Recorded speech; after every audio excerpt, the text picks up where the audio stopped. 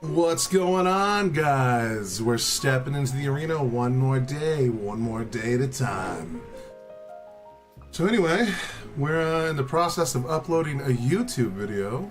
I have a few to upload. The Kate Nash, I said some stuff in there that I want someone to fact check, so that one might be a little slow on the upload. I'm gonna have my girlfriend, who is way more politically invested in some of those topics, fact check it before we upload it, because I want to make sure what I'm saying is correct, and if there's anything that I've said wrong, I want it to be corrected on the fly. So what's going on, you beautiful people? I can't wait to get into it. We're gonna have a grand old time. One would hope, one would believe. We got a few things we're reacting to today. We'll go over that here in a second. Let's finish uploading the actual video we were working on. And you guys can see how the process goes.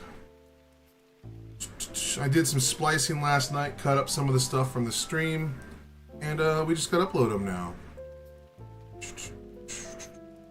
Documents. That one's uploaded. Let's upload Duo.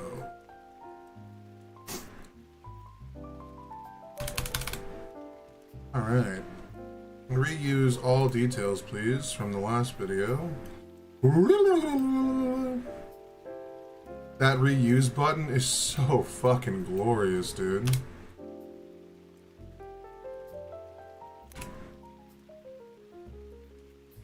I think I need to go fix the original.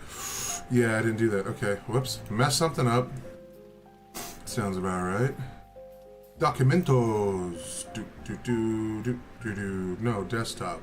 No, yeah, we're on desktop. Where you at? There it is. This one's not gonna have a playlist. Show.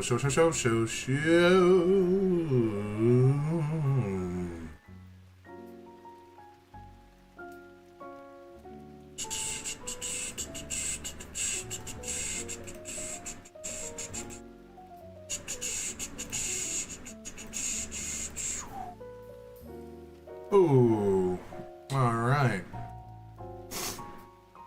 All right, so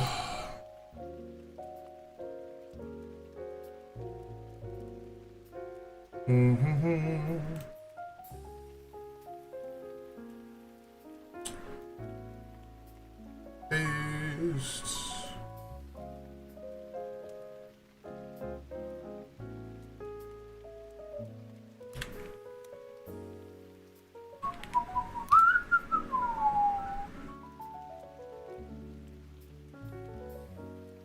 Cut.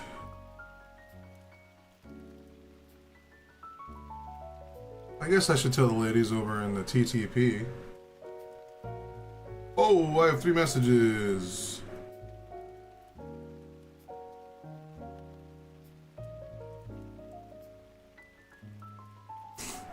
Ooh, that doesn't look good.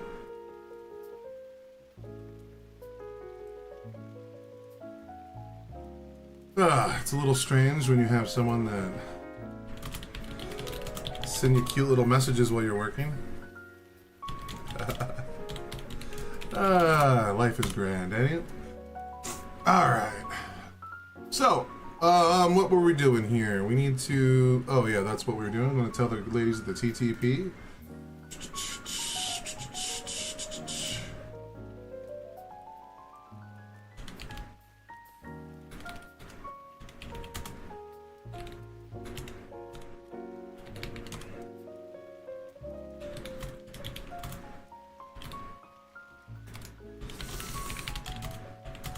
To sometime.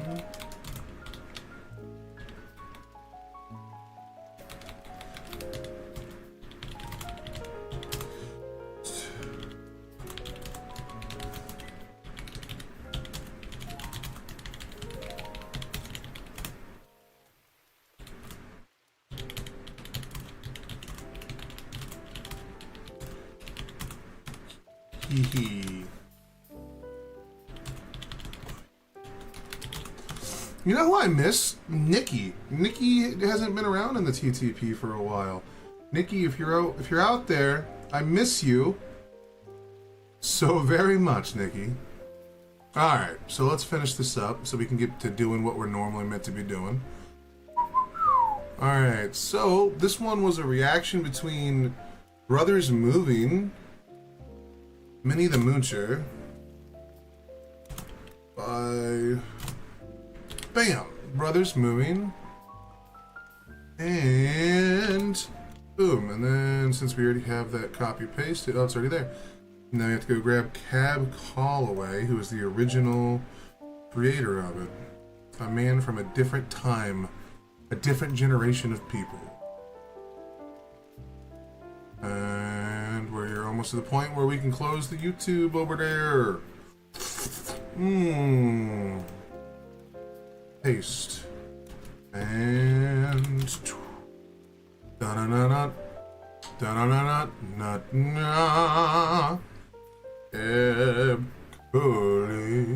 this one right here, yes. Hello, good sir. Hello, good sir. Hello, good sir. Bam.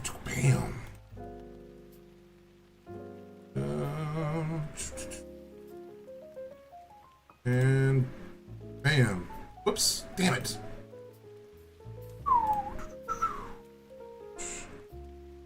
Wait, how is that still highlighted? Uh-oh. Wait. I messed something up already, didn't I?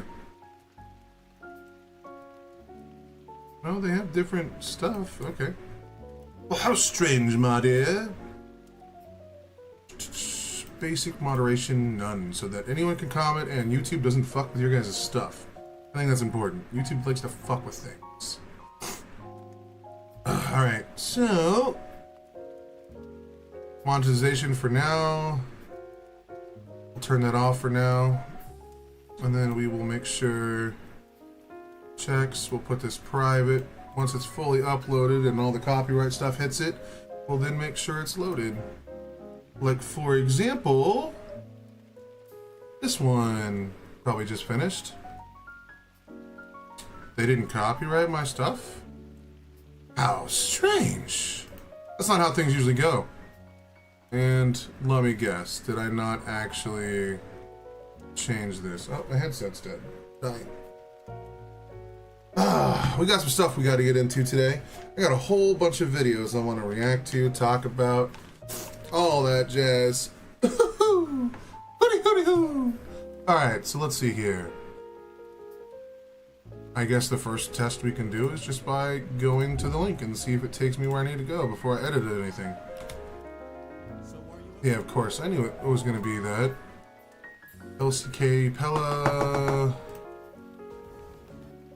Gotcha. Mute, let it play so they get paid. Boom. There we go. Now we have the right address.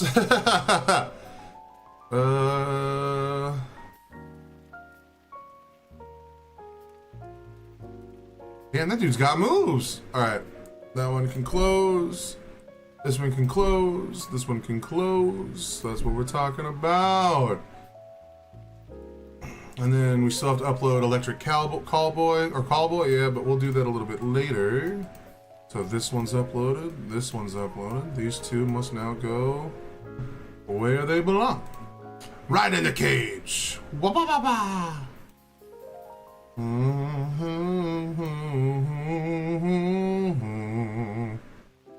Oh, there it is. And we will finish that video later. Aha! Alright! I think it's time to get in the news. Alright. So should we start our day with a video game, or should we start our day with a segment? Oh! Ooh, whoops. Belly bumping tables, that's what I do. The belly of a king. Well, anyway, how'd you guys sleep last night? Did you guys have another wonderful day? Or are you still in the midst of your day from yesterday? For those of you that have irregular schedules now, like I used to, may God be merciful on your soul.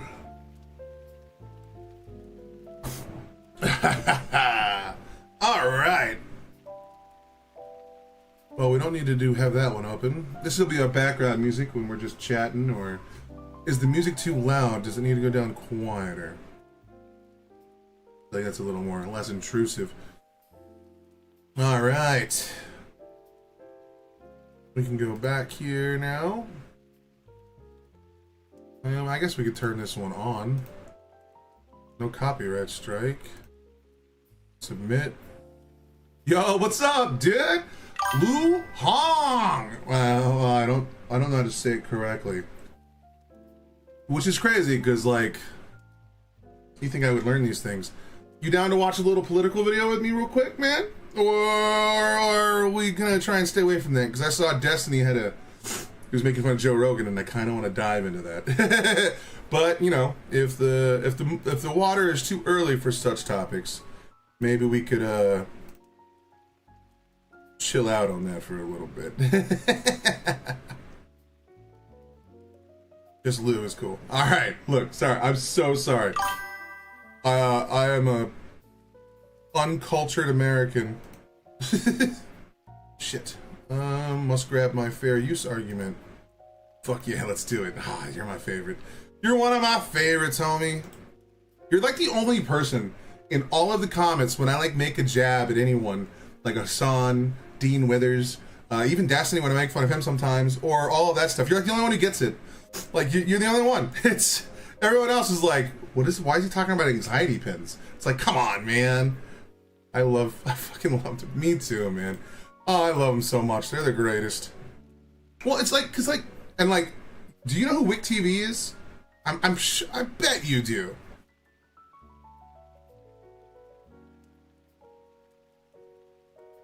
Commentary. All right.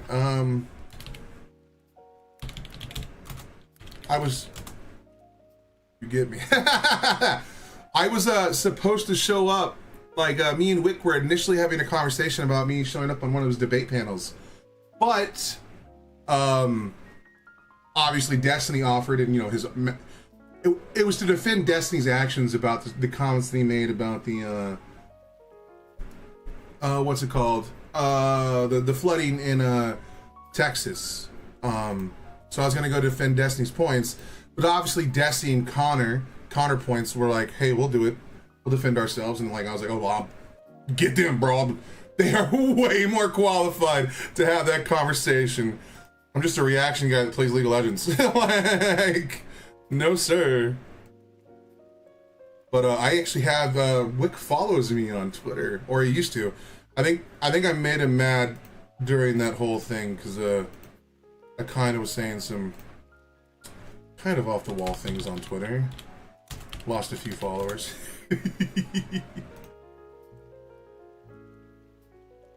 Well, boom. That's weird. Usually when that happens... Yes, dude. I love debate. I've had a bunch of debates, but that being said, they're usually very small scale. But my dream is to eventually be on one of those debate panels, and I would hope not to be against Destiny. But if that motherfucker says something crazy, I'll go against him too. He's not the gospel. He's not God. All right, all that's done. I can finish the rest of this stuff later. Oh, cool. That Beat Pele just switched to sharing. I wish more content creators would do this. Even Ren doesn't do this, and it's kind of a bummer. Like very small channels and very small content creators, they just turn on sharing revenue. So like it automatically splits it. You don't have to send anything. You don't have to like do a copyright strike. There's no escrow. They just take a little percentage of the money. There is no back and forth. Now I make less money when that happens, but I spend less time fucking with it. All right, sorry. Let's publish that video now, just so people that aren't watching the stream have something to do. Even though I put like 4 videos up yesterday. Okay, it's not updating. Whatever, I'll deal with it later. We can close it. All right.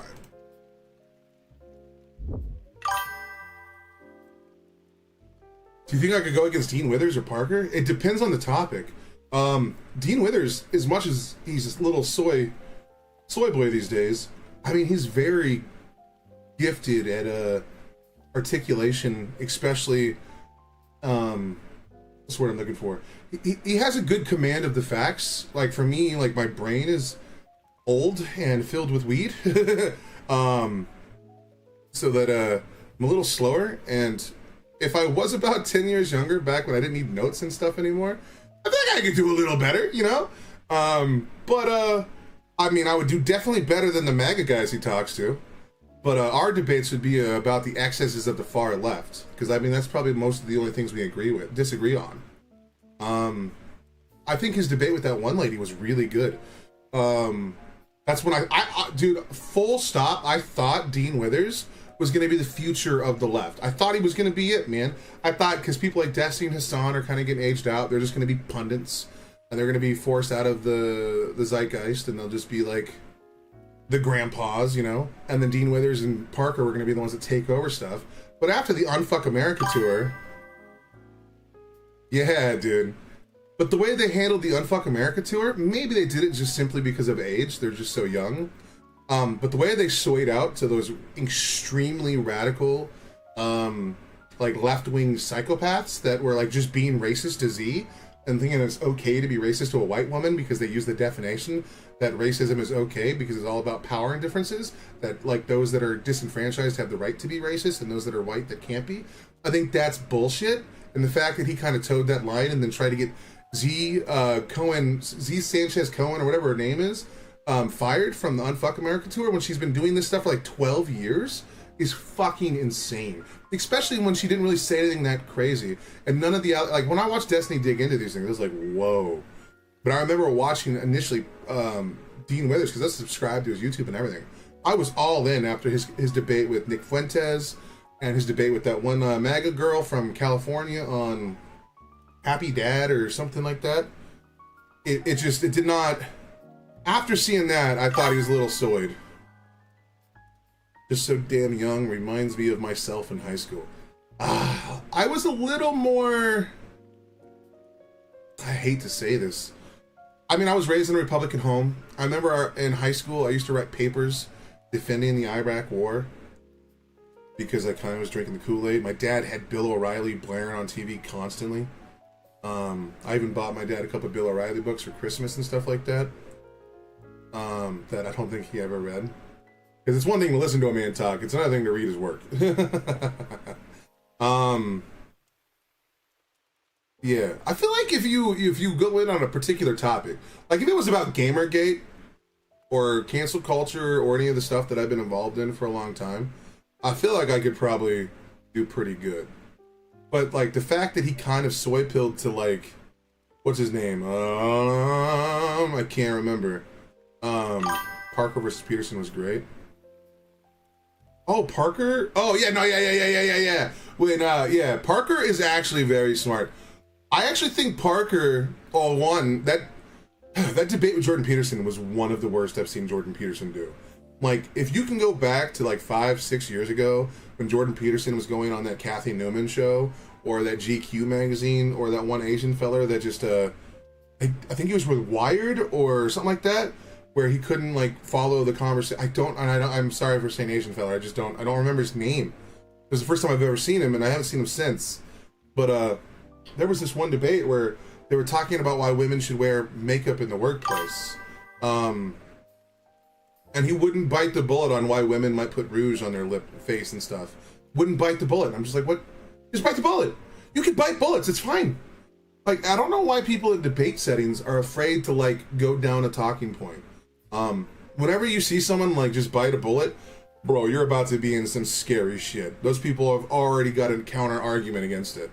And like people that do like debate, like there's one debater whom I hate with a passion, but the debate is one of the funniest debates I've ever seen in my life. I watch it as a guilty pleasure. Now remember, I hate this guy, but the guy he's debating against, I hate him more. There was a debate between Andrew Wilson from The Crucible with Dave Smith. Dave Smith took that debate thinking it was going to be like a layup for him because he thought Andrew Wilson was on his side. Andrew Wilson has no side. Andrew Wilson is an egotistical prick that has to be the smartest man in the room, even though he never like presents an idea for himself. All he does is internal critiques on other people. But the fact that like Dave Smith was so unequipped to have a conversation about his own ideology. My man didn't even know what the NAP was, the non-aggressive principle or non-aggression principle. How are you going to be a libertarian and not know what the NAP is? That's like one of the most important things of libertarianism. It's like the cornerstone, fundamental building block of libertarianism. And the fact that he didn't know what the NAP was. Oh, I can't stand Wilson, but I don't like Dave Smith. And watching, well, I have a personal reason not to like Dave Smith. Like I said in the last stream, I was like on the pipeline to becoming MAGA, right? Like I was watching, you know, like a lot of Joe Rogan, Jordan Peterson, you know, even Jimmy Dore, because I, you know, all these people were supposed to be on the left at one point, and I feel like they got infiltrated by like Texas and like Ben Shapiro's bullshit, and then Joe Rogan started bringing on all these fucking right-wing people, and like over time, the man that used to be able to speak against about bullshit is now participating in it. The man was like straight up. Now he's just preaching about God and like Christian values, and it's like, what are you doing? You just moved to another state, and then all of a sudden everything about you changes? Like, do you not have any backbone whatsoever? Like, do you just follow trends? Like, you're part of the mob? Like, I don't get it, dude. But anyway, that debate was fucking hilarious. Watching Dave Smith like flounder so much. And the reason why I have a personal vendetta against Dave Smith is because I used to believe the bullshit he was saying about the Ukrainian war. When it first happened, I was like, fuck it, dude, I don't care. You know, why should we support him? Our money should be stay with us. Like all these ridiculous Republicans now, I had no idea they were actually, yeah, money does change people. Yes. Yes. But when that happened, I was like, yo, why in the fuck are we sending them money when our schools are suffering? I fell into the populism trap so hard. It wasn't until I started listening to more debates and trying to watch these guys fail to articulate their point, and then I dove into some of the information around Ukraine where I changed my mind, such as the peace agreement where they gave up their nuclear arms to where we would give them protections. We didn't like straight up say we'd go to war for them, but we offered security guarantees. But then that changed everything. The reason why I wasn't willing to like blow the whole wad on Ukraine at the time was because they weren't part of NATO. I had no idea about that fucking agreement.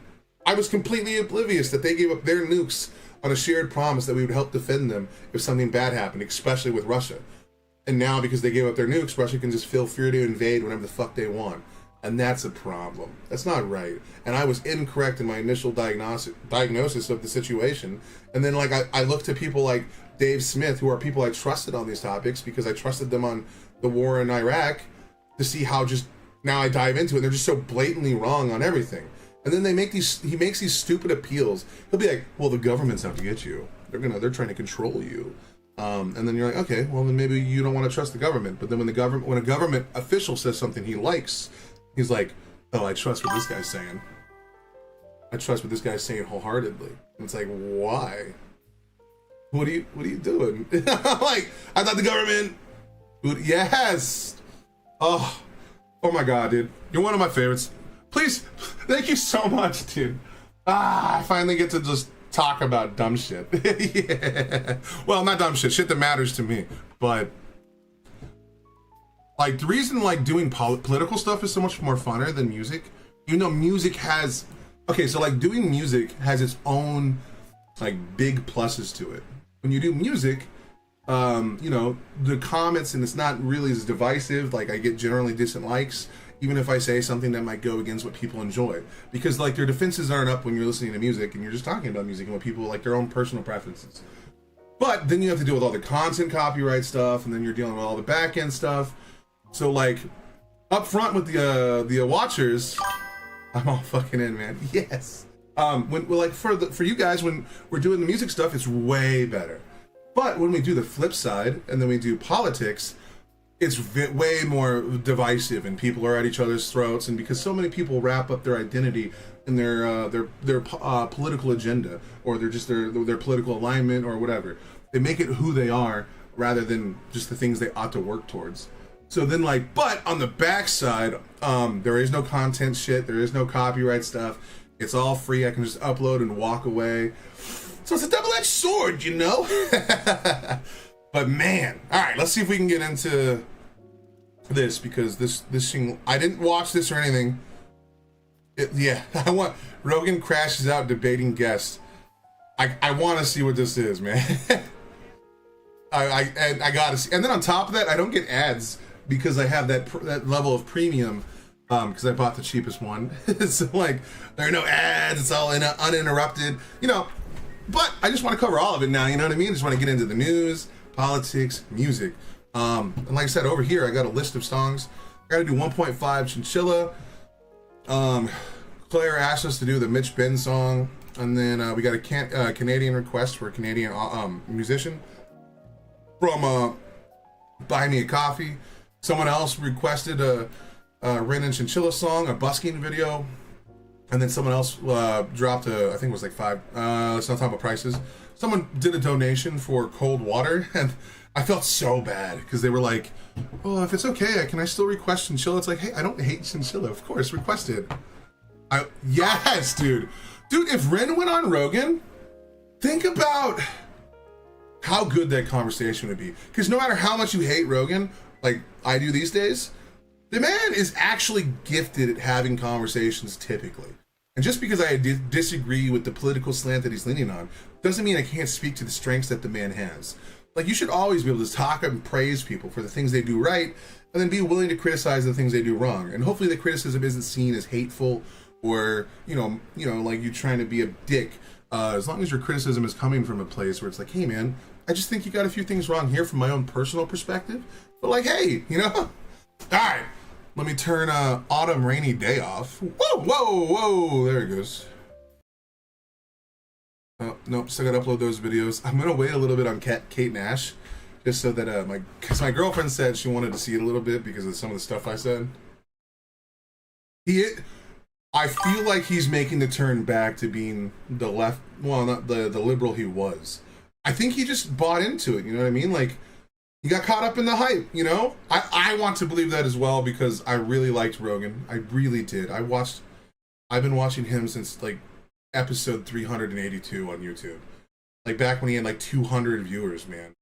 And then back when he used to, like, bring on people like The Amazing Atheist, you know what I mean? Like, Kyle Kalinske and all these, like, more internet celebrities before he just started doing big-name people. I was like, kind of didn't like that as much, but like, oh my god, dude, those early ages, like especially when like The Whitest Kids You Know went on there, and it was a very interesting time, you know. But all right, let's get into it. Rogan crashes out debating a guest. Let's see if I have to argue with fucking Destiny here, bro. Ask you a question, Mr. Joe Rogan, Mr. Scientist. Are you saying that we shouldn't Don't do that. Don't call me Mr. Scientist. I'll start mocking you, and it's so much easier to mock you. Have you ever looked at tetanus, polio, paralytic diseases? Have you ever polio? Please stop. Yes. No, I won't. I won't. I know you think it's just. I've heard Susan Humphreys. This is a long conversation that we're not going to have on this podcast. Right. Let's just. But you're not a scientist. I don't have to be a scientist to know that. Yes, you do. Brian is wrong there. You don't have to be a scientist, but you do have to be willing to read. You have to be willing to read. It's not just going to do this with you, but Brian. it's not just about. I brought up vaccines. It's not just about. Hold on, Joe. No, Brian, I don't want to do this with you. But it's not just about. We're in the middle of a fight companion. It's annoying. All right, but it's like. Yeah. God damn, really? Oh my god, Brian! Oh, yes! How does Destiny not know who Brian is? What the fuck? He's been on Joe Rogan like 20 times. Joe really couldn't handle a little pushback for his ridiculous narratives. Yes. Oh, okay, look. These are the moments. There are two moments that I've been waiting for a long time, okay? I have been talking shit of the Hassan method for a long time. I've thought Hassan was a big problem for about 4 years. But now that more and more people are waking up to like the terrible advocacy that Hassan is pushing, like where he's just purely radical, is coming out, and more people are waking up to it. You're seeing more and more like content nukes coming out from Hassan, and it's nice. Now I don't think it's affecting him in any way, but if the conversation around him is gonna come out that way, it's beautiful, and I'm here for it. Another thing that I'm waiting for is for Joe Rogan to get knocked off his high horse a little bit. He should be confronted for some of the things he says on his channel, and he shouldn't have some like bullshit fucking we can't do this. You know, what are you talking about, bro? This is the largest platform in the world and we can't be critical. Why aren't you like just bashing that one guy because he didn't want to come on your podcast to debate that other anti-vax person? Because the guy's like, hey, I'm not a debater, dude. I'm just a fucking scientist. You know what I mean? That's crazy. So watching and like the hypocrisy here, there's just a clip. I could totally be wrong. Maybe Brian is totally wrong about everything they're saying. Oh, I need this, dude. How come 1 in every 12 kids who's a boy in California has autism now? Because that's what's going on. That's what's going on in California, which has one of the... Oh, God. Is he saying that the kids have autism because of vaccines? Well, could it just possibly be because, like, we have more information now about what autism is and we just know more about it. We can find out that, like, some actions and like, because autism is a spectrum, obviously it moves in different areas and some people have autistic tendencies in different areas. Like, is it possible that we just learned more about what autism is and then we realized it could encompass a larger net? It doesn't mean that there's a problem happening. It just means that we know more about it so we can assign it more effectively.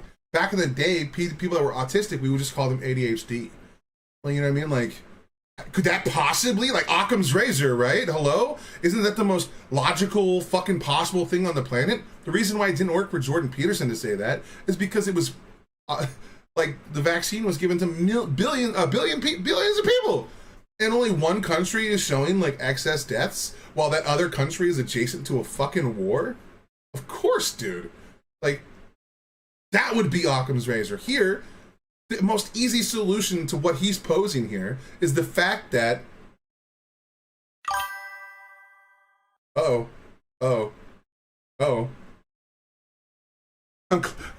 I'm sorry. You can help me. Hey, I didn't respond to your comment yet because it was really long and I wanted to give it a really heartfelt response. If anyone leaves a long comment, I like to try to return the favor. I read it. I fucking loved everything you said in that video about compassion fatigue and the musical between Destiny and Jordan Peterson. Loved it. Fucking, I wish I had your knowledge on that topic so I could have said all of that in the video. Yes, he was trying to sidestep the whole question. Yes, he was. Yeah, but see, he's the one that made the claim too, which makes it even more we should just watch that debate. We should just watch that debate one of these days. Because I think it's one of the best. That was the debate where I realized that, like, my initial hero, Jordan Peterson, had completely lost the plot. Like, I'd been like, I don't know why he's talking about that. And then I skipped all of his Bible talk bullshit because, like, all he does is hang on metaphors. Like, he did a show with Alex O'Connor, and Alex O'Connor was like, how come, like, he was asking him a basic question. Do you think that, like, the way that Jesus did this in the Bible actually happened in real time? And he wouldn't answer a single question. And he goes in, well, what do you mean by real? And you're like, what? Why don't you just, you know what I'm implying, you fucking, why are you obfuscating so much so that you don't have to make a stance? Like, that debate he did on Jubilee was so bad. It was even bad for Christians, okay? There was no reason why Jordan Peterson should have been there. Because he didn't defend any point. He just said, well, what do you mean believe? It's like, okay, dude, really? Are we just gonna get so semantic here that we can't even have a conversation? Is your job to get so into the weeds that there's no nuance that we can have? That we can't even converse because eventually you're gonna start dissecting what does the mean? Fuck you, bro. Like, why are you doing this? Why are you being so disingenuous? You were choosing to be bad faith. When people start doing that shit, you just need to start calling them names. That's all it is. Ad hom the fuck out of them because they're not having a conversation. They're ad homing you without the insults. It's bullshit. Sorry. Tangent. Tangent. The strictest vaccine policies. 1 in 12. Did I say vaccines cause autism? Maybe I will have... RFK's getting to that. Okay. Yeah. And now Florida doesn't demand vaccines for kids. That's dangerous. Okay, why would Joe Rogan get mad at these guys for like giving him pushback when he's the one that brought up the fucking conversation? Excuse me. Hold on. And why is he talking about a topic he has no fucking clue about? Oh my God, Brian, I need you to fucking rip him apart. I knew you'd jump on that. Well, okay. Everybody told me the Brian Callen dude was not good news. Okay. And then I did a show with him. He seemed reasonable. He seemed reasonable when I did a show with him. And people were like, yeah, he does that for whatever. And then I see him on Joe Rogan sometimes. And I'm like, he kind of seems reasonable. He seems pretty reasonable. Is he about to be reasonable here? Or is he about to undo every nice thing I've said about him? Of course, it's dangerous, Brian. What are you talking about? Tetanus, tetanus. Tetanus. No. Just go down the road we're on? You need to bail on the tetanus thing because Suzanne Humphries. Educate his ass. Also, I was correct when I said this 5 years ago. Find the goddamn motherfucking VOD. I said two things. I know, and I said this over and over again. I said, one, there will be no amount of time where you guys will feel safe with the mRNA vaccines. I said that because they're like, oh, we just need more time. Bullshit. No, you won't. No, you'll never change your mind on this. 5 years, 10 years, 20 years, you won't change your mind. I was right on that. It's only been 5 years, but they haven't changed their mind at all. And no evidence, no data, nothing came out to show that those vaccines were unsafe. Nothing came out to show that they were more dangerous than any other vaccine. All the data that came out, overwhelmingly positive, okay? Outperformed every other vaccine on the market, both in our country and internationally, okay? Kicked the Russian vax ass, kicked the Chinese vax ass, okay? So, one, okay, that was right on that. And two, I said, this will not just be an attack against mRNA vaccines. You'll use this to undermine every single vaccine. And I knew it was obvious at the time. Fuck, dude. It is a little bit of a bummer that they do use that to, like, if you had a problem with a vaccine that was made in 9 months, logically that can make sense. You know what I mean? Like, maybe I want more time. However, they did use that argument. I knew a lot of people that said that. And here we are 5 years later, and they are still saying the same thing. It's like, you understand that they're still testing the vaccine today. And, like, the vaccine was way safer than getting COVID itself. Dude, it was like I remember I said it in debate with a buddy in Discord, and my girlfriend looked it up, the stats, after I ran my mouth. But it was like 17, I said like 1,700 times more likely, and I think it was like only 107. I can't remember the exact amount. But yeah, myocarditis, which is what Joe Rogan was trying to say that the vaccine would cause, is more likely from COVID by itself. 100%. It's more likely. You were going to get a worse case of myocarditis from the vaccine, from the actual COVID itself, than the vaccine. And then I tell this, we were debating, Operation Warp Speed was something actually, yes, it was. And I actually say that a lot. If you do not like Trump, you should be able to say something positive about the man. Because if you only hate a man, then you have a bias here that you should not be able, like, if you can't say the positives, like Trump did a lot of things that were okay. He overlooked a reform in a prison reform in, I think, predominantly black areas that actually reduced prison sentences for those of, how do I say this without sounding offensive? African Americans. I don't know if that's the word we use anymore. I can't keep up anymore. Every month or every couple of years, it's a change. But then he also did the farm bill that actually essentially legalized marijuana, which is really cool, almost on a federal level. Like, that's what you can buy Delta 9 and Delta 8 because of that. And you can even buy some forms of psilocybin, or not necessarily. What's up, dude? This is awesome. Hoped you'd start streaming since your first Ren reaction. Timing is perfect since Asmon will be gone for a while. Asmon is gone? He actually took a break? Holy shit. I will say some nice things about Asmon, but some of the things he says, like, his pure joy of watching, people's lives be ruined was a little fucking unhinged. But, Asmon as a gamer is a homie. And, some of his common sense takes are pretty good. And he's way smarter than people like fucking Hassan. What was I saying? I fucking don't remember. Fuck. My brain doesn't work, man. You know how you knew it at the time? Okay, it's not because I'm a genius. You just listen to their language, because they would always say, oh, I don't trust the COVID vax. What do you mean you don't trust? What is the COVID vax? I thought you just didn't trust the mRNA vaxes. He's dealing with his dad's cancer. Oh, is that why he, because I did see like 3 weeks ago, he said he was thinking about stepping away, but things were getting really hard. I know Tectone also stepped away too. I don't know, I disagree with Tectone on some things, but, Any ally against Hassan right now is kind of a homie. Okay. Non-mRNA vaxxers, do you trust those? Oh, it was just bullshit the whole time. And yeah, now we're seeing it here, right? It's every single vaccine is going to be under attack. Yeah. Suzanne Humphries explained She's not a vaccinologist. I know that woman. What are you talking about? So you're Yes, Brian. Fuck yes.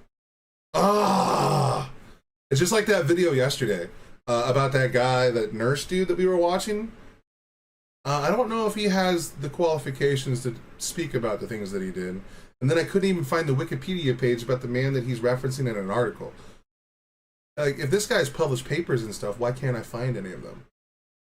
And why did we not watch the whole video? Like, why are you just showing me excerpts? It's almost like you're selectively picking things that kind of prove a point instead of going over the whole thing.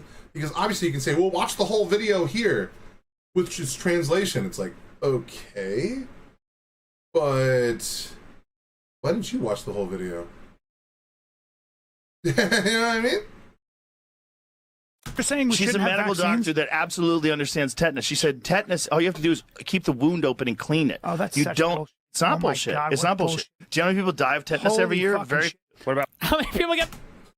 How many people die of tetanus? Well, the tetanus vaccine has been passed out for like 70, 80 years. Get the fuck... it may not be that long. No, wait, yeah, never mind. I'm old as fuck now. Vaccinated for tetanus every year. Tetanus is, to be fair, tetanus is not really that dangerous of a disease. I think even if you're not... like the overall amount of people that would die would be fairly low, but it's like, it's just a freebie. It's like a free shot, right? Like, why not? Like, why not? Like, there's minimal to no, I don't know if there's any upside at all. It's just like, why not? It's just so, like, and then when you start peeling away every single, like, not that many people die of measles either, right? But like, if not that many people die of this, not that many people die of that, not that many people die of that, one, a lot of it is because a lot of people are vaccinated, but two, if you start taking away all these things, like, it's just unnecessary. Why? Why would you have people dying of preventable diseases? Why? Okay, so let me ask you a question, Mr. Joe Rogan, Mr. Scientist. Wait, why is he telling him to stop when he's the one who brought it up? What the fuck is this? Why is Joe Rogan such a soy boy these days? This man can, like, kick harder than a fucking horse. What the fuck is with this pussy shit? Why is he so scared of his own audience, man? So you saying that we shouldn't do that. Don't call me Mr. Scientist. I'll start mocking you, and it's so much easier to mock you. So are we? Why? Because it's your show? Are we not? So you don't believe in vaccines? You don't think we should have vaccines? And wait, hold on. Why is he saying that to one of his friends? It's so much easier to mock you. Bitch, bring it on. Oh, bro, fuck that.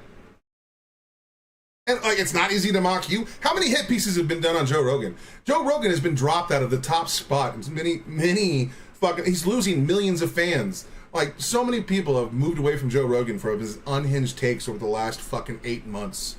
Like, and he literally helped elect a man that is literally deporting people without due process. It's easier to mock Brian? Really? Joe Rogan, you were like the laughingstock of the entire comedy world right now.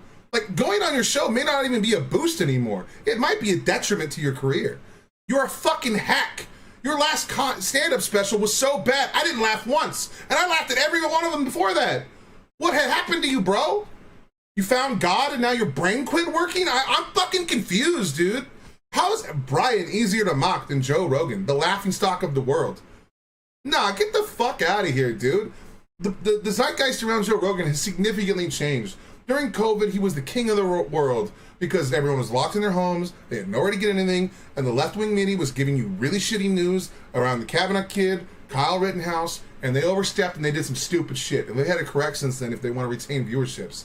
But why the fuck is anyone going to sit here and say that Joe Rogan is like a credible individual? The man is just good at having conversations. But the man is soying out right now because he made a little... Like, one... Hold on. Joe Rogan says you should make fun of everybody. And it should all be on the table. Like, that's just like been his whole point. Like, the reason why it was okay to make fun of trans people is because no one should be off limits. Is Joe Rogan off limits? What a fucking pussy. It's not that I don't believe in vaccines. It's I don't think you should give a kid... I don't think you should give a kid so many... You shouldn't give a kid a vaccine. Okay, when it's the best time to inoculate someone against a fucking potential disease. What a fucking idiot, dude. I'll suck him off the next time I see him. If Brian asks the two questions, anytime, I don't know if Joe Rogan's about to say this. Okay, sorry, I'm just foreseeing the whole dialogue tree. people always go, it's not that I'm against vaccines. It's just, why do we give them so many? Or why do we give them so many so quickly? Oh, okay. Well, one, which ones don't you like? And two, what's the appropriate amount to give? Because it's always just like a truism. Kid a Hep B vaccine when they're a baby. Different subject. I don't know. MMA vaccine is absolutely connected to a host of serious debilitating. Did he mean MMR, or is there an MMA vaccine as well? Because if there's an MMA vaccine, it sounds like he needed one. Debilitating problems that kids have gotten from them. There's a lot of problems because they don't test vaccines in a double-blind, placebo-controlled setting. People keep saying this as well. I have never seen any evidence of this ever, that vaccines aren't tested, aren't trialed, don't have double blind. We can look up these studies. Where does this idea come from that there's just no testing on vaccine? Where does this come from? They test them against other vaccines. You know that, right? Yes, I do. Excuse me. Let me just say something. Yes, you're right. You can make the argument for Hep B. Here's why. Because the chances of a child coming in contact with the kind of activity that causes Hep B is different. So now Sexually transmitted disease and needles. So now you say this. That chance is zero. The chance for vaccine injury with the Hep B is not zero, is non-zero. Okay, so I understand that math. Okay, what I'm trying to say to you is that there are certain diseases. Pick up a history book. Smallpox, diphtheria, mumps. Have you ever looked at tetanus, polio? Notice how when Brian wants to have like a conversation, have you ever? Okay, if you pick up the like, can you just finish a sentence, please? Paralytic diseases. Have you ever polio? Please stop. Yes. No, I won't. I won't. I know Brian, you think it's just. Oh, polio. Well, let me tell you about the I semen fucking monkey. love it, dude. Like I was like, please stop. He's like, I won't. I fucking love that. People need to give Joe Rogan the pushback. He used to be so critical. If you ever want to have one of the best laughs of your life, go watch Joe Rogan's conversation with Candace Owens and Dave Rubin. They're two separate videos. Watching the former critical Joe Rogan back when he used to read things, he used to talk to people, he used to talk to all walks of life, and he was a liberal back when his brain fucking worked. The pushback he gave Candace Owens was one of the greatest pushbacks I've ever seen in my life, and I wish the media would have done more of that shit right now with Trump. But like, bro, he made her look absolutely fucking foolish, and she's never gone back since, and for good reason. How she's one of the most popular people in the world right now, despite that abysmal fucking showing, is terrifying. I'm of the mind that the extremists on the right are too large in number that they can no longer be stopped. Because the fact that Candace Owens won Anti-Semite of the Year and is still one of the most watched podcast people wounds my soul. Like, America is cooked, guys. There's no going back. It's about to get really, really bad there. Like, before I left, I was sitting in a truck stop on my way to Canada, eating a cheeseburger because I was relaxing after like a 10-hour drive. She is so foolish, dude. So foolish. She is the laughing stock of the world, and yet people love her. She defends Andrew Tate. Like, she went on Jubilee to say that women shouldn't work. Yep. And it's like, okay then, you dumb bitch, why are you here? Why are you here working right now? If you think that women should be back in the kitchen and then taking care of their kids, why aren't you with your children right now? Why are you in this room debating 20 people? Poorly, by the way. Why the fuck are you here? If you don't think that... Well, like, the crazy thing is... her Eminem rant was so dumb. Yes! Like, one of the crazy things with Candace Owens is because I used to be part of the anti-SJW movement. For those of you that don't know, I was part of Gamergate. I was pro-Gamergate. I was against Anita Sarkeesian. Now, when the death threats and stuff started, I kind of was like, all right, I'm pulling away. When MGTOW started, I was against that movement, and I was against third-wave feminism. I was against all of it. I don't like gender battles, and I don't like all that dumb shit. I like that we're human. I'm a humanist. I like humans, okay? It's not about gender. It's not about ideology. It's just about we're humans, and we should find a good way to work together. And we're different. We have things that differ from one another, and we should find ways to work on those issues. Men have particular issues, especially around aggression, homicide, suicide. We should work on that. Women have issues, primarily with like the fact that a majority of crimes that are committed against them are committed by men. The fact that they live in a world where they are talked down to by subordinates and lovers and friends because of their sex and stuff like that. That's fucking absurd. I don't really buy the wage gap argument because there's data that can like kind of balance it out a little bit. But like the fact that women are even have to go through any kind of troubles whatsoever, like it's actual bullshit. But we can't have these conversations about what ways we can lift each other up because unfortunately people just go, well, I'm a feminist, so fuck men. And then men go, I'm a minimist, fuck women. And it's like, you guys are both ridiculous and you should be kicked in the cooch. But then I was part of like, you know, the anti-SJW movement. And then I was part of the anti-woke movement. I was part of the intellectual dark web. I mean, I followed all of these trends that were really right-leaning now in retrospect, but I was always liberal. Like I watched people like Chris Ray Gun, Amazing Atheist, while making fun of the Young Turks. I watched Sam Harris, Richard Dawkins, you know, Howard Bloom, all these guys. You know, but then when I saw the transition happen after Joe Rogan blew the fuck up during COVID, and I saw Jordan Peterson, who was like one of my best, like, you know, like I liked him a lot, man. I bought his book. I stood by a lot of it. I still stand by a lot of the things he said. So I was on this slant for a while, and then I saw how crazy they were getting, and then I was like, nope, I'm not following you off that cliff. Not happening. And unfortunately, I saw too many of my friends and family dive headfirst off that cliff with no critical thought, which is like a bummer because that's the reason why they got into those initial things. I don't happen to these people.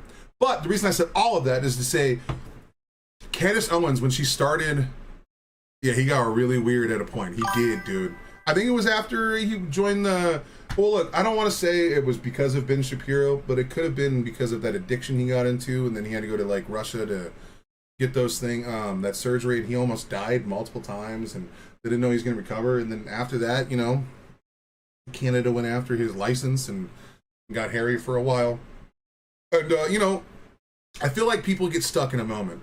I mean, I'm there a little bit. Like, I have PTSD around feminists. I'm not going to lie to you. I have been called so many terrible things under the sun because of feminism. And even though I advocate for those rights and I want to, you know, want to help women get every right they can, when I start hearing them say terrible shit like all men deserve death, it's like, hey, maybe we shouldn't do that. Well, who are you to talk, white man? It's like, someone who votes in your favor, and there's a lot of us, and maybe you should not alienate the people that can give you the power that you want. I don't know why that's like a crazy concept. Maybe you shouldn't alienate the people that are trying to work with you to build the future that you're looking towards. Maybe we shouldn't do that. You know what I mean? Like I said, I have an old video called "My Response to Feminism" and MGTOW together. And I remember when I first, my girlfriend at the time, she saw it and she was like, she saw a video that I was reacting to Destiny's Pixie allegations and lawsuit, and she kind of freaked out a little bit because in that thing I said, I don't think women are capable of love, or something. I said something silly like that, but it wasn't like capable of love. Because I believe in transactional relationships, right? I said all these things, and she was like, I had to show her that video. I was like, look, dude, I've been on women's side for a very long time, okay? But I've been burned by a lot of women, and I have my PTSD moments where I've been in the trenches with feminists, and feminists like will throw me into the battlefield and set me up to be hung or something. And I'm like, what's happening, dude? We were on the same side 5 minutes ago. Yeah, it's crazy. Anyway, all that to say, watching Candace Owens and Blair White at the time, who I don't fuck with anymore, but I did when she was against the SJWs a little bit, on Dave Rubin, because I used to like Dave Rubin before he went, I'm right wing, you know?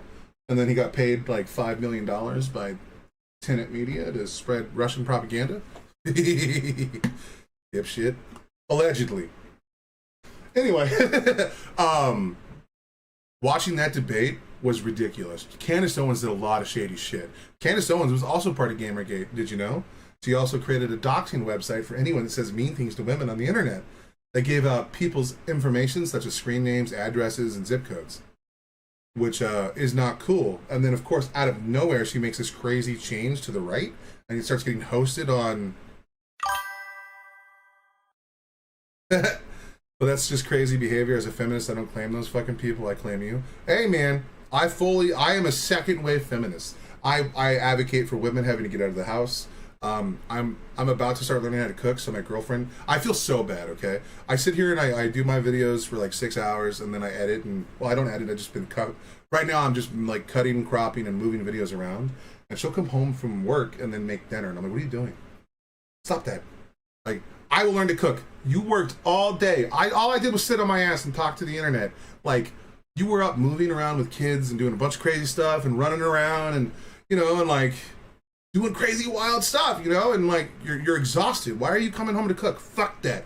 I'm gonna learn how to cook. I'm gonna spoil you. That's what men should do. And the fact that there are so many men today that come home from work and expect their wife to do stuff is bullshit. Women deserve to be in the workforce if they want to be. Women deserve to be able to pursue anything they want. They should be able to vote. They should get paid equal money. All of these things. I'm for all of that. Women are your equal. They're different, but they're your equal. And I'm okay with that difference. I think that difference is a beautiful thing. Women and men complement each other in wonderful ways. It doesn't mean that that's the way it needs to be. It's just they complement each other in wonderful ways. But I mean, obviously, as someone who's bisexual, I can say the same thing about, you know, other people. But I'm just saying, feminism is crazy. But when third wave feminism came out, I was a little more like, I'm not getting, this is a little crazy. But anyway, I'm sorry. Tangent. All I know is, all I was trying to say was watching Candace Owens flail miserably with that conversation with Blair White and Dave Rubin, unable to like even back in the day, like calm and simmer down the conversation. Watching Dave Rubin fail as a moderator is the greatest thing ever, and watching Candace Owens be completely useless as a moderator. And that real men with real responsibility and respect for their partner. That's the way it should be. Why would you be in a relationship with someone you don't respect? Fuck, dude. I don't get it, dude. Like, I say coarse language, and I make jokes that might be construed as sexist, and you know, I apologize for those things. I just really love the word bitch. I say it to everybody about everybody. It's not even just, like, gendered specific. And I don't think, maybe that's not appropriate, and maybe that's something I should work on. But, like, you should respect your partner. You should respect women. But there's no reason not to. A difference in gender doesn't mean someone is lesser than. That's so crazy. Fuck. Disease that was in some of them. That there's, by the way, no evidence, no studies have shown semen. No, I won't. I won't. I know Brian, you think it's just. Oh, polio. Well, let me tell you about the semen monkey disease that was in some of them. That there's, by the way, no. Oh, okay, let me just show you something real quick. This is how much my girlfriend is amazing. So for breakfast, and she knows that like when I start recording, I'm not gonna get up to eat. She fucking cut an apple and put like brown sugar in it so I'd have a snack while I'm recording and stuff. Like,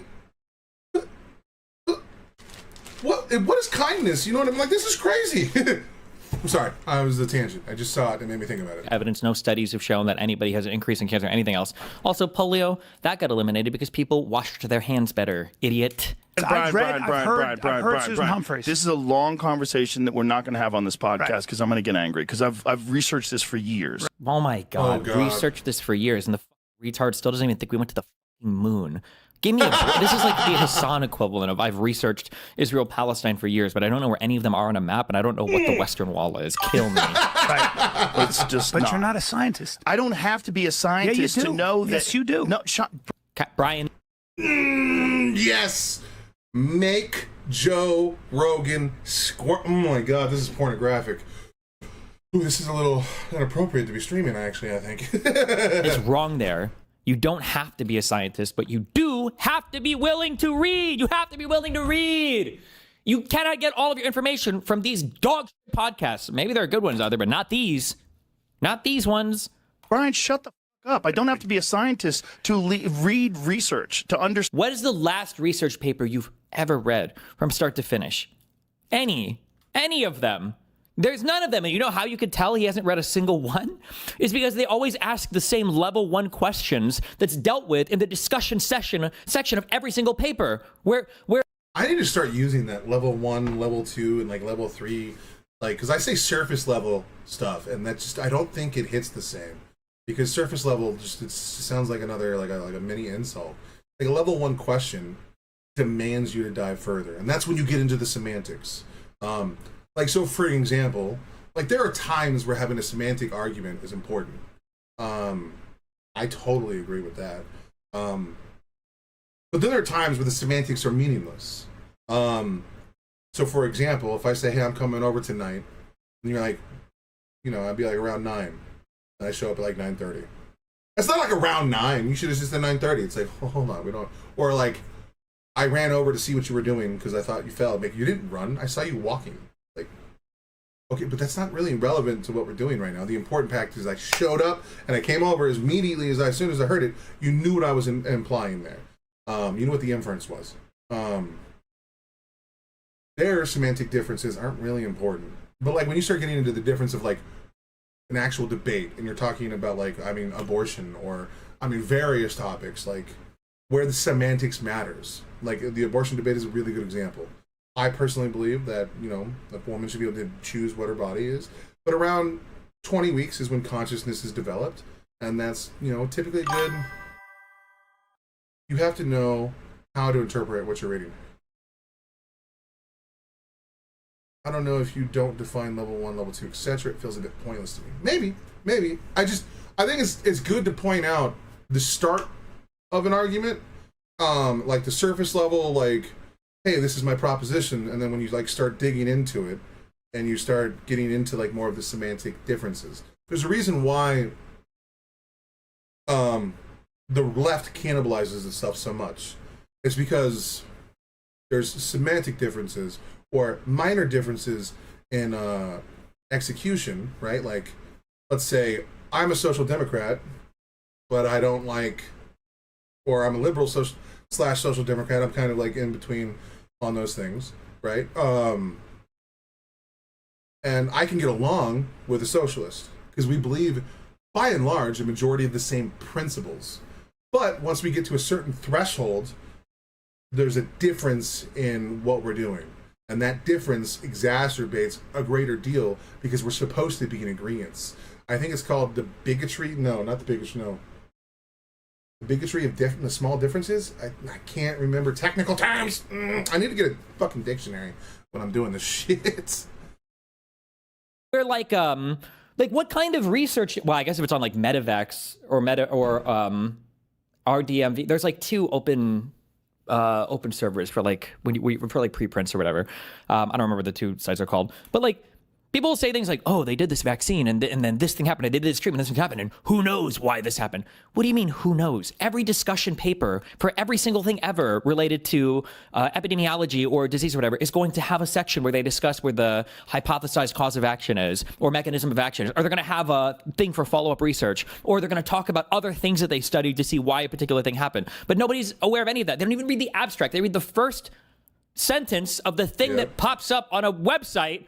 And then they did a whole study, and then they're like, well, what about did they control for people who were already fat? And then they ask the dumbest questions that if you peered into a single methodology section, you would know how they would pick people for their cohorts.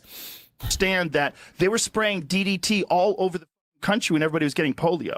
Do you know that? Yes, you know I do. the first Yes, instances of polio, they happened in rural communities where they were all farmland and agriculture, and then cows were getting them and horses were getting them and dogs. I don't even know the theory on this. So is this the thing? So polio came from DDT? Is that from the sprays? Is that what Dogs were getting them? Let me make a statement. They were calling it paralytic polio. Oh, remember the thing that I did? Was this yesterday or the day before? The table thing. The table thing. Remember, when you knock down legs of the table, they don't change their mind. They just jump to another conspiracy theory, right? Well, why did this happen? Oh, well, it was because of this. And then you debunk whatever talking about that. What about this? And then they hop to a whole new debunking mode. It's really crazy that your argument was 100% based on these 3 points, and then I knocked down those 3 points, and instead of your argument changing at all, you've adopted a different supporting point for the same argument. Isn't that kind of weird? Doesn't that kind of show maybe possibly holy shit maybe? I was talking about 3. There's like 3 different domains. What did I use? Oh, I used an analogy for making a sword. Did I? This was on stream, right? Does anybody remember this? I think this was on stream, right? Does nobody remember this? What are we talking about this off stream? You have like, I feel like this was on stream, right? You have like a material. You have like the weapon you forged, and then you've got like your handling of the weapon, have I never talked about this? You talked about it during the tier 3 stream? Maybe I did. I feel this is the way that I conceptualize like debates right now, okay? So you have like some material, okay? So maybe your material is dog shit, okay? Like plastic. Or maybe your material is really good, like Hattori Hanzo steel. Okay, I don't know if Japanese steel is better, and I don't think it is, but whatever. We'll do it for the analogy. It's folded steel, bro. Come on. Like, Destiny, how are you so smart on so many things? I don't know how they make katanas, bro. You little okay? You're supposed to be a gamer nerd. That's like the one thing you should know. And then you can forge this into some kind of like meaningful like weapon, right? Like a really, really, really good, sharp, strong sword. Or it can just be like a block of material that isn't forged at all. And then you've got like like how good are you at like handling the weapon versus are you fucking retarded? I feel like when it comes to debating people, I feel like the equivalent here is you have like your facts, and then you have your arguments, and then you have your deployment or your rhetoric. And in order to like fight somebody like this, unfortunately, at the very least, you need the last two, but all three are like the best. So for instance, you can have a bunch of bullshit ass facts, right? Like DDT causes horses to be in iron lungs. And as long as you have like an okay, like a cheap ass weapon, so like a spear or a halberd, these weapons are really nice because you don't really need to know what to do with them. They're just long and you poke people with them. And so every retard could kill any sword master by just smacking them away, right? So as long as you have like, it can be facts forged into like an effective weapon, and then the handling is like easy because you just have to repeat the same talking points over and over again. The rhetoric is easy. Then you'll always defeat somebody who doesn't have the last two. So like researchers are really good at collecting, strong facts. They do research, but they're not used to like formulating them into punchy arguments, and they certainly can't deploy them on the spot. They're not good at like debating. So like the dynamic back and forth that happens in a conversation.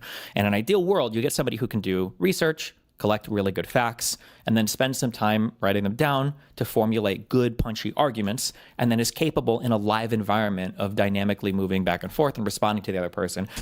Holy fuck, that's actually a really smart way of looking at arguments. Because there's a reason why a lot of like PhD people that have a command of the facts don't step into the arena. And you even saw that with I don't remember his name, and I apologize, but he was someone who went on Joe Rogan's show once. And then someone said they wanted to debate him, and the guy that he wanted to debate was like a public speaker and like really good rhetorically, right? So like even if you have a really strong command of the facts, if someone rhetorically can handle a conversation very well, that's good enough for people that don't know anything about the subject matter, which is a majority of Joe Rogan's audience. A majority of Joe Rogan's audience don't read shit. Not saying it's a knock on Republicans, because I used to be a member of Joe Rogan's audience, I mean, he used to be liberal, he used to be an LA fucking comedian that would come out and, defend gay rights and smoking weed, and, he even used to defend trans rights at a time. Like, Joe Rogan used to be liberal. Like, he changed his opinions based off of making money and being surrounded by Republicans, which means that he has no backbone, and all of his beliefs were just something that he came about unnaturally. He just did it because he lived in Los Angeles. Who knows what Joe Rogan really felt? I bet you Joe Rogan doesn't know what the fuck he really thinks. If your political opinions can change on a dime just because of money or just because of like environment without any cognitive thought about what's happening, and like now he's literally sitting here making the same arguments that he used to bash Candace Owens over, insanity. Okay, so that means that person never had any of it to begin with. He just was good rhetorically. And of course Joe Rogan's good rhetorically. He's a fucking actor. That's how he got his start. The fact that anyone gives Joe Rogan any kind of flowers for his ability to have good rhetoric is a little crazy, because he's trained to do that. I feel like the level of education people who are watching debate matters a lot too. Some debate techniques like talking loud and confidently work well on people that are not educated. Yes. And I mean, that's why people like Andrew Tate were so successful. He gave people a message that they wanted to hear, and he packaged it in like a bravado, like people want this. I got my sports cars and stuff like that. But then on the flip side, his brother would come out and do the humanizing things. So like, obviously Andrew Tate's like standing in front of his car. He's like, I got bitches, I got money, they suck my dick. Like he's saying all this terrible shit, right? But then his brother would come out afterwards and be like, this is the car we used in the video. The reason we shot the video on this side is because if you come over here, this side, there's a couple scratches on it. It made it seem human.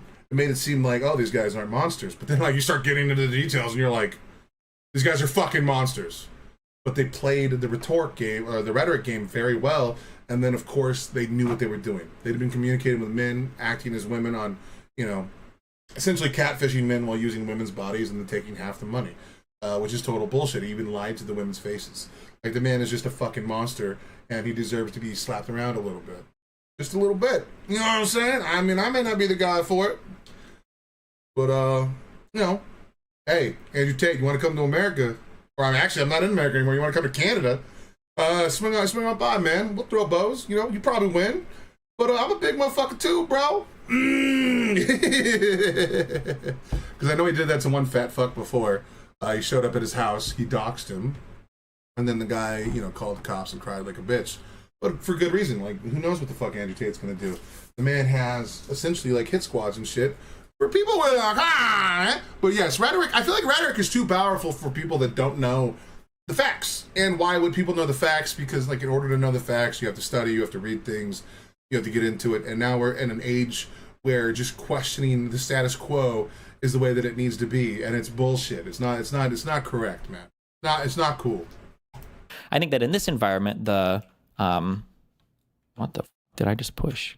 Control Z. Oh, in a good environment, I think that this person with the better facts and the better forgery will win. But it's hard to have all of that together. It's just very, like, oftentimes the further away you are, the less likely it is that the rooms will connect. So the people that are out doing all the debating with all the punchy rhetoric, they might have some, like, cute little arguments, but the factual foundation is almost non-existent. But that's, yeah, so the debating against it is hard because you have to be aware of, like, I mean, Rob Noor is like the hyper-exaggerated version of what it's like to be prepared for that. Like, there were so many things that he brought up. And there were still one or two things that he brought up that I wasn't familiar with, but it was because, like you saw, like the day before, I was like, okay, well, let's go ahead and sit down and read 250 pages of this reporting, plus another 100 pages of the Mueller report and the Senate, no, not the Mueller report, it was the Durham report and then the Senate committee one that I read off stream, just to be ready for the assortment of, like, random facts and conspiracies and everything else. It's just so much. And then you have to be able to navigate in real time. What does he mean when he says this word? Well, clearly, you know, like an email that's compiled from 7 other emails is legitimate as long as the facts of all of them are correct. It's like, wait, what? Yeah, it's just a lot. It's a lot. Farmland and agriculture, and then cows were getting them, and horses were getting them, and dogs were getting them. Let me make a statement. They were calling it paralytic polio. Do you agree with the following statement? It's not just... I'm not going to do this with you, but Brian. It's not just about... I brought up vaccines, it's not just so that'd about, be a fun debate. Hold on, Joe. No, Brian, it's not I don't want to do this with but you. It's not just about... We're in the middle of a fight companion. It's annoying. All right, but it's like... Yeah. And being anti-vax... Oh my god, Joe Rogan is acting like a fucking child. Jesus Christ. I can't believe I used to put that guy on a pedestal. That's crazy, man. That's actually... It's disheartening. Good on Brian, dude. He should have pushed a little harder. Brian should have pushed so hard he got banned from the show. Because Brian has been a long time... He's like one of Joe Rogan's best friends. He's been on the show a lot. And the fact that one of your best homies publicly on a live setting is giving you this kind of level of pushback, it needs to be done. Like when Bill Burr did during COVID, I wish more people would do it today. More people need to come on Joe Rogan and stand their fucking ground. He shouldn't be able to just force the conversation that way. It doesn't matter if this is your platform. This is your guest. You invite them to talk about whatever the fuck they want to. If you disagree with what they're saying, present a good argument, present facts. Give them some meat to chew on. Don't just say, we're not talking about this. That's bullshit. And Joe Rogan has lost his heyday, bro, and I'm here. No one's anti-vax, It's not anti-vax. Questioning why there's so many, though. My kids are all vaccinated, and they're vaccinated, but they went on a delayed schedule. They delayed So did schedule. mine. Why? Like, delayed how much? Like, how fucking stupid? Like, what is it delayed? Like, how delayed how? So did mine. So did You're mine. not? Mine are not. Yeah, good for you. I don't think you need to. Why? I just said I'm not anti-vax. And then Brandon was like, oh, mine aren't vax. Good for you. They don't need it. So you're anti-vax. You could just say you got the vaccines when they were younger, bro. When you used to be a liberal and you believed in such things. Like, you know, the science. What a fucking... Against who? Against what? Why take any? No, they're healthy. Yeah. Between the two of them, they have 12 touchdowns this week. Well, I think you need to. No, they're healthy. Yeah. Between the two of them, they have 12 touchdowns this week.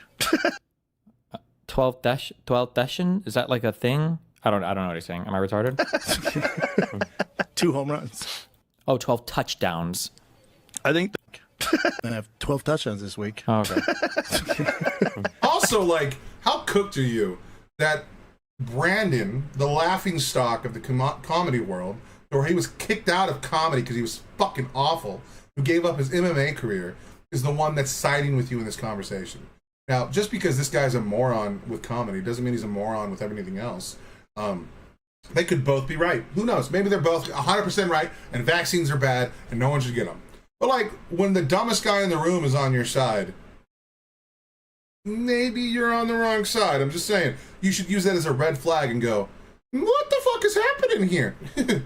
Why is the dumbest guy in the room who would probably, like, be okay with flat earth agreeing with me right now about vaccines? Hold on. Why are you agreeing with me? Why is there overlap in our agreement right here? Something is not correct, and I'm a little worried now. Like, I'll give you a real-time example, okay? There was a video that came out. What was it? It was on YouTube. Let's see if I can go to history here.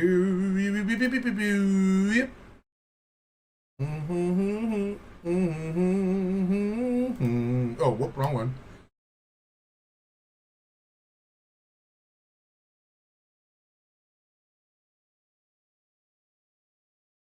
There was this one. Hassan Piker has lied to you. I thought this video was amazing until the very end. So this guy did a hit piece on Hassan Piker and brought out a lot of like Hassan's double standards and bullshit and terrible rhetoric and lack of like creative, like, or common sense. And at the very end of the video, the man goes, Hassan Piker has led to like creating this like terrible environment for his audience because it's all fueled through outrage and echo chambers. And he's like, they no longer could think critically. And I'm like, fuck yes, I agree. And then he said, he's like, that's why I adopt critical thinking in my everyday life. And that's why I choose to believe in God. And I was like, fuck! How the fuck did we get that close? And you said all this smart shit leading up to Hassan Piker, and then you're gonna sit here and start preaching the word of God? If you practice critical thinking, there's no such thing as God being real. Your best response is, I don't know. Okay? I don't know if God's real, but the burden of proof is on those making the claim. That's critical thinking. That's like no one can claim God is real because there's no evidence to suggest otherwise. So the fact that he said all this really smart shit, and then at the very end, his last line was the dumbest thing he could have possibly said. Now this video is going to be the laughingstock of the internet. Hassan can now write off this entire hit piece because he said, I believe in God. And anyone that's on the left is going to be like, well, that's stupid. How are you going to talk about critical thinking and then say you believe in the fucking word of Jesus Christ? Fucking broke my goddamn heart. I never liked Joe Rogan. My partner was watching him for a while during COVID, and I felt very uneasy about him. Maybe because I became aware of him too late and missed the part where he was a smart and funny guy. He had really good moments in the past, just like Jordan Peterson used to. I feel like the people that I got behind, hell, even Russell Brand had a few that were pretty awesome. You know what I mean? But then they just all went cuckoo and crazy, and then they all got millions of views, and they fell into echo chambers, and all of their money was tied behind the idea of this bullshit. You know what I mean? It's so frustrating. 2 home runs. I think the problem is that the pharmaceutical drug companies have an exemption because of what they did in the 1980s with Reagan, where they allowed them to never worry about being sued. And that's when they ramped up the schedule. And that's also the correlation. When you look at all the host of all sorts of diseases and issues Just that look start at happening with autism. kids. It's through the Autism fucking is just roof. one. There's a lot of other. God. Autism is through the roof for a bunch of reasons, okay? Autism is not just through the roof because vaccines give autism. It's fucking stupid. There's been no evidence to suggest that otherwise, and fucking far left or far right loonies have been saying this since I was a kid in high school. The anti-vax crowd used to be laughed at by people like Joe Rogan, and now he's sitting here fucking preaching the bullshit. It is so fucking frustrating, man. Autoimmune issues. There's a lot of. Like, does he think people in general are dying of more diseases now or 100 years ago? Like, what are we looking at here? A lot of like serious problems. I think there. The autism shit, we have to change the way that we approach this, bro. Like I said this before, autism spectrum disease, I just think this is stupid. I shouldn't say that, I guess, because I haven't read into why they diagnose it the way they do. But this idea that like people can be high functioning autists, I don't know why we pathologize that. I don't know. I haven't heard the arguments for it. I don't know why. It just seems meaningfully different to say that like low functioning autistic people can't function. Hence the low function. Like these people need adult caretakers their entire lives, and then some people are just a little socially awkward. Why is this all called autism? I feel like there has to be a different. I think in my life, Well, after having to be fair, Destiny, there have been changes to the way that we regulate these things or classify these things. Now, I think we use different terminologies all the time. When we talk about how it's on a spectrum all the time, I mean, we used to misdiagnose autism a lot. And like things like ADHD and various other things. We just need to be more clear with our messaging on these things. And some of that is the fault of the medical industry. Some of that is the best information we had at the time. I don't think any of this was done with malice, because I don't attribute malice until I see evidence that malice was part of it, or like if you hear statements, or I think they possibly revealed themselves rather than becoming crazy, but then I'm autistic and the vaccines got to me. I fucking agree. It's crazy, dude. It's absolutely. Maybe they were just always crazy. You know what I mean? Maybe they were always. Maybe they just thought that by being on the left, they had to like buy into these things, and they never changed their opinion. Now they're just going mask off because the money and culture has shifted. finally met some actual autistic people. I think I've met one or two people in my life. I'm like, ooh, this one is autism hard. Like people that can't, like, don't make eye contact, and the way they speak is like very, very, very off. Like, geez. But then even meeting these people like 2 years ago, I was like, oh, it got like forced me to recontextualize every single person I've ever met in my life who's like, oh, I'm autistic. I'm like, I don't know why. Yeah, I don't know why it exists as a diagnosis the way that it does. 3 things that have put. Hey fam, sorry I'm late. Was cleaning the cat boxes. Tesla, I always say your name wrong when I mention it. Welcome. I'm glad you're here. The TTP has arrived. All right, hold on. I just realized my light was off on my microphone. It's supposed to be on when I'm recording, bro. Bro, party foul.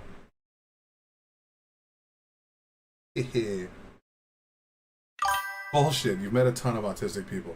Yes, I think our boy Destiny here is unequipped for this conversation. I hate to say it, I like my boy Destiny, but as with all things, I think that there's obviously, clearly there's a spectrum. Oh, Tesla, that's good. Nikolai. Why is that light turn like the green screen affected that way? That's crazy that red is coming up as green. Are red and green similar? Hold on. No, they're not. What the fuck? They're not even. That's crazy. I guess just. Oh, there we go. That one's better. Pushed us beyond our biology, and the reason we don't have a lot of. There's also this annoying thing of. This is the annoying thing too, is be careful not to get pushed into the more radical opposite position to fight their radical position, right? The only thing is that it might actually be that there are some environmental things that are pushing people further along this autism spectrum thing. That might be the case, but it doesn't seem to be vaccines. We've researched the out of that, and the people that are pointing at vaccines don't seem to give a about autism. Seems like they just care about vaccines. If there are environmental things that are contributing to the increase in autism, if that is the case, if the autism is actually increasing and it's not just the way that we screen for it or diagnose it or expand it. Yes, cool. He hit the. I said that in the very beginning, and our boy Destiny went the same way. I feel like me and this man are usually on the same page on a lot of things. Sometimes. Right, if that is the case, then we're not looking into those things as much as we could be because we're obsessed with this vaccine talking point. Autoimmune issues. There's a lot of like serious problems. I think there are 3 things that have pushed us beyond our biology, and the reason we don't have a lot of children dying: nutrition, sanitation, and vaccines. And I think anybody who says otherwise is, I think it's crazy. But you can't say all vaccines be. I didn't say all vaccines. But he's not saying all vaccines. I get very worried when people But he's not saying saying all vaccines. It sounds like he is. Brian, you know. Yes. Ugh. him, Brian. Get him. Fuck yeah. Brian, I swear to God, I'm going to fucking cuddle you one of these days. Get him. Yes. It does sound like Joe Rogan is saying that. Know what the I'm saying. You don't. Oh my God, he's such a soy boy little bitch. Oh man, dude, what is it called? The woke right now? Fuck yes. I love, look, no, this is gonna sound bad and I apologize, but I've been saying for a while that I can't wait until, the right is back in power, because right now I'm tired of the nonstop attacking of the left. And right now the left had a lot of baggage and it was just nonstop. The left was constantly getting slammed. We forgot what it was like when the culture was right wing. I remember what it was like. I remember getting called every slur under the sun because of my sexuality. I remember saying I was an atheist and having people literally not let me come into certain stores. I remember all these things. You know what I mean? I remember the gay wedding cake and people refusing to bake cakes for people because of their sexual orientation. I remember the fucking craziness around the 2001 era of Bush and the fact that if you ever questioned the war in Iraq, they would just paint you as Islam or a terrorist sympathizer. If you criticized the war in Iraq, they would call you a terrorist sympathizer. And because of that overreach by the government, the Patriot Act, and all these other bullshit things that happened, you had amazing music that came out, like the Continuum album by John Mayer. The song Waiting on the World to Change was wonderful. But the world did change, and then the right started getting really good angles of attack on the left, and we lost our legs. So now, with everything that's happening in the world, and the right going so fucking crazy, and now adopting the same things they used to criticize, game on. I've waited for this day. I've wanted to go to war with the right for so long, the extremes of the right, because I've been fighting with the extremes of the left for so long. It's good to be back. Sounds like he is. Brian, you don't know what the I'm saying. You don't. Well, I'm sorry, sir. He can listen to the words you're saying. You dipshit. It's not up to you to tell other people what they're hearing by your fucking words, okay? If other people are hearing you say ridiculous shit, they have every right to call that ridiculous shit out. And if you get offended by that, you were too fucking soft to have that conversation, and you need to get the fuck off the internet. People should hold you accountable for the things you say. If I say anything rancid on this, always, please fillet me alive. Cut me up. I deserve it. I know, because you don't want to talk about it. Brian, I don't want to talk about it in the middle of a podcast because it'll completely derail the podcast. And I'll start showing you statistics. If you look at when people stop getting all of these diseases, and then when the introduction of vaccines happen, it's at the end. After the disease. Oh, he saw the Twitter chart. Diseases had already gone through the population. Most of those diseases were eradicated by sanitation and nutrition. Yes, there was a huge problem in this country. People were living in squalor. I agree, but there's still pathogens that are very dangerous. Sure there are. So the problem is that these pharmaceutical drug companies are fucking insanely, entirely. I love when Joe Rogan talks shit about the pharmaceutical drug companies. And before I was a little more informed on this topic, I used to eat this up. I would say, yeah, man, these pharmaceutical companies are dog shit. How dare they do the things they do? How dare they make billions of dollars over what's happening right now in the world? You know what's crazy, though? It dawned on me very recently that Joe Rogan owns supplement companies. The man has the financial incentive to discredit actual medicine that's been tested by the FDA. So he can sell you his witchcraft bullshit like Alpha Brain. He gets paid sponsorships by these people. They send him free shit to give him positive reviews. It's so crazy that he's so huge into supplements and not medicine. That's strange. Isn't that weird? That he always uses his platform to attack the medicines that have potentially saved and helped people's lives. And then he also sells supplements? Almost like there's... if he can use his platform to discredit those things, he could increase his money into the billions. Why is it that pharmaceutical companies that create stuff that are ran through the medical industry and through the FDA and that have properly been tested are bad, but we're not going to talk about the supplement companies that sell snake oil and witchcraft bullshit that does nothing to help people. I mean, Ren is a perfect example of that. He followed a lot of fucking herbal remedies on the internet. Why is it that this man is using his platform to push a particular narrative that seems to also make him richer? Weird. The same criticism he has of that medical industry is the same criticism you could apply to him. It's almost like he has a vested interest in it. Holy shit! So if he has a vested interest in it, why should we take his word on it?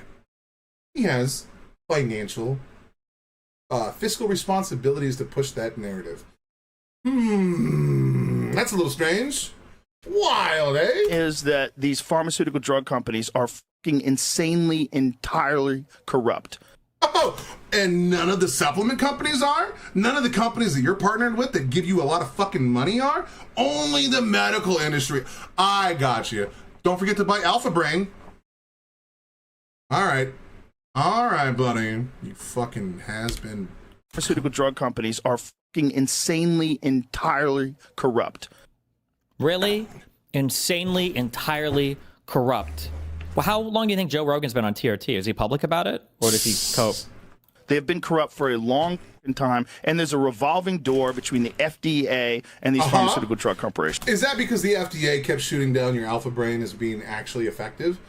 Is it possible that the FDA is your enemy because they're refusing to give you the seal of approval that you're looking for? Biases. In time, and there's a revolving door between the FDA and these pharmaceutical drug corporations. Which FDA? RFK Jr.'s FDA or a different one? They go from the FDA into these positions. Wait, the FDA is under the HHS, right? Food and Drug Administration is, yes, correct, HHS, yeah. They have this golden parachute, and then they ramp up the schedule every year, and it's not about public health. None of it is about looking out for you. All of it. So we're going to attribute malice to the doctors because obviously they're giving us vaccines to kill people. Okay. All right, buddy. I think you need a little more Occam's razor in your life. Maybe they made vaccines to cure people. I don't know why conspiracy theorists are just so brain dead that their mind can't look at what the most likely scenario is. Strange that. Schedule every year, and it's not about public health. None of it is about looking out for you. All of it is about making money. That's Really? the problem. So then, do you give Alpha Brain out for free? If you think it's effective, why do you sell it at all? You're a millionaire. You don't need that money. You got 250, like, what is it, like $400 million plus whatever you make off your stuff? You're so rich, you could give Alpha Brain out for free, and it could cure people's whatever their issues are that you think that Alpha Brain could help them. Why do you sell it then, if it's all about helping people? I don't feel like he's applying his own thinking to himself, which means that maybe you shouldn't take him very seriously. None of it is about looking out for you. All of it is about making money. That's the problem. Like, yeah, private companies make money. Like, what do you think? Is this a charity podcast that you do? Do you do this for free, motherfucker? Revolving door. Half of RFK's vaccine expert panel has been on your dog shit podcast. What, you want to talk about revolving door? RFK's been on your podcast. Like, Jesus Christ. What about the revolving door between all these dog shit alternative media influencers and every other program? And now apparently cabinet positions of the government. How many people how many cabinet positions? Donald Trump, current cabinet. I'm curious. I'm just curious. Who do we have here? How many people have been on Joe Rogan's podcast? Trump has, right? Yeah. Was Vance on Joe Rogan? Tulsi Gabbard has. J.D. Vance, Joe Rogan. Almost all of Trump's staff have been on there. He also had Vivek, J.D. Vance, Trump, Tulsi Gabbard multiple times, RFK. I don't think he's had Marco Rubio on, but he's also had Dan Bongino on. He's also had Kash Patel on. Someone's cozying up to an administration pretty well. And also Joe Rogan was invited to the inauguration along with a bunch of other billionaires. Yep. Strange. Was Marco Rubio on Joe Rogan? Joe Rogan. I don't think he Marco was. Rubio. No. Nope. Okay. Bessent wasn't. Bessent, Rogan, no way. No. Was Hegseth on Rogan? Well, Nope. maybe. Okay, so 1, 2, 3. I don't think Bondi was. right? No way. There's no way he'd bring her Bondi, on. Rogan. Okay. These guys are nobodies. I know that RFK was. Cash Patel, Sean Bongino. Bonino. Oh, he wouldn't be a cabinet level person. Bongino was. Cash Patel was. Tulsi was, right? Tulsi was. Multiple times. What is that, 7, 8 different like high ranking members of the government. Think about that too. How often did any other cabinet members of any other administration frequent podcast or news cycles other than like going on Fox News to give an official statement or something? Strange. Kristi Noem wasn't, right? I don't think she was. She seems like she would. I feel like she'd be a perfect fit, but she wouldn't be. Do you think that? No. There's no. Rogan would never pay people to be guests on the show. That would be so outside of the norm. I don't think so. To kill the shit out of people. It's also crazy how comfortable Rogan feels citing statistics he's seen on Twitter when we've seen this guy at least twice get hoodwinked by AI videos where he's insisting they're real. And Oh my god, dude! It just dawned on me. Joe Rogan is the Hassan Piker of the right. Oh. and the school kitty litter. That whole thing started with that whole nationwide crisis started with Joe Rogan, right? That where every parent was petrified that kitty litter boxes were being put in schools. The kitty litter boxes is a weird one. It is weird. A weird one. It's it's more like an urban legend. I fed into that, and I should probably clarify that a bit. It's not true. People were saying that's not true. It's an internet rumor. So I contacted him again, and I said, tell me exactly what she said, and contact her and find out. She no longer works at that school. She works for another school. She contacted the other school. She didn't get a response. I don't think they actually did it. I think there was discussions about doing it because there was Ooh, you had an issue in the retraction. Kudos for you for doing so. one particularly wacky mother, but it doesn't seem that there's any proof that they put a litter box in there. This one comment that he made had everybody around the country talking about how they were putting kitty litter boxes in schools for furries. Joe is semi-open about his TRT usage, but it's done via special clinics as his stem cell treatments. He's very close to some of these clinics and has had them on the pod. It's not bad for him when he likes it. Yeah, because there's a special clinic. Those are just doctors. That's just a private practice. That's all that is. And the drugs that they're using are the same drugs available to everybody else. It's not like they have top secret drugs that no one else has access to. Well, there's people that voted for Biden that are doing it now. They're like, what did I do? Right. Like, what did I choose? Like, how is this guy? Yeah, you just can't listen to an interview or he's saying some of the stuff he says that just makes no sense at all. It's like you can't listen.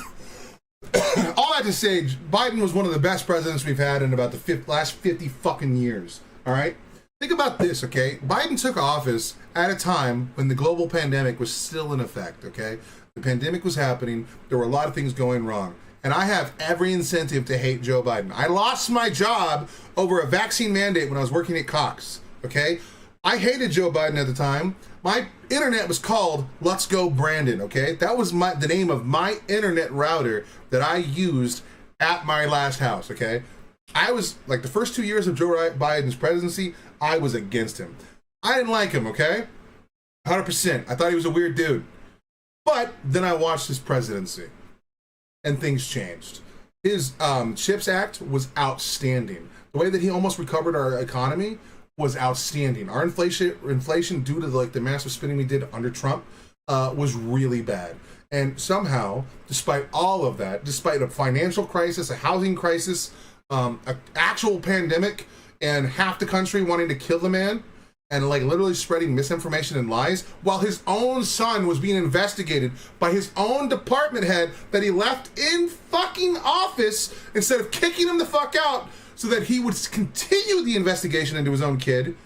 This man showed upright some of the best moral character we'd ever seen from a president. He was the polar opposite than Trump. Now, you could talk shit about Biden's mannerisms. I got you. He said some weird shit, okay?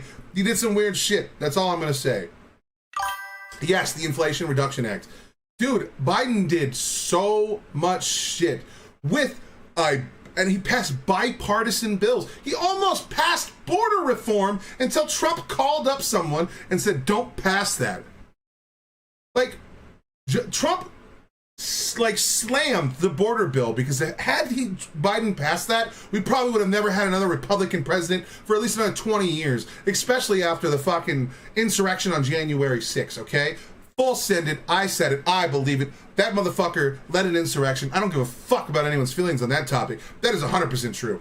Donald Trump did the fake electors plot, where he tried to null and void like 7 states of their actual elected votes. That's bullshit. He should be probably tried at the fucking Hague for that bullshit. But no president should be able to go against anyone's constitutional rights ever. And any constitutionalist should never allow such a thing to happen. That is bullshit. Okay? Wrong, evil, bad. Fuck that guy. Biden did so many good things. And just keeping the guy to investigate his own son, to look into the Burisma shit was incredible. And you know what they did? They investigated Hunter Biden for 8 years. And you know what they found? Fucking nothing. They found a goddamn lie on a gun form, and they pressed charges over that. That's it. That's all they did. And they raked the Biden family over the coals. And while that was happening, Biden was still leading our country and working on so many things. Senator Langford almost passed the bill that would have drastically reduced the amount of illegal immigrants or asylum-seeking immigrants that could have came to the country, and hired more judges to process the claims quicker and faster. And you know what they did? They spearheaded it because Trump wanted something to run on. This is all out in the open, by the way. Like Ted Cruz just openly says it. Donald Trump called us and said, we don't want to vote on this, so we shot it down. Like, that's crazy, because the bill was written by a fucking Republican. Cool. Awesome. Senator Langford got fucking snubbed. And now, where's that bill now? Why is no one talking about that bill? Why haven't we done that? Oh, because this president just does everything by fucking decree. Instead of actually going to Congress and asking them to build a fucking bill, a comprehensive bill that can actually address some of the issues that we had at the border, and actually hire more judges to process cases and all this other stuff, you know, oh, we're not going to do that. And then they just lied nonstop about what's happening at the border. They'll say, oh, like 12 million immigrants crossed the border. No. They both look like saints compared to my country's president. Ooh. Where are you at then, Mr. Weber? And if you mind, if you don't mind sharing, it's okay. I understand. But I'm just saying, it's fucking crazy to me, man. It's so crazy that, like, Biden was a good president. Okay? Like, and it's just so, it's annoying how effective, like, the apparatus is for the left, or I mean the right. Like, and they're in lockstep, okay? This is something that boggles my mind. Like, for some reason, the left can't get their shit together. You're in South Africa? Oof, Mr. Weber. I heard that's pretty rough out there. Yeah, that one's a rough one. I know that isn't there a lot of racism right now towards those of a lighter complexion in South Africa? That's not good, and that needs to stop. Full send. But I have done no research into the topic, buddy. I don't want to say something inappropriate. I would have to look into that. But I mean, anytime there's any form of racism going on, it's not okay. And I know that it's pretty rough out there right now. I mean, hell, even Trump has talked about it. And I'm not a fan of Trump, but, when he does good things, he deserves to get, credit for the good things he does. I give people their flowers when they're deserved. It's called good faith. Listen to those interviews and feel like you made a good decision. I don't know how you Did could. you hear what he said like yesterday or a couple days ago? Mm-mm. He said, Have you seen Love's Healing? I don't think I have. he's talking about the Revolutionary War. He's like, one of the reasons why we lost the Revolutionary War, one of the problems with the Revolutionary War was they didn't have enough airports. Airports? Oh my god. Have you seen that? I saw that. Like, Wait, do you remember hearing that quote? I remember that quote. Yeah, like, pull him. it's Imagine crazy. Could you imagine giving a president a hard time over a misspeak while he's passing some of the best legislation we've ever seen, and single-handedly pulling our economy from potentially a disastrous fallout? Like, America at one point was the envy of the world because of, like, compared to all the other G6 countries, or G7, is it G7 now? Those countries, America had the fastest recovery. That's crazy. and yet somehow the right has been able to co-opt the entire conversation. Please watch it. Renegade Must Do song. Oh, is it a Ren song? If you had any other job and you were talking like that, Yeah. Wait, have we watched this before? I feel like I've said a lot recently. If Trump would make any of the gaffes, or if Biden would have made any of the gaffes that Trump has made recently. Oh, and Trump couldn't even tell his wife apart. In like his ex-wife, like in an actual deposition. They'd be talking about it just like that. This is a really good example of that. Yeah. they would go, "Hey, you're done." If you talk like that to a doctor Oh. at your Yeah. medical exam to Who wrote that? Was that Wyned something? I don't remember his name. Was it that guy? Was he the guy who got a bunch of people together to do it? fight, they'd be like, okay, This one is pretty old, right? Yeah, well, because it sounds like they're talking about while Biden is president. obviously they're not fighting. You would also, here's 8 weeks of being helped out by a professional, like Right. You might not ever do anything again. No, it's it's one of the wildest things ever. It's insane. Yeah. And the media gaslighting you to pretend. It's just people are so afraid of Trump being in office and Yeah. Republicans being in office. A few moments later. Hanging out with the guy, I'm like, man. Well, it's just the media narrative. I mean, so many people were fed this lie that the Russia collusion. Yeah. Was this? Is this the video you're talking about? Let me see what this one says. I don't think it is. By the way, same stable genius has said the biggest problem we had in the Revolutionary War is we didn't have enough airports. And that's a gaff. You know what I mean? Yeah, that's it. Whoa. What? Just for the record. Yes. All right. So that guy, I don't know how to say his name. Wynad, Foray or whatever. My girlfriend was subscribed to him. I mean, still is. And because she really liked his content, I wanted to actually react to that. Not necessarily that song, but she was telling me about it. Oh, I haven't heard it. Oh, maybe I shouldn't put my feet on that. Arg. Okay. We should check it out. I'm definitely down. Is that Wait, did he? Oh, he didn't even understand what Biden was saying there. fake? It's not fake. But he was referencing Trump saying that. Here's what Trump's saying it in 2019. Oh. So Trump said it first. Okay, so it wasn't a gaffe. He was making fun of Trump. Trump said something about that. He didn't say Jesus. He said a stable genius, and that's where the transcription. Let me hear what it says. What did he say?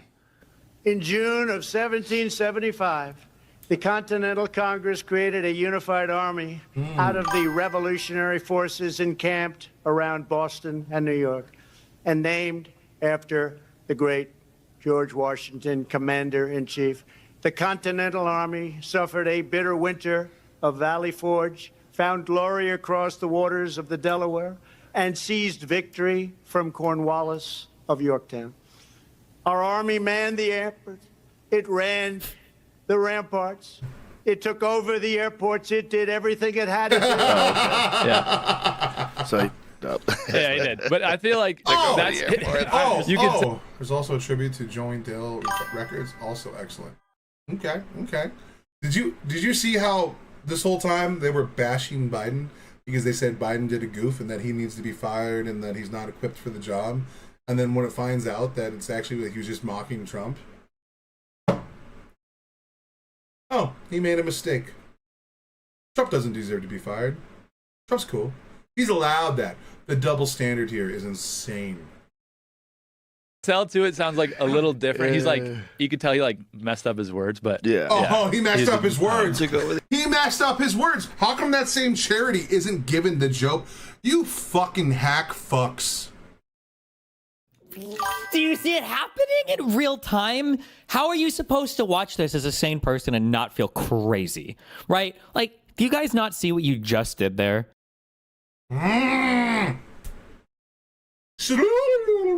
That's crazy. That's insane, dude. Oh, okay. All right, so I technically missed a song yesterday that I should have done. It's gonna be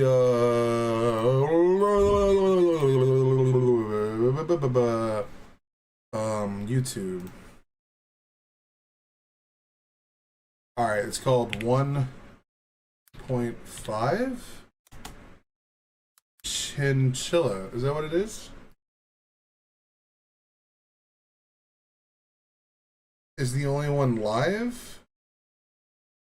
She didn't specify. Okay, so this is the one people are reacting to, so maybe that's the one I do. Okay, there's two of them there. Alright. God, her outfits just kill me, dude. Should I just listen to the... No, that one's live, dude. Live usually sounds better. Alright, just gotta get through the outfits, man. Introducing Mute, play. Outfits. I have a thought. How am I supposed to watch this in real time and not feel crazy all the time about everything in the world today? I fully agree. It's that one where she's dressed as a fly. Is she like the fly in the room on the wall listening to like an argument? Someone told me this is more of an emotional song. Less about, you know, fucking over your exes and all that shit or whatever, and more about like more depth and introspection, which is kind of what I'm looking for. Because as I've said it already in the other videos, that I think Chinchilla is a masterful vocalist. She has such a command of the voice that it's actually off the fucking charts. She can do so much with her voice that it's actually super impressive. She has more in common with singers like Adele and Lady Gaga and Sia. She's been small and ugly. Well, and she shouldn't feel that way. I mean, she's a beautiful woman. What the fuck? But I understand. Like, I understand why some people want to hide things about themselves. It's just, you know, my whole life I've always given people like that a hard time. Like, I was how do I say this? What was it? I remember going to school all the time, and I would just wear a black t-shirt, jeans, and I'd see all these people in like super gothed out stuff wearing makeup. I'm like, what are you doing? What? And then you go listen to their music, and they'd be like listening to Katy Perry, and I'm like, bro, don't be a poser. Now, some of this is my own prejudice and biases, but I don't know. It's always felt a little strange. Even when I watch like League of Legends concerts and stuff, like the Worlds finales, when they start doing their like weird outfits. Like there was one, Star Walking. I really love that song. I really love it. Actually, the video is still on my YouTube. But like when Lil Nas came out on that stage in like basically a Barbie outfit with a pink Barbie outfit with his tits out, and wearing like a Lady Gaga a Sia wig, and it was blonde. I was like, what the fuck is this? It threw me for a loop. But all right, let's do this, Chinchilla. You always slay me. Wait, also, you said there was a Freudian slip in one of those comments, and what Freudian slip are you talking about? I went and read it. I was like, I know what she's talking about. Oh my God, she's psychoanalyzing me. All right. I wish that I could say I can only do with so much rejection. All right, hold on. Let me get the actual lyrics over here. I like diving deeper into the lyrics. I don't like to do the lyrics things when I'm trying to like break down bars and see if I can catch them, because I feel like using the lyrics at that point cheats. But this song is called 1.5 Chinchilla lyrics. Hey. All right, drag and drop over here. Make it smaller. I also have a deep hatred for flies, so this is going to be a rough one for me. All right, play. Restart. I wish that I could say I can only do with so much rejection, but that implies I'm gonna leave and I'm too weak. Yeah, I'm too weak now. I'm hopelessly addicted to the breadcrumbs of your affection. When you send one less kiss than me, it's all I read, it's all I read now. Like, I like how soft that is. Like, even the playing of that piano was like very soft. It's not intrusive. It's not overriding her voice at all. And there's nothing else in conjunction with it. It's a bold move, and I love it when songs do something like that, where they do a slow, methodical build-up. And her voice, like I said in the last video, is very, what's the word I'm looking for?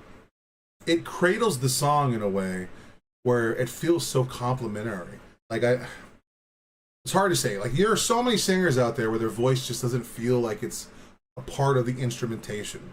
It feels either it's too loud, too soft, too quiet. Her voice feels like it fits perfectly with all of the stuff that she's doing. Like, it's like you can nuzzle her voice in to that piano, and there's no like, they're bonding perfectly. There's no like, there's a technical term, like they're cohesive, in a way that just is, it's really reflective of like a state of mind. And we're only in the first verse. And let's take a look at the lyrics of that verse, just so we can break it down. I wish that I could say I can only deal with you so. I wish I could say I can only deal with so much rejection, but that implies I'm going to leave, and I'm too weak. Yeah, I'm too weak now. I'm hopelessly addicted to the breadcrumbs of your affection. When you send one less kiss than me, it's all I read. It's all I read now. So, could you imagine? I mean, all of us can imagine. I bet you all of us have gone through a similar feeling, a similar inflection, right? Like, or affection, where we're with someone that we wholeheartedly love, and you love every second of what you're doing with them. But slowly, you start to feel them not to reciprocate that same level of endearment that they initially gave to you. As if like the honeymoon phase for them is wearing off, and now that it's becoming less new, maybe it's starting to feel more of like a burden or a job to them. And then you can start to feel like you start to get in the way. You start to feel like you're not worth it. I think all of us can understand that feeling, because I imagine any of us that have been in relationships you could start to notice small things through body language, inflection, the way they talk, the way that they talk about you when you're like and adjacent to them. All of these things, even if you aren't catching on to it right away, and maybe sometimes it just takes people longer to catch on to things. Hence 1.5. 1.5. Oh, so that's what it is. 1.5. So she's the one, he's the half. He's halfway into the relationship. Ooh. Well, thank you there, Mr. Weber. That was a very good. See, this is why the lives are better, dude. Because like now, you guys can like fix the things I'm saying, or if I'm saying something completely out of the norm, we correct it in the very video. But yeah, it's so heartbreaking. All right, let's go back a little bit. Get back into the vibe of the song. Of your affection, when you send one less kiss than me, it's all I read. It's all I read now. It's a ratio. I say I love you, but you only reply 1 out of 5 times. Like I love you, but I hate you. It's such a fucking fine line. Ooh, come on, dude. Her blues singing. Like that, I don't. There's probably a technical term for it that I just don't know, and I'm just saying blues singing because I'm ridiculous. I say I love you, but you only reply 1 out of the 5 times. Like I love you, but I hate you. It's such a fucking fine line. That's so true. That's so real, and that shit slaps so hard. And the reason I say that is because, one, it's true. If I were to ask you, what is the opposite of love? Would you think it's hate? I don't think it's hate. Do you think it's hate? The opposite of love is hate. I disagree. I think the opposite of love is indifference. Hate and love follow very similar, like, veins, right? Like, so if you ever tell a girlfriend or a lover, typically a woman, because women are way better at reading emotions than men. But so whenever yes, indifference, yes.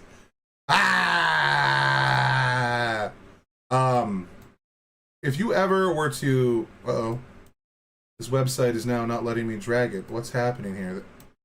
Okay, can I move this, please? Okay, or it's frozen. Oh no! All right, we'll just close the whole thing. We won't even look at the lyrics. That was a little strange. Anyway. Fuck, I forgot what I was saying. God damn it. Computer? Go back in time. There's a fine line between love and hate, and then you snort it. Fucking true. Oh, yeah, I was about to say, there are, I can't remember where I read it, or if it was a study, or I don't remember. Like, I was talking to like I don't remember where I got this information. Maybe take it with a grain of salt. I could just be making some shit up, and it could just be entirely wrong. But I think that, like, oh, I know what I was saying. Okay, fuck, dude, my brain, dude, it's so jumbled. The thing that I was talking about was, if you were to tell a woman that you hate somebody, like your lover or your girlfriend or your wife, that might register a red flag in their head. And for good reason. Because hating someone means that you're putting time into them.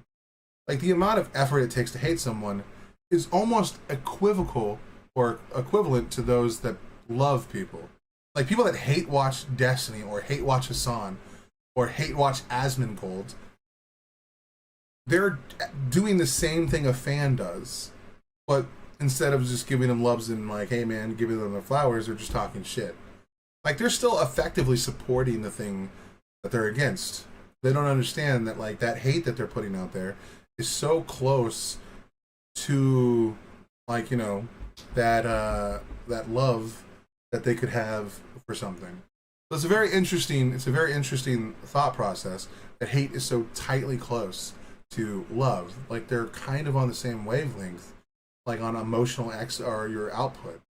Now it's just it's like a difference on how you interpret things. So if you say you hate someone to your wife or lover or loved one, they would probably have it in their right mind to start going like, wait a second, you shouldn't even be thinking about these people that much. Why don't you just focus on our relationship? And then guys be like, bro, I'm not even saying I like them. And you'd be like, well, no, but like, there's a cause here, right? Like, these things are similar. Like, no other woman should occupy your time if you're in a relationship. If like you have a coworker you hate, there's a reason why some women would get jealous of that hate, because it's so close to love. And I wish more men would just wake up to some of these very basic things that are in psychology. Like, this isn't maximize the video. Oh, you right. Boom.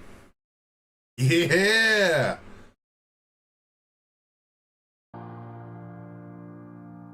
Are you doing it to spite me? Oh, couldn't you say it a little more? Do you really only love sometimes at a ratio of 1 to 5? I will give a little bit of pushback here. Not to her, but like the idea of what she's saying. Some of this could just be insecurities on her part. Again, men, we kind of stupid sometimes. We don't put the same emphasis on saying I love you every time that they would. Now, I do my best to say it when I'm in a relationship with somebody, which is not very often. I see you fly. Ah! I gotta stop opening that side door. Flies out here a little wild. Anyway, we don't value the words the same way a lady does. And so it may not necessarily be that we don't love you as much. We just don't, some of us don't feel the need to like say it as often. But if more and more women told us like how that made them feel, without the crazy stuff, I'm sorry, that was mean. That was sexist. If we could find a way to articulate those things with one another and have a proper communication, we could, in theory, have a more successful and beautiful relationship. But again, like I said, men are kind of wired to be dummies in these situations. Emotions of us aren't the same thing. You know, it's not very common that you know, more and more men, and this could be due to toxic masculinity, this could be on how men are raised, there could be 100 different reasons. It could also be PTSD from former relationships. Some men find that the more you open yourself up and you put yourself out there and you're willing to get yourself hurt, the more often you get hurt. And to some extent, I've seen relationships fall apart because men were too emotional. They were too, you know, not the rock or brick that she was looking for, and a little less involved in those things.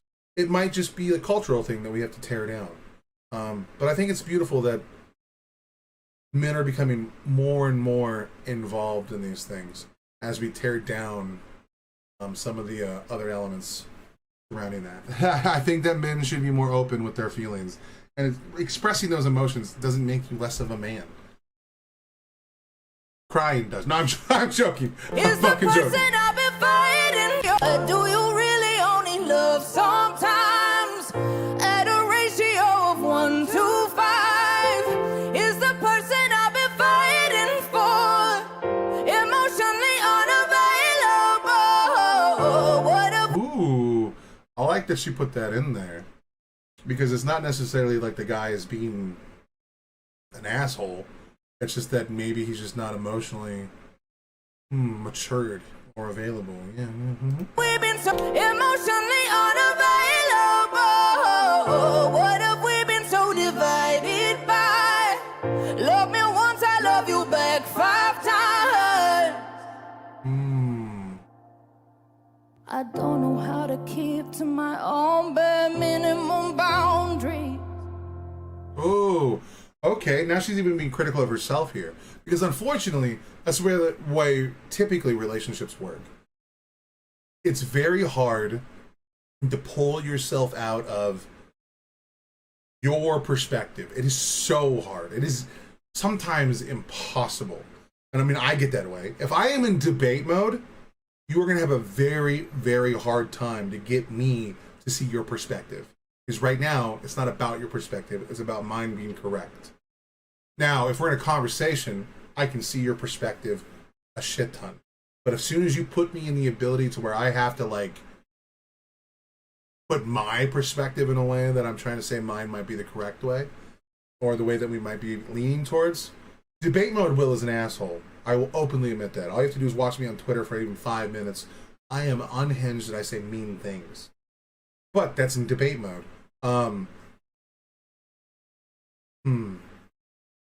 Being self-critical can be a good thing. If you're being self-reflective, you can see some areas in where you need to improve. Because at the end of the day, all of us need to improve a lot. And remember, this right here is live, okay? Her ability to sing these lines and play them the way that she does live, oh my God. I swear to God, dude, it's gangster. I hope you never see the truth, that I would move no more for you. So I cling onto the secret while you dance in circles around me. Ooh, but see, now a man needs to put himself in her perspective. How would you feel if you were always giving to somebody and they didn't feel like they were giving back? You know what I mean? Like, how would you feel if that was the case? I don't know about you. I wouldn't like that very much. I would not like that at all, actually. And unfortunately, a majority of my relationships have been that way. This is the first relationship I've ever been in so far where everything seems to, like, she's giving more than I am. You know what I mean? And I'm like, what's happening? How do I fix this? How do I give just as much? It's so crazy. We both know I won't make you choose, in case you do, in case I lose now. I love the way that she does that waiver. Like, it's so beautiful. So I cling onto the secret while you dance in circles around me. We both know I won't make you choose, in case you do, in case I lose now. I say I love you, but you only reply 1 out of 5 times. Like I love you, but I hate you, it's such a fucking fine line. I love it when people swear. Look, dude, I'm sorry. But, like, think about that line. I love you, hate you. Hold on, let's go back. My brain barely works, I'm sorry. 1 out of 5 times. Like I love you, but I hate you, it's such a fucking fine line. Could you imagine that level of, like, I love you, but I hate you? It's such a fucking fine line. There are days where you drive me off the wall, you know? And that fuck right there, that fucking, is like so emotionally resonant. You know, like it adds so much texture to the lines because she's not saying bad words through a majority of the song. She's not abusing the word. You know what I mean? And so when it hits hard. I love it. Are you doing it to spite me? Oh, couldn't you say it a little more? Do you really? So the whole song is just like some people singing background and one guy on a piano. Whoa! And let's see if I can guess this. I could totally be wrong. The reason why they're wearing masks. Maybe I'm wrong here. Maybe I'm wrong.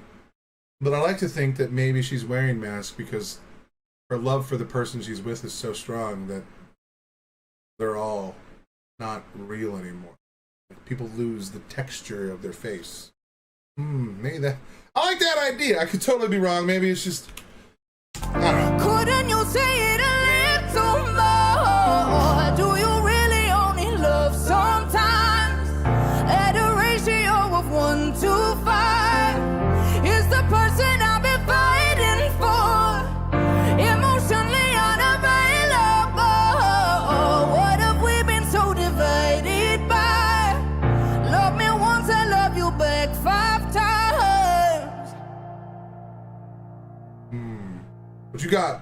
Here we go. So say I love. Excuse me? So say I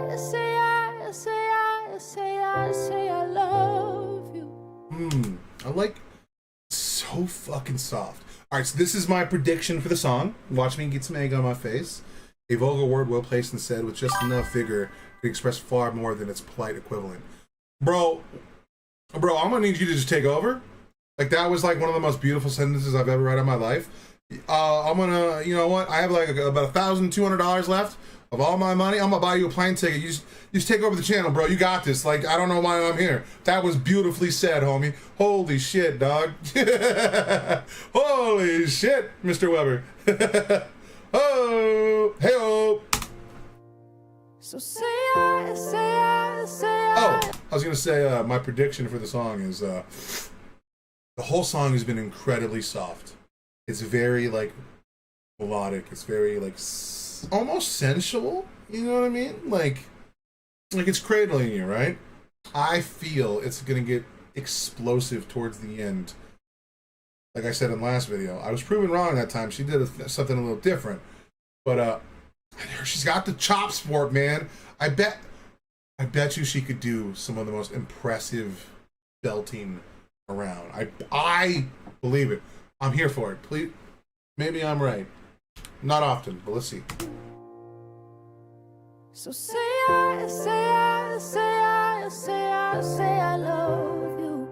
Do you really only love sometimes?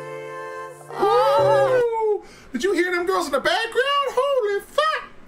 That was soft. And like, it was a little off. You know what I mean? Like, from her vocals. It was like, not necessarily, it didn't meld perfectly, but that added a little tension to it that made it stand out. So it drew attention to their vocals. That's intentional. I think they did that intentionally. Oh. Listen to it. It's beautiful. So say I love you. Do you really only love sometimes? Oh! Say I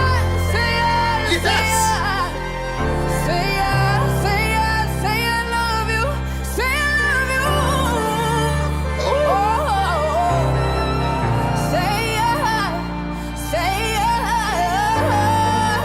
you. Say I love you. Do you really only love sometimes? Sometimes.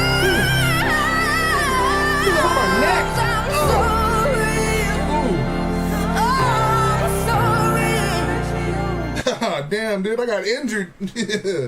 Woohoo! Damn, lady, you need to chill. You need to chill right now, dude. Oh. Yo, I got so much stank face, my neck went out, dude. Damn! That's crazy. Lady, you tried to kill me. I'm sorry I talk bad about your outfits sometimes. I'm sorry. I take it back. Please don't hurt me. Bro, come on, dude. It always feels good to get something right every once in a while. Really only love sometimes. Sometimes I'm sorry. Oh, I'm sorry.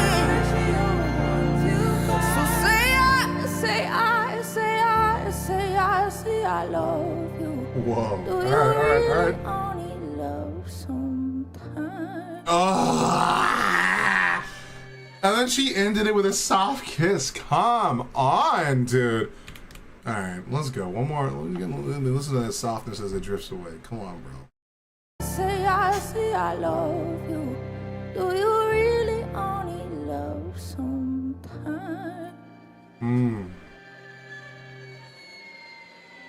Okay. 4 weeks ago, we washed my Gangster. Absolute gangster. What's going on here?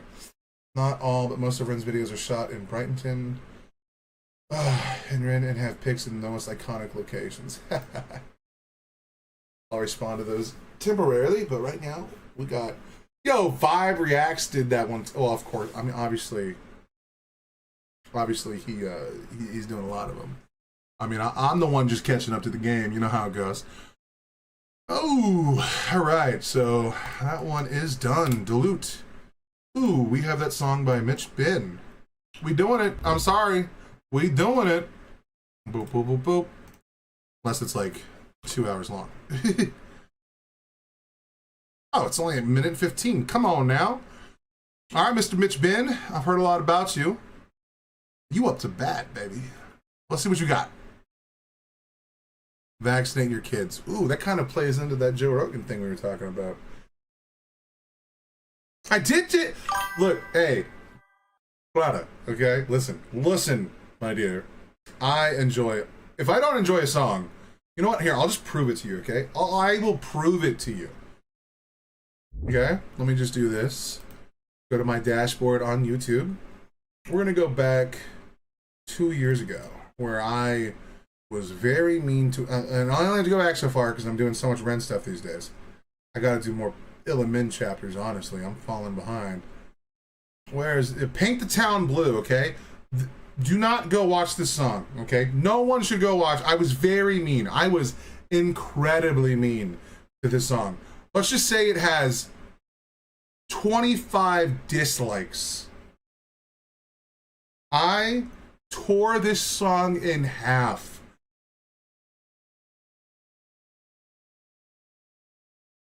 You know what I mean? And this is, and also you can see why I used to apologize about my frequent pausing. A lot of my original videos be sitting around, like this one has 41 likes, 29 dislikes. You know what I mean? 73%. I got a lot of dislikes back in the day because I would do such long videos. But this one, this where is it? Paint the Town Blue. I just saw it. My brain isn't working. Anyway. No, don't watch it. No. Look. It was bad. I might just delete the video. I said some really, really mean stuff, and I used a lot of mean words. So, if there is a song I don't like, you guys will know it. And if I can't find anything in the song worth salvaging, bro, that song was so bad. I got myself in a lot of trouble. A lot of people hated things I said. I didn't like the. Oh, ooh, that's another one where I made fun of the outfits. I made fun of the outfits a lot. You know, I do go hard in on songs I don't like. Like my Tom McDonald songs. Oh, let's see this. I did some Tom McDonald's and he started copyright striking me. But like, there's one in here where just my Tom McDonald song. Where'd it go? Dummies. Oh, that one actually did pretty good on likes. Never mind. There's another one here. It was like Brainwashed or something, or I Don't Look Down. I was very mean to those songs. I can't. Maybe I blocked them. I don't know. I don't see them in here at the moment. I made it too small. Too small. I did make it too small. My eyes. Oh, hey. So, this was the first video that blew up on my YouTube. Oh, Brainwashed. Brainwashed is the one that did pretty bad. I didn't do as bad as I thought. I said mean things about Tom McDonald in those. Like, I think I called him a hack fuck multiple times. I got death threats over those ones. But this reaction to Thresh Unbound a night at the end was my first blow up video. That video, I went to bed. Usually my videos back then only got like 10 views.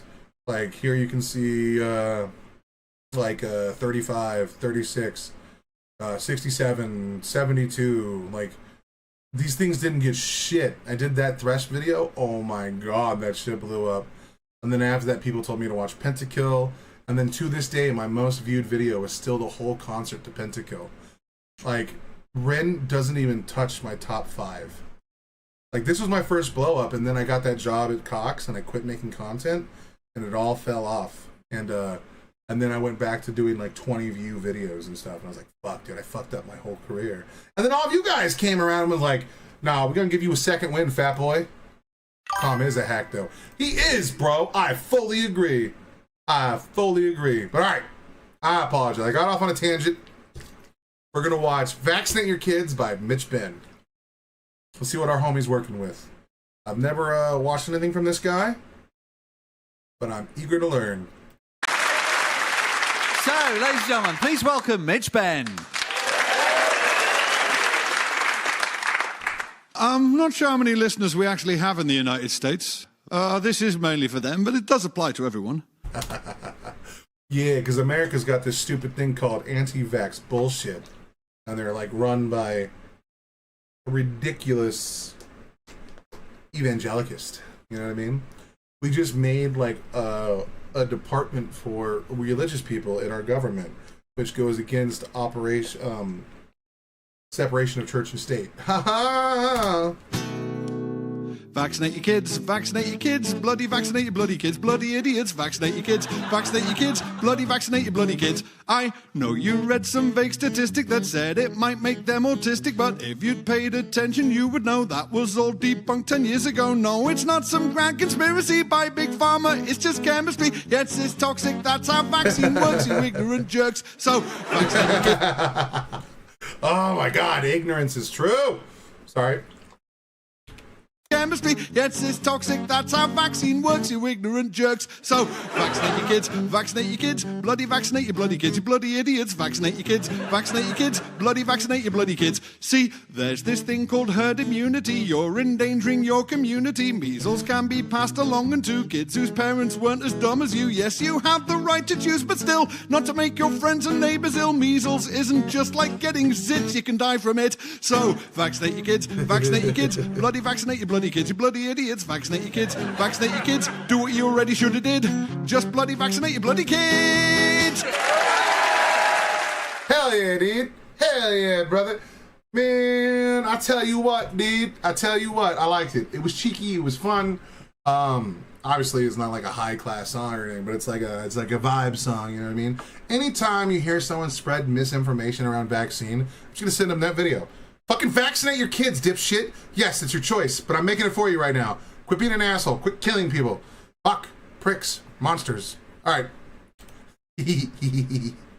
All right, moving on. Oh, yeah. All right, so this one is going to be coming from... Maybe I should name names and do things. What I'll just say is... We got a few. I didn't finish responding to all these last night. It's very different. Yeah. Well, it's like a cheeky little song. I like it. Nikki, wherever you are, by the way, I miss you. Please stop feeling like you need to isolate yourself. The TTP needs you. Come back. All right, sorry. I apologize. I think she's just, down right now, and I need to remind her that she is a gorgeous person. All right, so I don't know why Kia did this. But she didn't log in for some reason. She said, sending happy thoughts. I'm happy and hopeful thoughts for a safe journey. Hit up at Timmy's or hold out for some real food. Because I was coming to Canada and she's from Canada. I will send some requests for Canadian artists once you get settled. Love and peace, Kia. Anyway, she did send a Canadian artist, and she didn't name it. She just said Canadian request number 1. Copy. And for those that don't know, Kia is like effectively my manager. She helps run the Discord. She's my moderator. She also did the list. For those of you that don't know, here I'll show it to you real quick. I gotta be careful what I post in the Discord. Well, actually, that's the LTG, so it's safe. It's all good. We don't post anything crazy in here. Just stay out of the TTP and you'll be all right. Yeah. All right. So this is our Discord for the YouTube. This is where all the lovely people are. I'm in the TTP, so I need to get out of here. The Topless Trauma Pub. This is where we get down and we have a good time. But our lovely Kia did this right here. Where is it? I barely know how to. It's called the list. Okay. This is an awesome list. It's called Lost to God's Reactions. She took the time out of her day to build up this entire list of all the songs we need to react to. Got it. And then she even put the links in here. She named whether they were requests or not. She spent 3 days building this from the ground up, and she adds to it all the time. And she even has like when we should react to it, other artists. Ooh, I can switch these for her because this one is done. Look at that, I get to help out. That one is done. Copy, yeah. Copy. Down on the beat. We still have to do that one. We didn't. Oop, got it. That was supposed to be a surprise. But all of these, she wrote all of. There's 201 songs in here.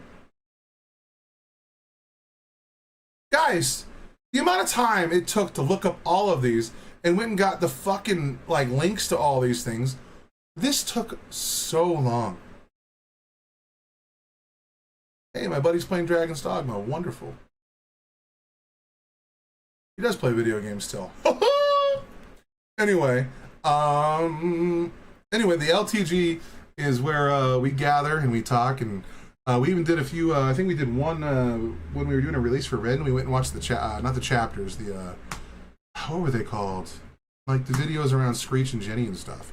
We were there and watched them together. It's been a blast. I haven't been in here enough because of the move, and I've been just trying to get caught up. I will be back in here all the time chatting with all of you lovely people. But anyway, all that to say, this is the video that Kia put in, request in for us to watch. And she is the lovely. Where is this? We need to, that's my argument for fair use. All right, let's get back into it. Let's get back into the news.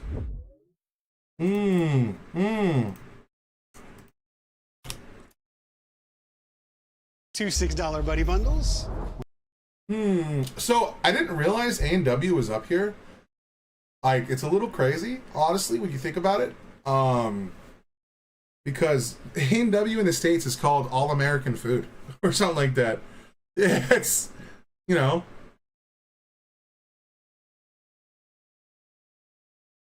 Oh my God, why is it talking to me about magnesium? I just tried that dude, I just tried that for the first time last night. Ugh. Okay, I don't think it's a 4-minute video. We're not going to sit here through all this. I'm sorry. All right, this is Jonathan Roy, Waiting for a Call, live acoustic performance. I don't know anything about this guy. We're going in blind, guys. Let's see what we're working with.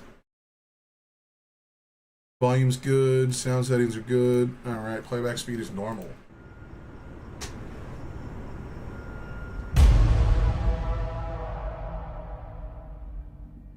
So this is a Canadian delicacy up here, this guy.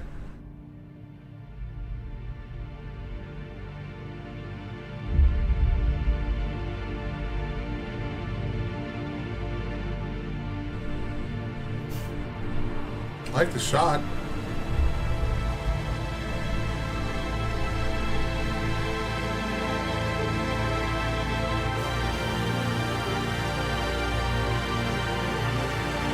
What the fuck?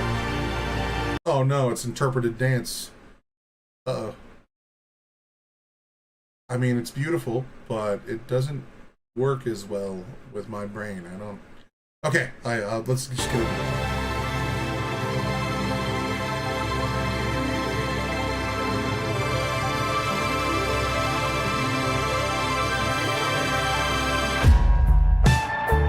Alright, that was a gangster. Like, that head turned to the fucking, like, the fucking boom hit coming in, the bass, like, the slams. That was pretty gangster.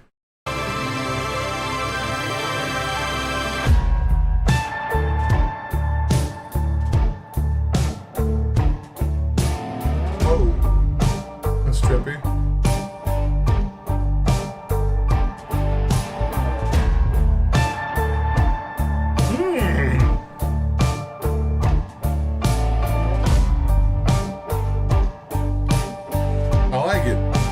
So far. My baby, she left me. Ooh. Ooh. My boy be doing the blues. I'm sorry, look, I need to get a little more into these things before I start, you know, talking, but god damn. What an introduction that was. My baby left me. My baby, she left me out down on the street. Ooh.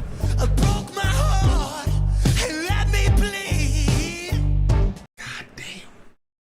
This guy's got some good chops, man. Who the fuck is this? Oh, my baby, she swept me right up off my feet. She tore me right up, a pain so bittersweet. Love me, but no way she really does. She the day she roughed me up. I never wanna see your face again. Ooh, okay. What the fuck? This is Canadian music, bro. Hold on, I'm sorry. That's crazy. What the fuck? Did this motherfucker be singing? This dude's speaking of my heart right now. Like 3 months ago. I think I've been talking to my lady, my lovely Kia, for about, what is it, 2.5 months now? Like, bro, that shit, oh my god, this is something I would have been drinking to in a dark room, smoking a cigar to. Like, holy Jesus. No, actually, no, I'm sorry. We can just do this. We can switch to reaction, screen capture, this, boom. There we go. It'll return to the normal. This is the, I was on full screen because I thought I was going to play around at League of Legends today. But we ended up getting into that Joe Rogan thing and it got a little wild. Let's make that, but there we go. So this won't make any chime effects anymore when you type. I apologize. I gotta figure out how to take that off, actually. All right, let's do this again. Like, this is fucking fire. You know what? Let's just bring it back, dude. Yeah. Sorry about that. I guess I bring a Red Bull.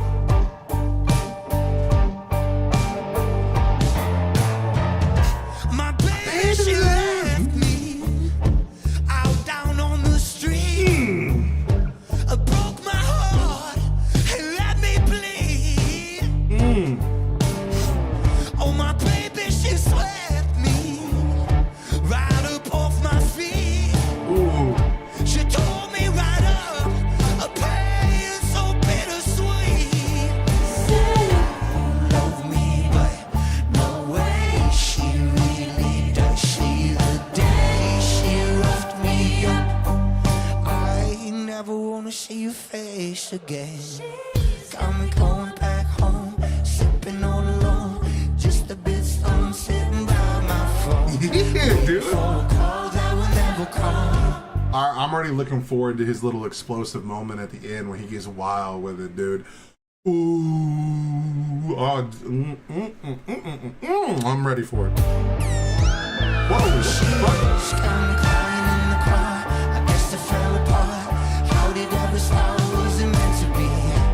Waiting for a call that will never come. Waiting for a call that will never come. Ooh.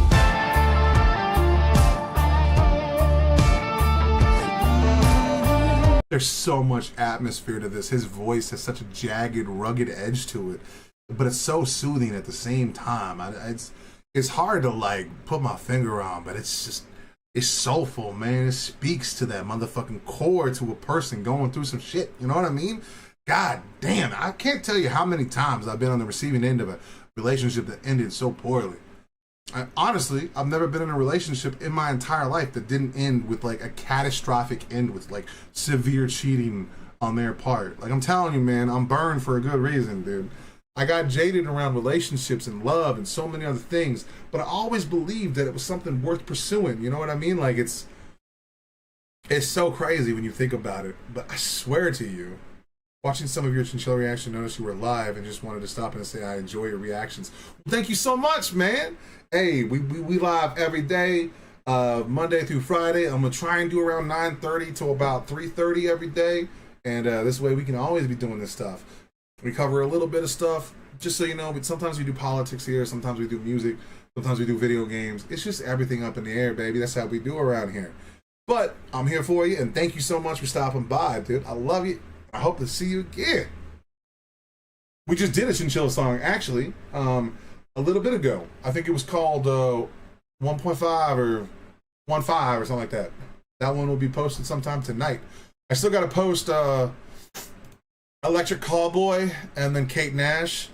Kate Nash's song is gonna probably, I'm gonna let the moderator over here when she's I told her I'd like it if she'd fact check the things I said, because I said some pretty off the wall shit that day, and I don't want to put out a video with misinformation. So I told her I'm gonna cut it, crop it, and give it to her, and she can fact check all my shit. So if I said something outlandish, there'll be a correction automatically in it, because I don't want to put bad shit out there. You know what I mean? But anyway, let's get back to this. All right, I apologize.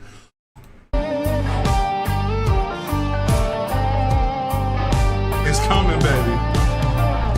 My sadness is killing me, but you won't get my soul. Ooh. Your love might keep haunting me until I grow.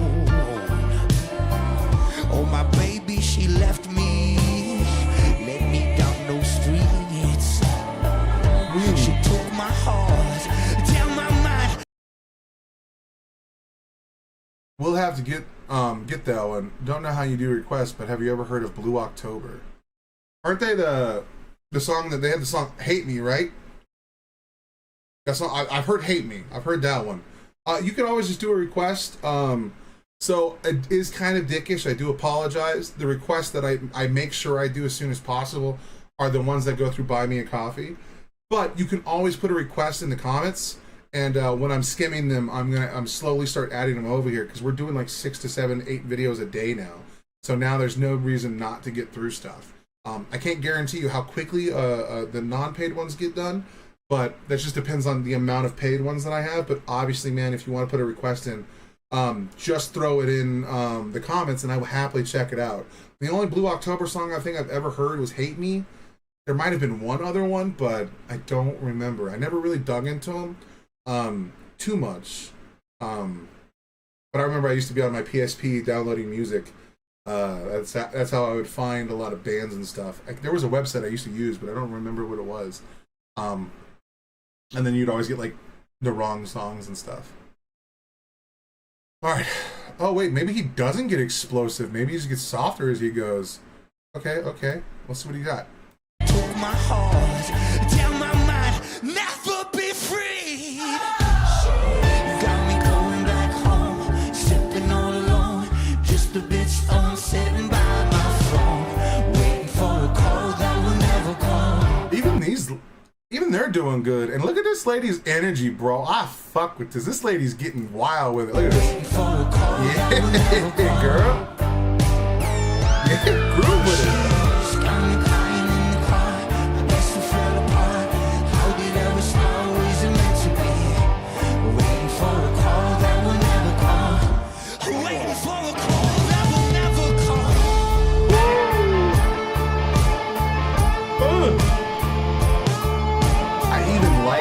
Atmospheric effect, man. Like just the atmosphere of the song, the vibe of the song. it's all done in like a monotone color or like black and white. I don't think it's technically black and white. I think this might actually have a different name. But like with the way the lights are moving and just the general vibe, it just feels smoky. You know what I mean? It just feels like an environment that like you're in a bar dealing with the outfall of a relationship that has unfortunately come to an end. And unfortunately, as all beautiful things are, eventually beauty fades, and that's just no different with relationships. Like, beautiful things can go sour very quickly, and people, if they're not putting in the work and trying to stay consistent with their loved one, bad things can happen really quickly, and people put up walls, and it can get very dangerous very fast. Whenever you're in a relationship or anything like in life with your friends or co-workers, you always got to be willing to put in the work, and you always got to pull your fair share, because eventually people's patience wear thin and wear out. I'm loving this whole vibe, this whole aesthetic. This would be part of my Lonesome Blues album, bro.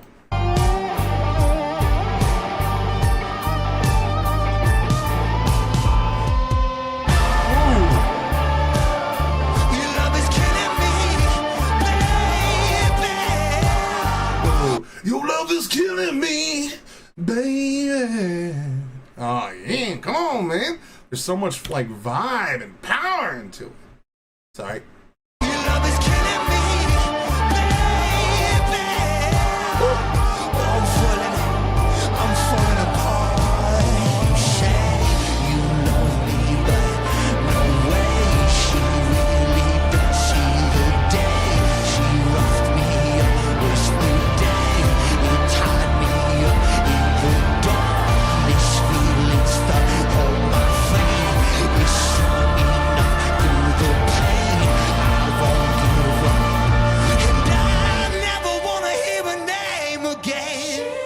Got me going back home, sipping all alone, just a bit stoned, sitting by my phone. A bit stoned, sitting by myself, bro. I feel that in my soul, man. Like, the lyrics aren't like very complicated, but they don't need to be, and that's kind of the point. You don't want to get someone lost in metaphors when you're just trying to invoke a real emotional feeling. You can like overwrite a song that is too abstract that it's hard to invoke the feeling of. It's a true thing. It can happen in real time. So what he's doing is he kept it a little light on like metaphors, and like the lyrics themselves aren't very complicated. But the way blues operate is you don't really want the most complicated lyrics. You're trying to play on the emotion that you're trying to get through. And by doing so, you can really isolate just this one little area that so many people can feel. It doesn't matter where you're at in your life. It doesn't matter if you've never even been in a relationship. We've all suffered from heartbreak. Heartbreak is a real thing. And it's easy to like regurgitate those feelings in a way that just like, you're like, oh, you know what I mean? Like, sometimes you want to venture into that feeling again, but in a safe, controllable environment. And that's what really good music can do. It can have you go back to an area where you felt insecure, weak, and fragile, but in a safe way that can help you navigate those things. So when they happen in the future, you might be better equipped to handle them. This is why music is one of the most powerful things around. It's why music is related, by and large, to things like, you know, religious experiences. That's why like churches often use music to like send their message, because it can fill you with emotions, feelings, and just like it's a psychedelic experience. It can be on par with drugs. It really can be. And music is like an ethereal thing that can just change so much about you, even when you're not aware that it's happening. Like, you can go listen to really angry music, and that can affect your emotions in serious ways. Or you can use it to vent out any aggression that you might be building up. Like, music is such a powerful, dynamic device that can help you navigate the complex emotions that you're going through, and help give you like a tone and texture that you can then comprehend in a real way, and you can navigate that way better by understanding similar thought processes. And more importantly, something that's really powerful about music is it can help you relate to things that you may not have experienced yet. Something that Kate Nash song did very well, it can actually show the actual devastation that women suffer from, by and large, a majority of the time by men. And sometimes men will go their entire life and know none of these things. So like having that music as a branch to like help inform or teach people of things that they wouldn't otherwise do without it being in the setting of a classroom or in the form of a debate that is safe and approachable and digestible by a majority of people is a good thing. Music can deliver information to you that you didn't otherwise think you would have the capacity or capability to understand, because it intrinsically works through the mind, because your mind can interpret it in different ways. Music can say different things to different people, and that's powerful. I guess now that we're not doing that Destiny React, we can move our camera a little more up here.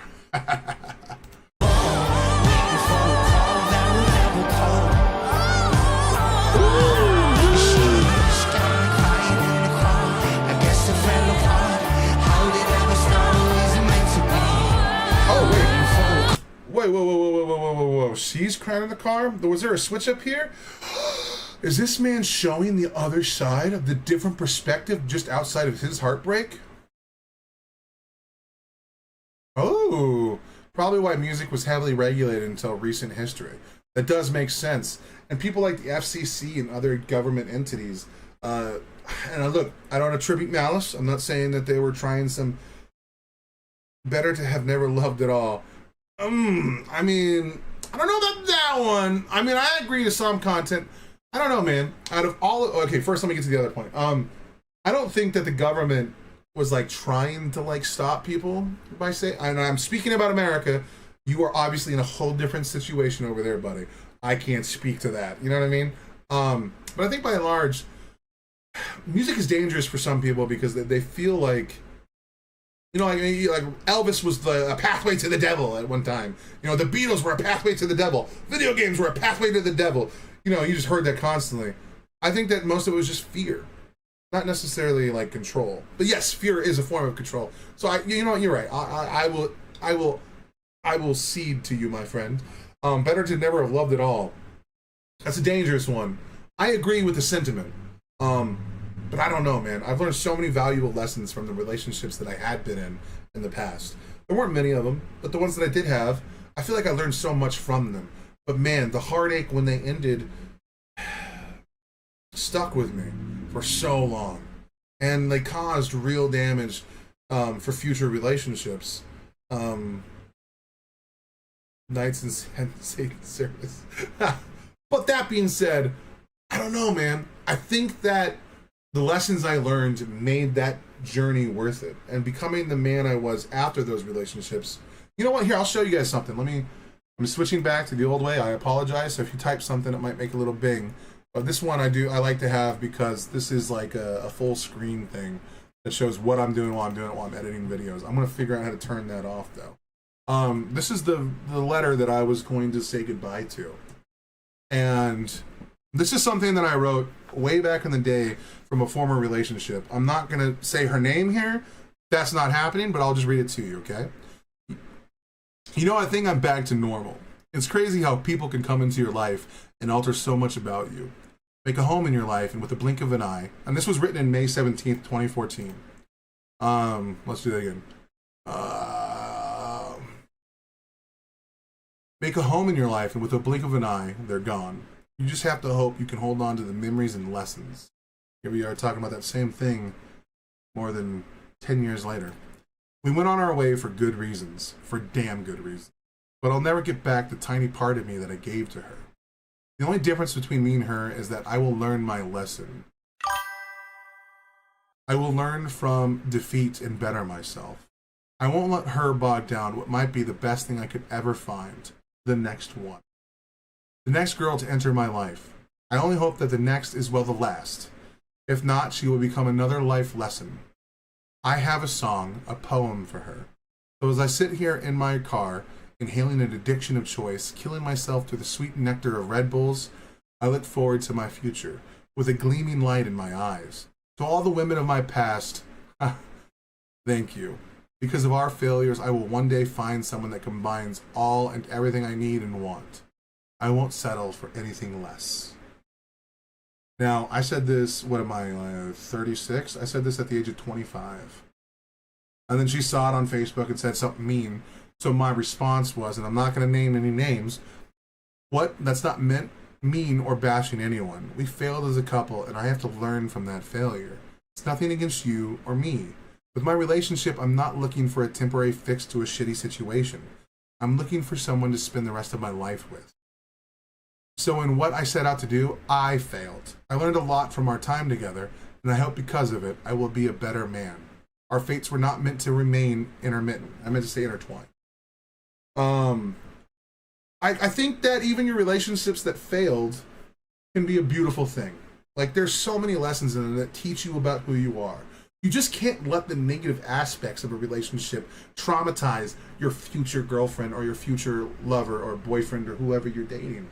Because they're a different person. The things you learn are malleable and can be somewhat applied to the situation you're in, but you can never treat your new girlfriend or your new husband or wife or lover, whatever that might be, as the last one, because they're not an extension of one another. They're two different people. There are so many lessons you can glean through such things, and I think that's very important. And so I don't know if I'll ever say better not to have loved at all. But I understand the sentiment, because sometimes the heartache, it's just so different. All right, let's get back to what we were doing. I apologize, I interrupted a song. I am a monster. Let's switch back to the reaction side. All right, let's go back a little bit and get back into the vibe.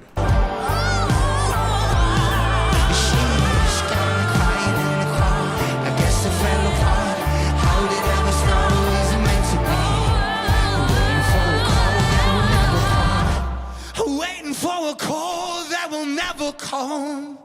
He didn't get as explosive as I thought. He chose that in that very softly. And I like that. I like that.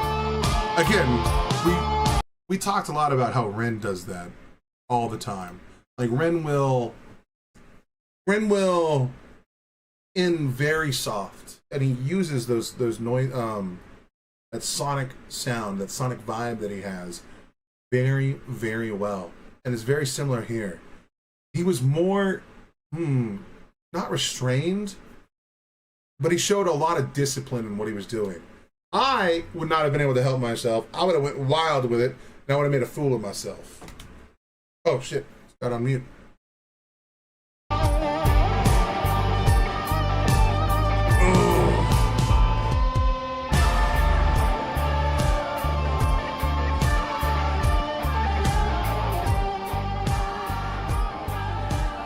We're a vibe, dude. If this is my introduction to Canada, I am fucking here for it. Haha, it says Canada on it. What the fuck? That's so awesome. The best thing Donald Trump ever fucking did was reunite. It's 9:15. How am I already underwater? I'm in the and the Canadian fucking people by being such an unhinged loon. All right. So, Canadian request done. We also had yet another wonderful one, person request another song. I think it's a buskin video with Chinchilla and Ren. And now, before we watch that, let's go visit here. All right. Let's see here if we can cover up at least her last name. We don't want to. Anne did say, "Hi, Will. You seem more relaxed since your move to Canada. Obviously, it's the right choice. When you got a few free minutes, could you please react to Ren and Chinchilla, One Dance / Drunk Love, which is a Drake and Beyonce mashup. It's lovely. Chinchilla said Sheila's nervous about... I bought the cheapest premium because it was like $9, and well, the thing is, it doesn't have ads on anything but music. So, unless I upgrade, which I might one of these days. Whoops, didn't mean to do that. Ooh. Unless I upgrade, I will get ads only on music. Everything else I do doesn't have ads. So, I'm going to have to upgrade that because, you know, obviously we're a reaction channel. and we probably shouldn't have ads going while we're sitting here talking about fucking music. Also, I didn't know that at the time. I just thought, oh, cheapest one. Purchase. Wrong. She gave me the link, and so here we are. We're gonna react to this song. I didn't know there's like 4 tiers, dude. It's crazy. Anyway, let's close that while the ad's running. Make sure everyone gets their money and their compensation. Rin Chinchilla One Dance / Drunken Love, which is a Drake and Beyonce cover. I may not be able to monetize this one when I put it up on the internet. That my premium also gives me a YouTube Music app. Ah, you're such a gangster, bro. Let's do it. Are we ready for this?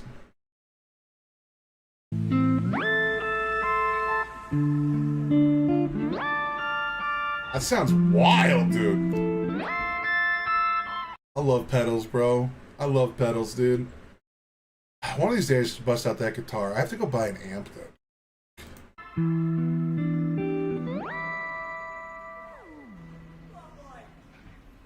Strength and guidance is all that I'm wishing for my friends. Nobody makes it from my ends. I came to bust out the silence. You know you've got to stand by me. When you see the text, reply me. I ain't got no time to be fighting. Ain't got no time. 'Cause baby, I like your style. Yeah. You can see it in her face that she's a little nervous here. But like at the same time, look at that fucking smile. Oh wait, fuck, I'm in the center of the thing still. God damn it, boys. Why didn't y'all let me know that? Shit, I thought I was blocking her name. Whoopsie. Let's go back over. Oh wait, what the fuck? I need to do it over here. But anyway, before we move back, look at this young lady smile. Look at her. Look at her. She's fucking vibing right now. Love to see it. Love to see it. Let's put us back down here. See if we can get out of the way. Oh, we make ourselves a little smaller. Oh, sorry. Being ridiculous.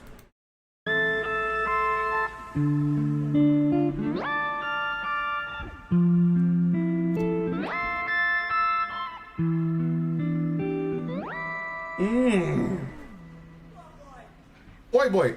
strength and guidance is all that I'm wishing for my friends. Nobody makes it from my ends.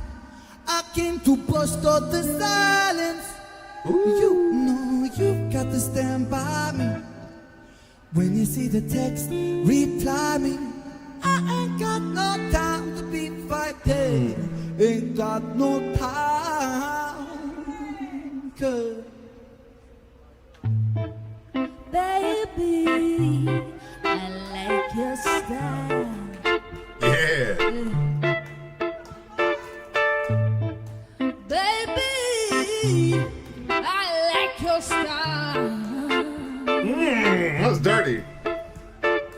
grip on your waist from way back when. You know that I don't play. Streets not safe, but I never run away, even when I'm away. OT, OT, there's never much love when we go OT. I pray to make it back in one piece. I pray. That's why I need a one dance. Got a Hennessy in my hand. One more time before I go. Higher powers taking hold of me. I need a one dance. Got a Hennessy in my hand. One more time before I go. Higher powers taking hold of me. Baby, I like your style. I like your style. I've been drinking. I've been drinking. I love these live busking ones, man. They have such an atmosphere to them. And the fact that they can make it still sound good and mix the quality so well while live on the street. It's like, no, like there's a reason why a lot of people like to record in like closed off rooms with like certain sound like dampening barriers, and you know the acoustics are way different and it adds a better ambiance. But being able to rock this kind of music while also not being in like some kind of crazy, compression room or all the acoustics room is crazy. And like they're holding their own in such a great way. And this is such a different vibe that we're used to. Usually Rin, when he's busking with the boys, it has like a different like homie-esque vibe to it. This one feels a little more constrained, but like you can still see the infection and smile that she has and like he's having. Like they're still having a blast, but it's less like robust and explosive. It's a little more constrained, but it's still just as fun. And they're managing to capture so many different emotions with what they're doing, despite the fact that, you know, it's more of a closed off environment or open environment. Actually, sorry, I said the wrong one. I said the opposite. It's like this massive open environment. Like anyone could run up right now and just like slap a guitar out of his hand.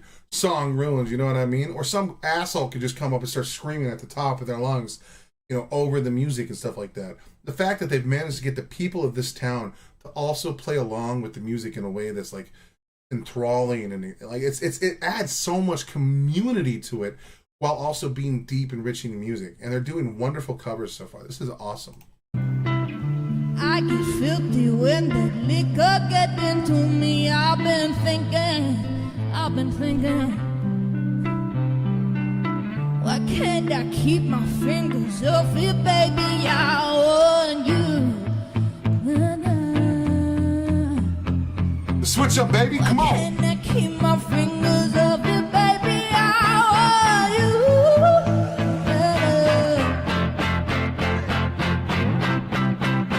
you. Look at those smiles, dude. She knows what she's doing is beautiful. Like, just listen to this little vocal run she does here in between what she says. Keep my fingers off it, baby. I want you.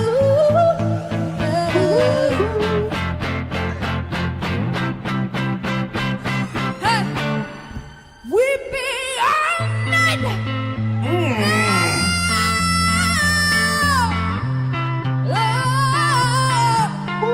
So we be all night. Here's the real question, dude. Out of Rin's entourage, who's got the best vocal chops? I hate to say it, it's not Rin.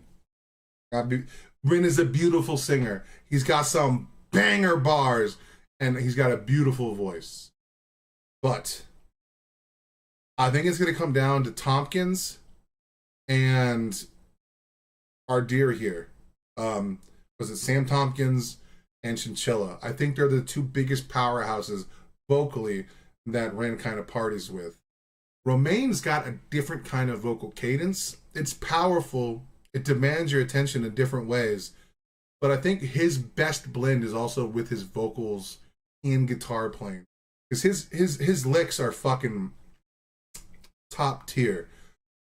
So the crazy thing is, Rin has so many talented friends when you think about it. It's so crazy. But I think it's going to be a tie between Chinchilla and Tompkins. I don't know about that one, Clara, because like Tompkins can do some shit, bro. He's got. It's gonna. I think Rin needs to do this. I think he needs to get his two best homies and have them do like a fucking voice off, bro. That would be very cool for the internet, and it can be done in the spirit of good fun. That would be awesome. I think that would break the internet. I think that would break it. Sam is good, but not.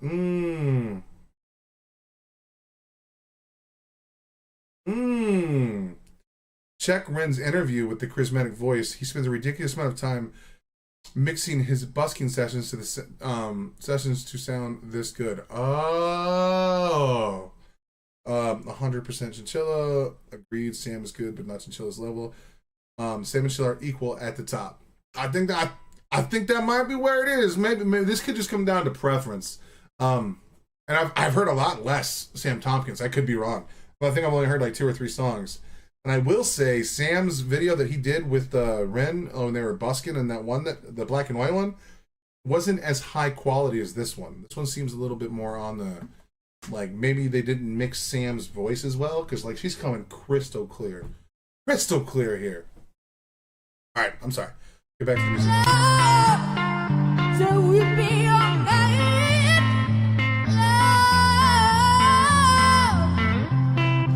Love, love, love, love.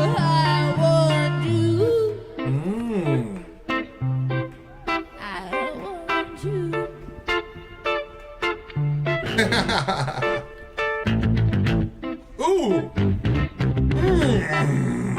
That's meaty.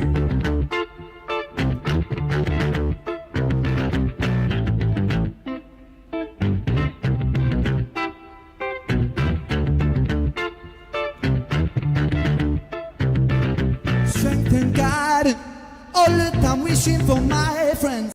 I love that fucking pedal type shit, man. You know what? After this, we might play a song that I really fucking love. I've heard it a lot, but man, I think it might be a necessity. Yeah, because like, bro, I love that pedal play, dude. It's the funnest shit on earth, dude. I wish I had one when I was messing around with my guitar a lot more. Because you could essentially become a full-ass band by yourself. It's so gangster. Thank God, all the time wishing for my friends. I came to bust up the silence. Yeah, I came to bust up the silence. You know you've got to stand by me. When you see the text, reply me. I ain't got no time to be fighting. Ain't got no time, girl. Baby, I like your style. Yeah, you do, girl. Baby, I like your style. How about this, though? How about this as a theory?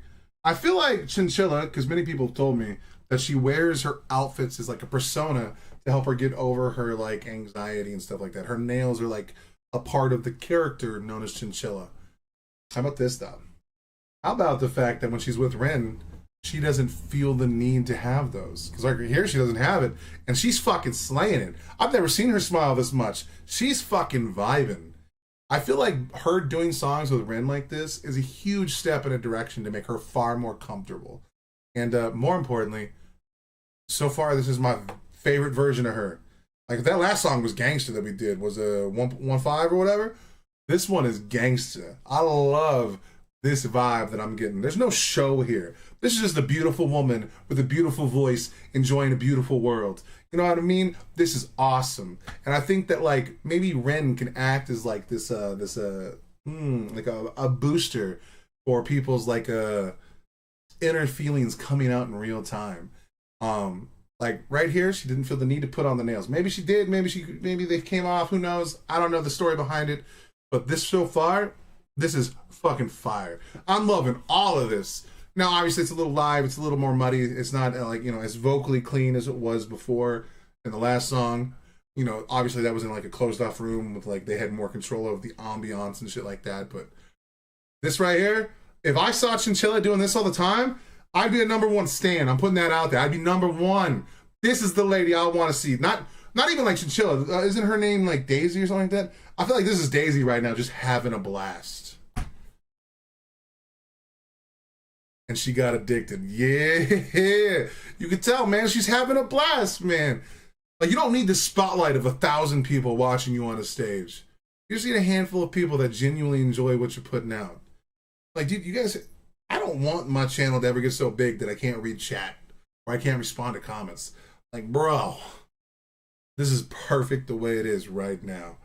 Busking is like the same thing as streaming, but like in a way more atmospheric way. But like, it's such a gangster idea that like you can just have a small community of people that really get down with you and can make you feel so comfortable with what you're doing. I love it. This is everything I want to see Chinchilla do. If she does more of this, or just this version of her coming out, or the the real her showing, I'm 10 out of 10. Would listen again. Playlist every time. You know what I mean? This is a vibe. This is beautiful.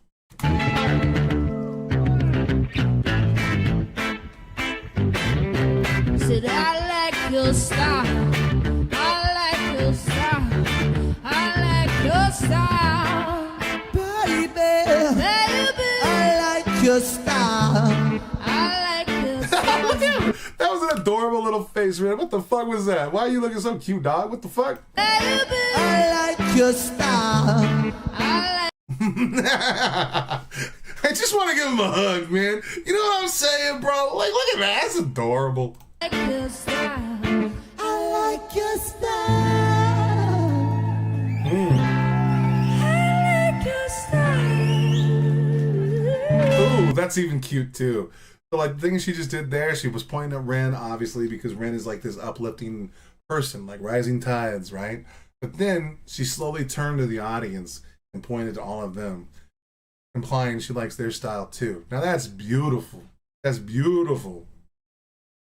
That's what I need more dance.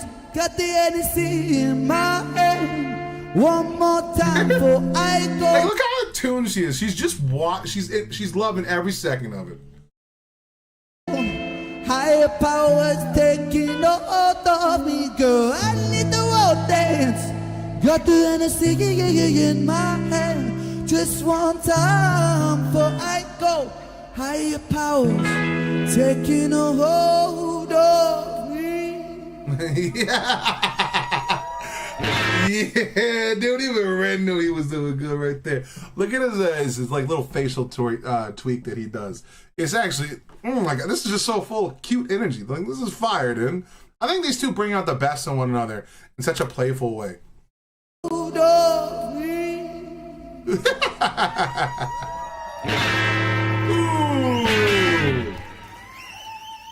Thank you. That was gangster. Come on. Oh. Gotta be careful, man. I'm gonna get copyright strike for an ad. That already happened once. All right. All right, so that's another one. That one was requested by a young person. Musical siblings. Yes, I agree. I didn't initially get that vibe when I was listening to her music, her solo music. But man, like when they're together, they're just so dynamic. But also, she could just be going through a phase in her life where I may not be like the most, into her solo stuff, but I guarantee you she's gonna look. Not every artist I've ever listened to has songs that I like. Like, actually, you know what? Maybe I could just show you this real quick before we get into the next video, since this is the perfect time to kind of mess around here.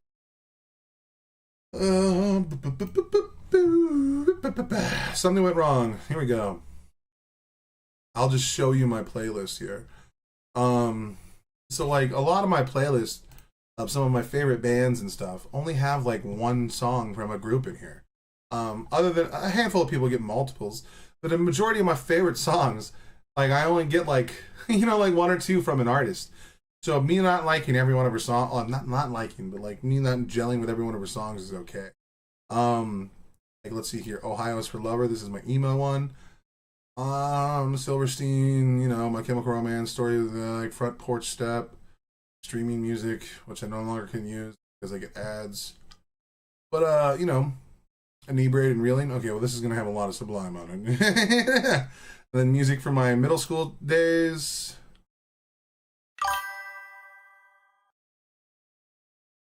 Oh, well that's all right. I don't mind it. Age and Confused, music I started listening to at the age of 25 to 35. I have a Kid Laroi and Justin Bieber song in here. I think someone shoot me. Whoa, did they remove this song from the playlist? They took off Fucking Time featuring Ariana Grande. Ro Kappa, Everything's Fine. I love that song. I even had a Tom McDonald song in here. Whoops. He does have one song I like. I even have a Dax song in here. Ugh. Oh, Sisyphus by Quedeca is such an awesome song. Holy shit. Oh my god, dude. I gotta get out of here. I'm taking oh, that's right. I wanted to show you guys a song before we jump into the next one. YouTube. Now this is not a reaction for me. So this will be a re-reaction. FD. Fuck, man. I might have to do this at a different time because I don't remember. Like it was only 3 letters long. I don't remember how it worked. Fuck. All right, whatever. We'll just do it later. I'll find the song tonight when I'm, just vibing, and then I'll grab it all then. All right. Let's jump into Chinchilla Cold Water, and I think this is the last one of the super chats, or not super chats, but whatever they're called. Elizabeth said, "I'm also not into the pop genre, and which is popular output. It's definitely a case of enjoying them because she's a gangster. not because of the style. Yes, yeah, I can get behind that. I can get behind that wholeheartedly. Elizabeth said, if you're still okay with Chinchilla, so apparently I was a little too harsh on Chinchilla. A lot of people think that I don't want to react to Chinchilla stuff. I'm a little hesitant to react to Chinchilla stuff, to be honest with you, just because of her partnership with UMG.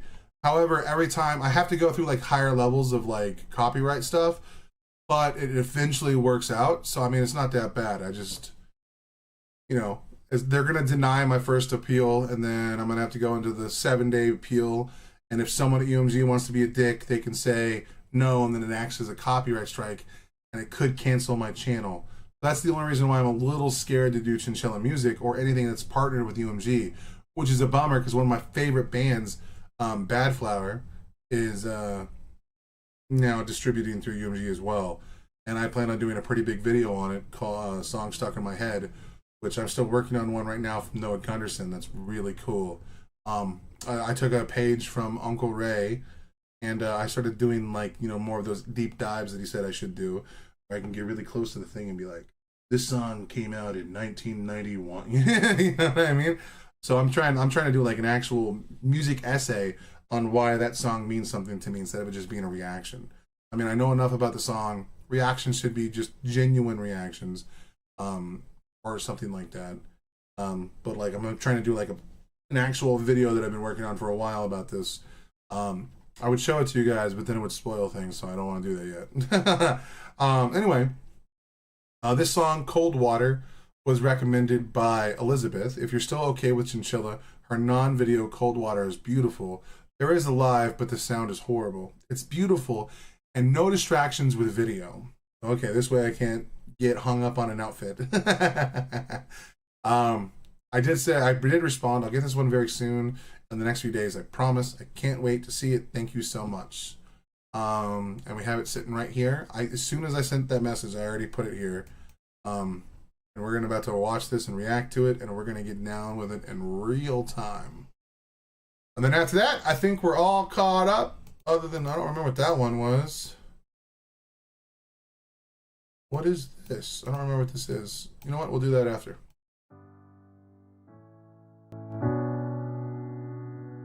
Alright.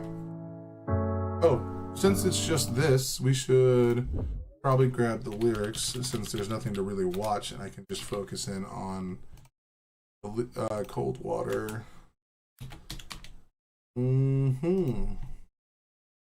Oh, cool. I just did that and now I can put it over here.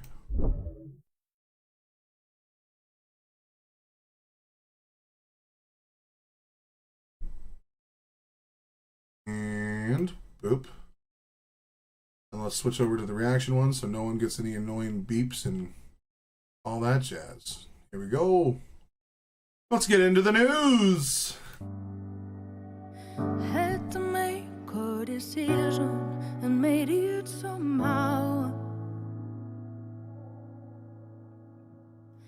Never took to division. I still don't know now. And I lay down the choice, but it's easier to blame someone else. And I'm sorry that you were the victim of my wicked self. Trust me with your beautiful heart, crush my heart away. Whoa, okay, she got that took a turn I wasn't expecting. So the lyrics up to that point were, had to make a decision and I made it somehow. I've been hung up on that stuff before. One of the worst parts about being in management, okay, look, I'm about to go into an analogy that a lot of people aren't going to like, just because it's going to be video game based. I play a game called League of Legends a lot, and it's actually been the cornerstone of my channel for about 8 years. I've been known as League of Legends content creator, and then I kind of made a transition into doing reaction content along with that, and then I've slowed down on League of Legends because I've done a lot of shady stuff as a business. Riot Games did. But one of the things you learn in League of Legends is that, how do I explain this to you? All right, let's see if I can do this the Destiny style. Go into, no, I was going to go into Paint and draw a graph. Anyway, so let's say in League of Legends, you have 4 teammates and 5 opponents. It can sometimes feel like you have 9 opponents at all times. One of the things you learn in League of Legends, especially if you try to climb in any rank, and the highest I got was Gold 2. However, I didn't have any problems climbing. I feel like I could have kept going, but I probably would have stopped probably at either Gold 1 or Platinum. Which still means nothing. It's still dog shit. Especially for someone who put that long and that much money into a thing. But I tried to be a YouTuber, so the majority of my playtime was in normals with friends. Anyway, one of the things you learn when you try to improve at League of Legends, or anytime you talk to a coach or anything like that, they'll always tell you some of the same things. You can only control one character, okay? You can't control your 4 teammates, and you definitely can't control the 5 enemy teammates at any given time that you're playing the match. Now, there are optimal things that you can do in League of Legends. Like, you can break down the game, you can go over the information that's seen there, because it's a real-time strategy game where every decision you make matters. A lot of people say that the winner of a game isn't the one who made the best decision. The winner of a match is those who make the least amount of mistakes. One thing that's really important for higher ELO players to like relay to lower ELO players like myself, and they do a pretty good job at that. Still waiting for your Cloud deep dive? I swear to God, dude, it's coming. It's coming, dude. I love Cloud with all my heart, dude. And I want to talk about the differences between Cloud and Zac Fair, and why there's such a huge contrast between them, and what those contrasts mean and how that can relate to a person. But something that you can learn about that is there is sometimes the optimal strategy in the game. Like if you're pushing for mid and 3 people in the enemy team are in bot lane and their jungler is one of them, and they still have their outer turret, it might be in your best interest to go rush Baron as a group, especially if you have an ADC that can output a lot of damage. Let's say no one does that, and your team moves to fight bot lane. The best move would be go do Baron. That is the optimal strategy. But that being said, if your team has made a decision, even if it is the wrong decision, sitting around and arguing about what the best decision to be isn't the play. You're talking about a game where every millisecond matters. So time wasted talking about the best decision could be a waste of time. What you should do is you should ping Baron, and if they move somewhere else, even if you think it's a mistake, you should move with them. The reason for that is because if you're together, your chances of like succeeding dramatically increase. A bad decision well executed is better than a good decision that was not thoughtfully done. If the team is not fully in for the Baron fight and you keep demanding the Baron fight, your team's going to go bot lane and potentially die, and that could throw the game and you could lose the match there. Even though you try to do the optimal play, nothing happened. Being frozen by doing what you think is best can be actually a negative thing for your life. Sometimes the best decision is to make a decision. It doesn't have to be the best decision of your life. One of the things that creatives have a hard time doing is starting a project, because they get in their own head so many times about what is the best way to put this video out there. What is the best way that I can like construe an argument? What is the best? Just do it. And then while you're doing it, fix it along the way. I know that doesn't sound like optimal in many people's lives, but like being stunned by a thought process of trying to come up with the best way to do something can take a lifetime. And that same being stunned in that environment is why people get stuck in a dead-end job, not willing to take risks or dive into something bigger than themselves. It's because they're trying to wait for the perfect opportunity or the perfect moment. You can't do that. Sometimes you have to make a decision, even if it feels impossible. Even if it is the wrong decision, you can sometimes pull out a victory from a bad decision. A decision well executed is far more beneficial to your life than a decision that is half-heartedly executed, even if one is more optimal than the other. Another way that you can relate this back to League of Legends is in a team fight, those that are looking for an exit in the middle of the team fight are going to perform worse than those that are looking to win the fight. If you're not committed to what you're doing, you are going to fall flat time and time again. When you make a decision, like you have to be willing to deliberate on that choice momentarily. You have a few seconds to make the decision, and then once the decision is made, you need to commit to the decision. It's not about best, it's not about optimal, it's about the fact that when you're there, you're present, and you're giving it 100%. And then whenever you do that, any decision you make can usually turn into a victory. Wondrous things can happen. I often say the universe provides. It's one of my catchphrases. Whenever something bad happens, I say the universe provides, and I can find a solution through it. So when she says, I had to make a decision and make it somehow, that is reflective on people that are stuck in a situation where a decision is the only thing that you can do. The longer you wait, the more significant of a chance the decision will fail. But that doesn't mean rush into everything. You still have to be deliberate. You still have to think your way through it. But once the decision is made, you have to commit in all aspects of your life, not just through in video games.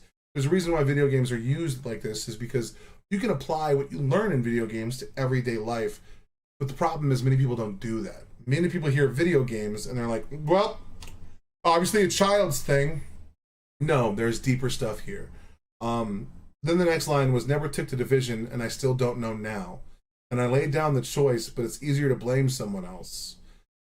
That is so true. And again, that can be attributed to League of Legends. That's me. That's exactly me currently looking for the perfect time to quit my job.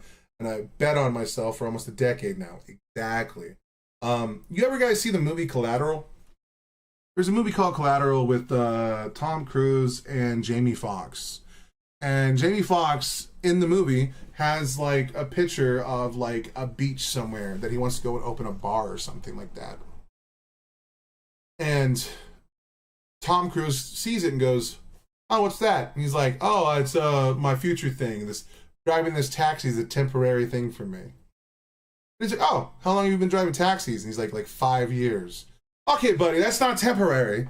Like, if you could just go take out a loan, or you could set aside money, you could sacrifice things in the here and now to build up that currency to go do the thing you want to do. The problem is people fall into these loops and they dream of doing things, but then they never act on those dreams. And that's so dangerous. And to blame people, like so much of my life and the wisdom I'm giving you, I've developed from playing League of Legends, okay? I've developed by trying to improve League of Legends. In League of Legends, like again, you can only control one character, so you're only responsible for one character. But if you're present in the game, there's a big chance that your actions are going to affect the game by and large. And if you look at other people to find fault in why you're losing the match, you're already playing the wrong game. You're playing the blame game. It doesn't matter where the fault is. It matters on how you're going to address the situation now. It's not about who's to blame for why we are where we are. What can you do better to facilitate the victory that you're looking for?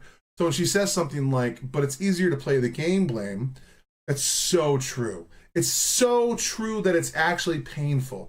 So many of in our lives will look to other people to point out their flaws or their problems or their issues that are causing issues in our everyday life. It's beautiful that she's mentioning these things because these are messages everybody needs. And then she says, and I'm sorry that you were the victim of my wicked self. As I've said in a lot of the Ren videos, that we are all capable of doing great evil. Some of the times that evil is just being a shitty boyfriend or a shitty girlfriend or a shitty person to someone that you care about. And then she says, trust me with your beautiful heart. I like that. She's being self-reflective. She's not necessarily saying that she's good and she's not saying that she's bad. And she's still complimenting the person that's choosing to be with her. That's powerful stuff, man. For you. Hope I'm not too late for you. For herself. Trust me with your beautiful heart. Cross my heart to wait for you. Hope I'm not too late for you. Can I be no state for you? I'll keep on burning my pride. I know that I fucked last time. Baby, could I change my mind? Tell me if I crossed the line. I'll keep. I love it. Again, the way that she uses bad words accentuates so much. Here we have multiple lines where none of those words were used. And then, cross my heart and wait for you. I hope I'm not too late for you. Kind of been a state for you. I'll keep burning on my pride. I know that I fucked last time. Maybe I could change my mind. Tell me if I've crossed the line. A beautiful sentiment. One, you should always check in with your significant other. Or even friends and family members if you're doing things that are already working against them. Hell, you can even do the same thing as a parent. One of the things that even Jordan Peterson used to teach people about was that it's hard for parents, because parents have a really fucking hard job, okay? Teaching someone morals and thought patterns that are mixed with 50% of someone else can be a very challenging thing. And it's a thing I know nothing about other than being like catty corner too. The reason I say all of those things is because what Jordan Peterson used to say was, you have to have your kids do things that can teach you not to hate them. A sad reality is that in a majority of families, people let things run rampant and they let people do things that they just really don't like. And then eventually you can grow to hate aspects of even your children, which is crazy. But I mean, you see it all the time in psychology and stuff like that. It's so hard to like command them in a direction that makes them a standout person of society. You should be able to look at someone that you love or your family member or even a child and be proud of the things they do, not ashamed. But some of that filters in through your own ego, and some of that requires you to be reflective on yourself and fix aspects of who you are. Whoa, we just got a new subscriber. What's going on, Mr. Meyer?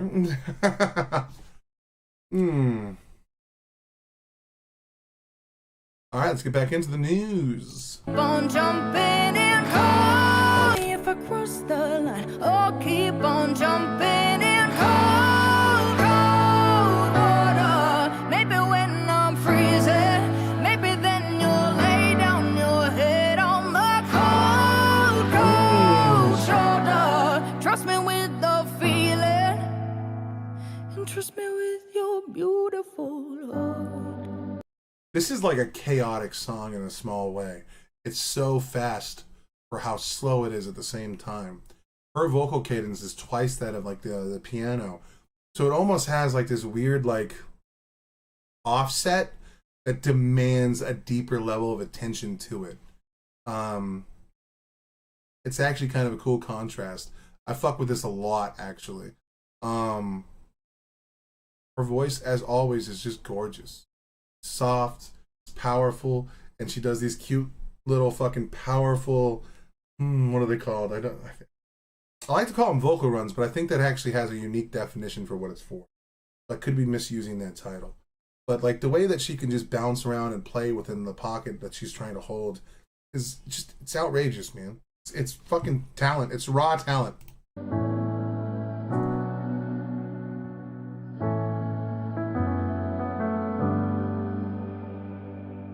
Has the fear that I'll hurt you put you on the fence? Have I swallowed your ego? Is it self-defense? Has the fear that I'll hurt you put you on the fence? Have I swallowed your ego? Is it self-defense? These are very good questions to ask someone when you're entering a potential relationship or whatever might be happening like there. Because one, a lot of us use defense mechanisms to like shelter us from getting hurt. And that can be spawned from abusive relationships with like our parents, former lovers, hell, even friends or co-workers or people that just exist in the world, or hell, even strangers on the internet. You put on the fence, have I swallowed your ego? The idea that ego is a dangerous thing. We talk about it all the time in the video, so we don't need to go too deep into it here. All right. Oh, okay, and so she's going to do the chorus again. Let's jump right into it. And I lay down the choice, but it's easier to blame someone else. And I'm sorry that you were the victim of my wicked self. Please don't take it to heart if I show you. What a fucking odd mix-up that was. But it sounded like, even the sound it did sounded like it was like interrupting the song. But I started hearing her voice change up right there. So this is about to get very interesting. Very interesting. Okay. What you got for me, my dear? It is a present for my ears. Victim of my wicked self. Please a question. I'm fighting a fire in my head. So take it off. And trust me with your beautiful heart. Trust my heart will wait for you. Hope I'm not too late for you. Kind of been straight for you. Oh, keep on burning my pride. I know that I fought last time. Baby, could I change my mind? Tell me if I cross the line. Oh, keep on jumping in cold, cold water. Maybe when I'm freezing, maybe then you'll lay down your head on my cold, cold shoulder. Trust me with the feeling, and trust me with your beautiful heart. Oh shit. We're about to go ham as fuck, guys. I'm here for it. Let's see what she does. She about to rip my ears apart. Let's go, girl. Last time you literally gave me a muscle spasm in my neck. What we got? What we got? What we doing? Feeling, and trust me with your beautiful heart. I will follow you. Give you every inch of my soul. I will follow you till I made sure you know. I will follow you through high and through the low. Chill. Holy fuck, dog. You don't have to go that ham. I'm sweating. All right, well, hold on. Okay, let's go back a little bit. We'll try that again. See if I can retain my composure. Like, dude, holy shit. All right, she might be beating Sam Tompkins. I think Clara could be entirely correct here, guys. Holy fuck, are you guys hearing this shit? I will follow you. Give you every inch of my soul. I'll follow you till I made sure you know. I will follow you through high and through the low. Follow your love in cold Damn. water. Maybe when I'm freezing, oh, keep on jumping in cold, cold water. Get it, Maybe girl. when I'm freezing, maybe then you'll lay down your head on my cold, cold shoulder. Trust me with the feeling. Trust me with your beautiful heart.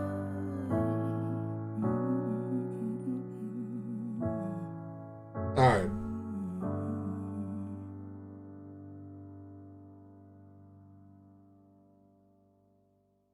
Okay. I'll admit defeat. She's got better vocal chops. Why do Slightly better vocal chops than Mr. Tompkins. That was gangster. Oh, another one down. Wait, hold on. I don't know if this is the same thing. I don't know what this is, actually. Guys, you have no idea how many... I have so many tabs open, and it's freaking me the fuck out. And I'm usually not having this many tabs. Oh, okay, so that was the cold water one. Okay, cool. Well, she needs to get her money, dude. We ain't doing that. We ain't doing all that. All right. Oh, man, we got 2 hours. We got through all of it in 2 hours. Gangster. Okay, okay. That means we get to play around with some other stuff now. Ooh.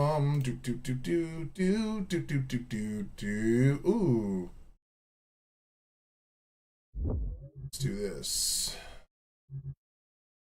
El YouTubo. Yar.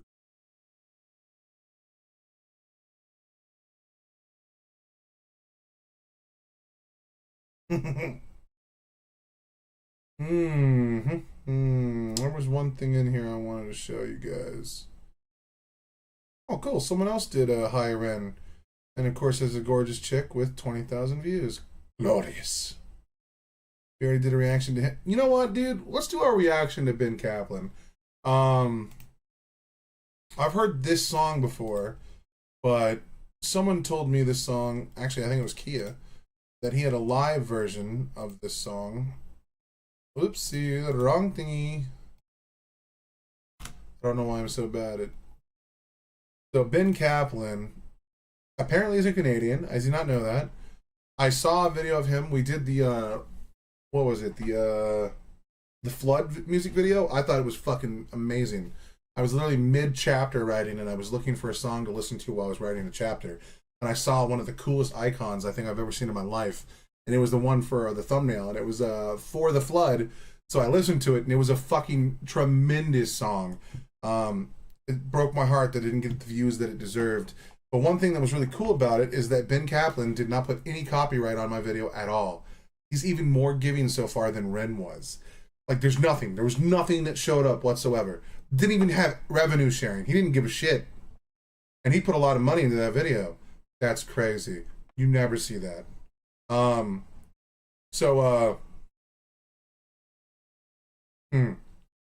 looking forward to jumping into this video because I really like this song. It's a little lovey song. It's a little sappy, but I think this guy is woefully underrated. And God, could you imagine a actual fucking him and Ren on a track together? Because he's like entirely independent, and I've never seen him with a lot of people. I don't think he has a posse. But he's so awesome, dude. I saw him in a video like 10 years ago in a forest with just a guitar, and he slayed, guys. So we're about to get into this one. This is the last one I had on the potential list today. Is Ben Kaplan, and you are listening to Sunday Sessions Berlin. This song is called 40 Days and 40 Nights. I've been out in the desert. I have wandered on through the sands. I've been blind, I've been thirsty. I've walked with the devil through dangerous lanes. I have seen with my eyes images I wish I could erase. I have danced with lady temptation. I have felt her fire. I have seen her face. Well, I can't make it. I won't last another day. Each day is torture. Baby, each day is torture when you're away. I can't do without you. My lover, my partner, my friend. And now that you're gone, each moment so long, I can't wait till you come back again. Oh, I've been missing my woman. Whoa! 40 days and 40 nights. I've been missing my woman. 40 days and 40 nights. I have been missing my woman. 40 days and 40 nights. I've been missing my woman. One of my favorite things about Ben is that he uses a very complex schemes with his music. Like even when he's doing simpler songs, he has a way with metaphors and like setting a whole scene. It's almost like it's not operatic. It's not that. It's more like it's if you were just in a dark room with this on, I feel like you could just picture perfectly like a man sitting in a bar singing about how he's missing his lady in like a smoky tavern. You know what I mean? Like it's got such an atmosphere to it, and the words that he chooses are so fine that it like accentuates the entireness of the music that he's trying to put out. He said, Mr. Weber said, Electric Callboy, very reactor friendly as well. After every drop, they react to reactors, and it's funny as fuck. I did watch one of them. One of those I have to upload. Actually, I think you were here yesterday when I was doing it. No, I don't. We already did one. Here, I'll show you which one we did. Yes, we reacted to Hypa or Hippa or whatever. That was in yesterday's stream. I still have to upload the video, but I ran out of time. I wanted to go live at 9:30. So as soon as the stream ends, I'll be uploading these later tonight. And then I'll be making my way through the whole list. The only one that's going to be a little slow on the upload is Kate Nash. because I want Kia to go through it a little more so that we can, fact check me in real time, because I don't want to say anything that's too offensive or too rough, because I know I was raising some eyebrows last night, at the end of the night. But I think we said some good stuff there. I just, I would rather have someone double check the things I'm saying in case I'm saying something inaccurate. Because believe it or not, Key gives me a lot of pushback on a lot of things. And I don't want to give out too much information, but this is there's a reason why this song is here, okay? This is the song I was listening to on my way up here. Let's just say that. Yeah.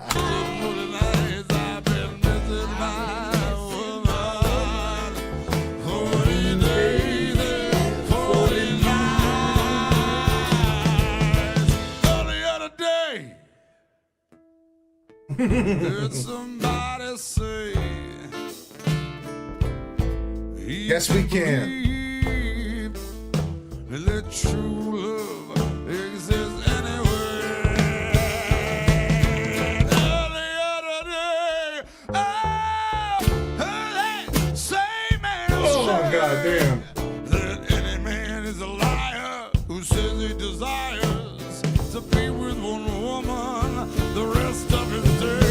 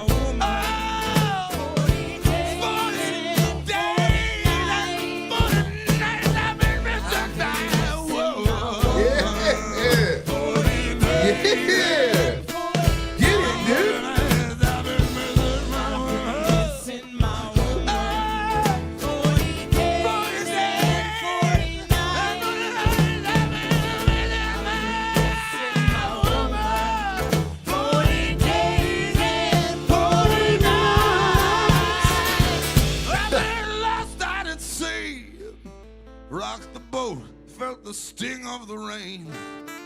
Hey, look at that. I want to move into his beard so I can always pee when he sings. Like, listen to this line real quick.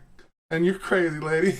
I do too. That beard is like, bro, I can't, like, it makes me so mad. My beard doesn't get much longer than this. Like, I'd be growing this motherfucker for like 4 months after I trimmed it. Well, I trimmed it like 2 months ago, but bruh, like, come on, give me that beard, brother. Bro, I wish I had this guy's drip. I ain't gonna lie to you, bro. God, dude, like, this is gonna sound, look, this is what a man is to me, all right? Look at this man. And I like that he's, like, pretty progressive, too. Like, it's so gangster. It's so gangster, you know what I'm saying? I love it. Rock the boat. Yeah, so, like, hold on. Let's go back a little bit. There's, like, a line here I want to, like, this line is beautiful, by the way. I've been lost out at sea. Rocked the boat, felt the sting of the rain. I've been lost at sea, rocked the boat, and felt the sting of the rain. Like, come on, dude. That's so gangster. Like I said, he paints a picture so well with words. I've been surrounded by couples. I felt loneliness I could never explain. Oh my God, bro. That's so true. Look, I don't like to get all emo with my shit, right? Like, I don't like to do that. Well, there's a reason why I was pretty jaded on relationships. Before I started streaming again, while I was working, I went through like this weird phase of isolation. It was when I first started my journey back into the left. I kind of separated from the world and I kind of locked myself in a room for 6 months. My only outside interactions with people was at work. Go to work 12 hours a day, come home, not say a word to nobody. I'd sit in a dark room, not even talking to friends and family. For 6 months, I didn't hear a word from anybody other than work. Yeah, I like to. I do get emo with my shit. Let's be real. But it was a jarring experience. At that time, I was really getting into stoicism, and a lot of people said that sometimes, in order to find who you are, you have to be alone. And going through that transformative era of like a moment of 6 months of literally almost no contact with people, especially on the weekends where I would do nothing. If I managed to get a day off, I didn't talk to a soul.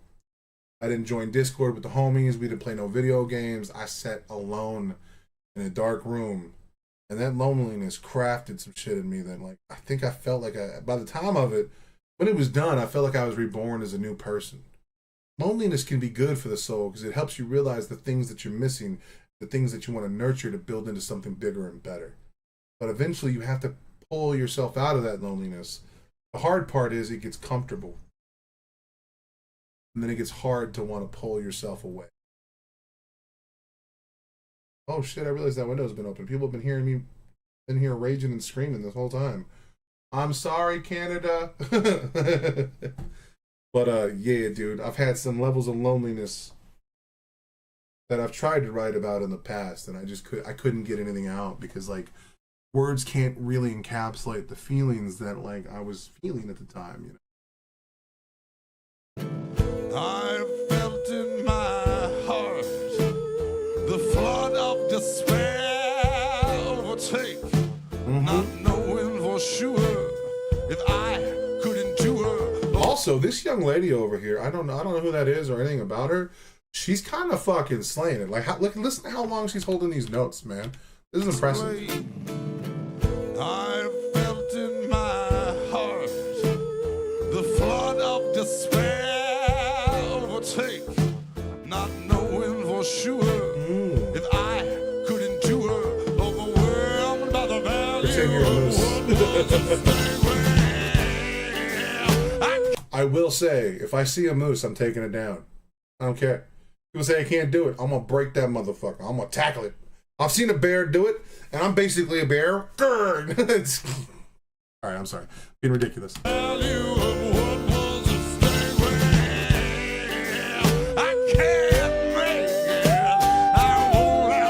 damn, girl. She's kind of putting you to shame right now, babe.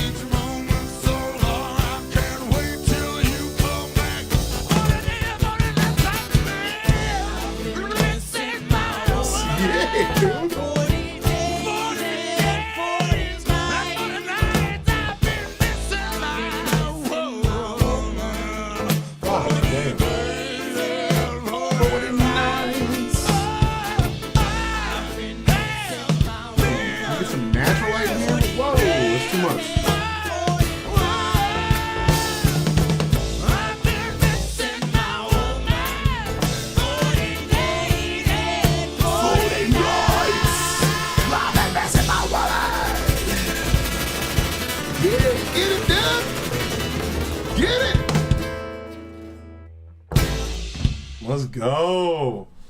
That was fire, dude. I'm so glad that Ben, I'm so glad I came across Ben like that, bro. He's fire, dude. I actually like that better than the original. Oh, that's the video I saw way back in the day.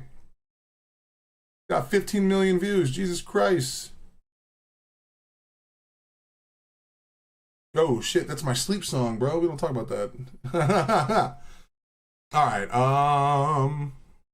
There was something. Oh yeah, dude. I want to see if I can show you guys a band that I've never heard anyone in the world other than myself talk about this, and it was in one movie and an episode of Scrubs. Oops. Whoopsie. Now, his most famous song is called Sideways. Yeah. What was the name of that movie that was really popular? But man, we about to do this. I'm sorry, y'all. Oh, muted, play. I don't know why I love this song so much, man. I was 17 years old. This motherfucker came in on my I found this while I was downloading music by accident, and this song changed everything about me. And I've never heard another person in the world talk about Citizens Cope. I don't know why. I don't know why this guy fell under the radar. It's such a bummer because, man, this guy has some banging tracks. I think his most famous one is like my least favorite song, like Let the Drummer Kick. I don't really like that song. How long is this? Come on, lady. You know what? Nah, I ain't doing it right now. So this is kind of like the age where I was into John Mayer very heavily. I was playing guitar a lot back then. I didn't learn this song for some reason. I should have tried. There's not even lyrics for this bitch. Also, he's still getting traction today. Let's see if I can get the lyrics out. We can do this proper. You know what I'm saying? All right. Citizen Cope Salvation lyrics. Oh, it's always coming up to the top. Burp.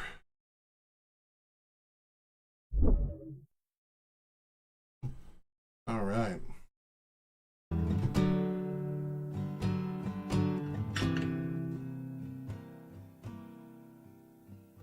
Said Judas came up to DC. He been down in Georgia for a while. He drove a 944. He bought with the soul of a blonde-headed kid with a left-handed guitar.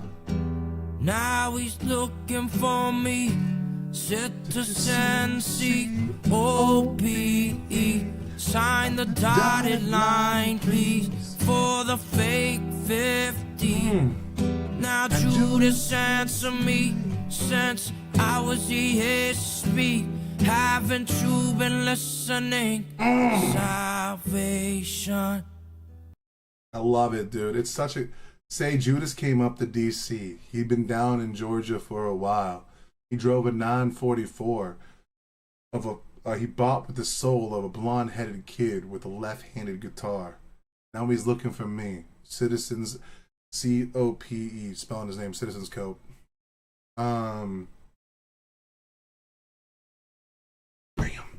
Sign the dotted line. Sign the dotted line, please, for the fake 50s. Now Judas answer me. Since I was the age to speak, haven't you been listening? And he's going to say salvation a few times. Salvation. Salvation. Salvation. Well, he came to town, found the woman that I love, and he fucked her down. She told him where I live, off a knife in the alleyway, where they say they got the coke and the dope until you end up broken. You should've let the smack get you, he said. Well, now you gotta deal with me instead. I'm downstairs on the Motorola. You know, I got 3 golden bullets and I'm shooting for your soul. Salvation. All right, let's talk about some of these lyrics here. So look, I didn't do a deep dive into Mr. Cope here. I didn't find why this song exists or what necessarily he was talking about. Because sometimes I believe in the death of the artist. I was very hesitant to start diving into Ren's chapters just because the more I learn about Ren, the less the music is about my inference on what it means or the way that I think what it means, and the more that I know what it means. So now I hang more on what Ren is about and less about what I think it's about. Which is okay. It's just it feels different. So for here, I don't necessarily know what this song is technically about, but the way that I read this song and the way that it comes off to me is it sounds like a young man dealing with the music industry. No, like I could totally be wrong. Maybe this is like a straight up thing that happened. Maybe this guy battled the devil. I can't answer that question. But say Judas came up to DC. He'd been down in Georgia for a while. It sounds like someone was down there like making a music album or signing a contract or something. And then he drove a 944 he bought with his soul. So like he probably made a contract with someone, and then that person, you know, he made a lot of money off of the potential talent that he was working with. Now he's looking for me, obviously, like now he's looking to sign me. Please sign the dotted line for the fake 50s. You know what I mean? Like these artists generally get completely screwed over in the music industry. And the people that make a majority of the money are these natural bigwigs that, you know, aren't actually creating anything. They're just offering you a platform to do things on. Which, I mean, I don't think that's worth like 50 to 75% of the music that they make. So then he talks about how he came to town and then he fucked her down. She told him where I live off the 9th in an alleyway where they say the coke and dope, where they got the coke and the dope until you end up broke. So like obviously he's talking about poverty and like, you know, at least to me, that's what he's talking about. So like he lives in a bad area, so like obviously he should sign for these things. And then he says you should have let the smack it get you, he said, but now you got to deal with me instead. So instead of selling drugs and doing all this other stuff, now he's, you know, like talking about now he has to get into business with the devil. You know, I've got 3 golden bullets that I'm shooting for your soul. Now, depending on what how you want to read that, maybe some of that could be tied to the fact that the Holy Spirit, the self, or whatever, the Holy Trinity or whatever, if you're Catholic, or you could be talking about the 3 versions of a person that exist if you're talking about Freud, you know, the id, the self, the ego, and the superego. It's just an interesting thing that he puts that in there. And if you're just a nerd and play video games a lot, well, he's got 3 golden bullets, dog. Let's get to the next portion of the song. Salvation, salvation, salvation. Well, I came down with my Martin Days in my voice. It was cutting him up. Well, now he's aiming his first shot. Grazed my eye. I lost half of my sight and my firstborn's light. Yeah, the second shot knocked off my guitar moon, and it made my guitar kinda play out of tune. But I just kept strumming like I'd nothing to lose. He turned the 3rd on himself, cause the bastard knew. Salvation, salvation, salvation, salvation, Hey. salvation. I'm calling salvation. I'm calling salvation. I'm calling salvation. Yeah, yeah, yeah. Say, put the gun down, the gun down, put the gun down, the gun down, put the gun down, put the gun down, put the gun down, put the gun down. America, put the gun down, bro. Jesus Christ. I wish this would be like on repeat for like everybody. Like, bro, violence is never the option we should be seeking. Put that motherfucker down. Put the gun down, put the gun down, put the gun down, put the gun down, put the gun down, put the gun down, It's very simple. put the gun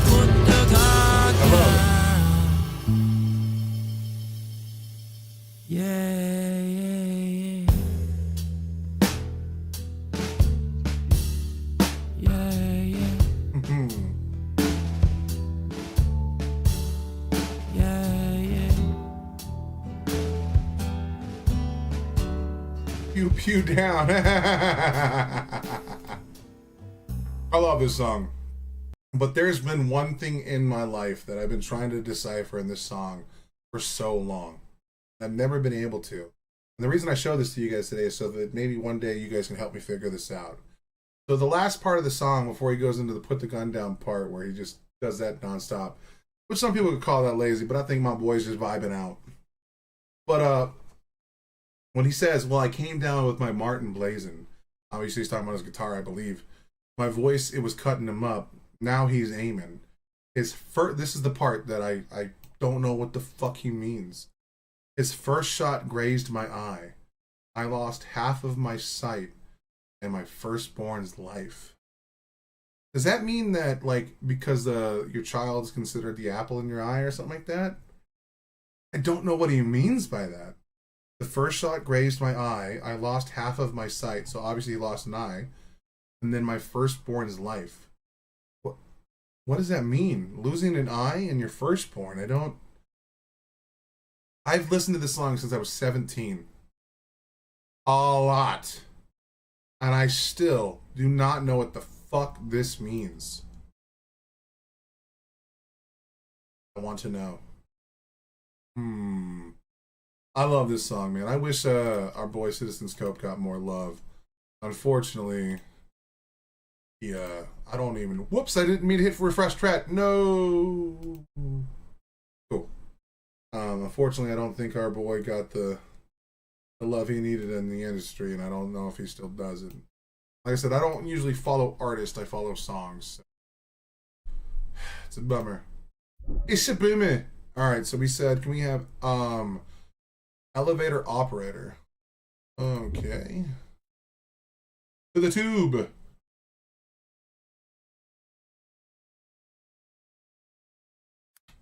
Elevator. I also need to do another Sleep Token song.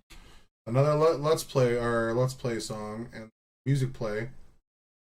And I have so much stuff to do. Elevator. Operator. Electric Call Boy. Just them? The official video. Okay. Alright. So the first video I saw these guys, they were over the top. They were having a blast. They were doing what all metal musicians should do. It was actually super sick. So I look forward to where this is going. Native. Let's see what these boys are cooking up with us again. I might be able to jump into like a potential debate or something we can dive in deep on. So I got another hour and a half to kill. The more music videos I do, the more the more things I gotta post.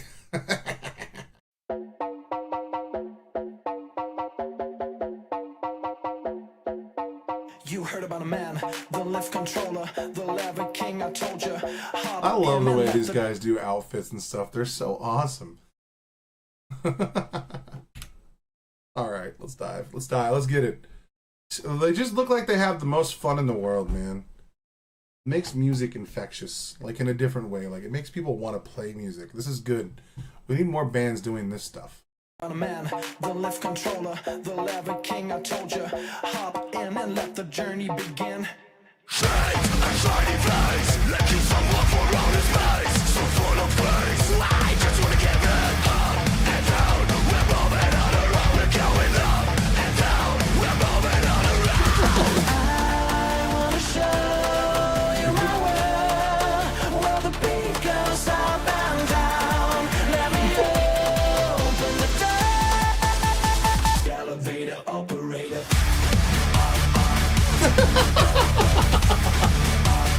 Oh my god. The irony is, even though it's like a jokey song, it still goes hard as fuck, actually. It's kind of sick, dude. Fuck yes. Metal is one of the last remaining bastions of just epic music.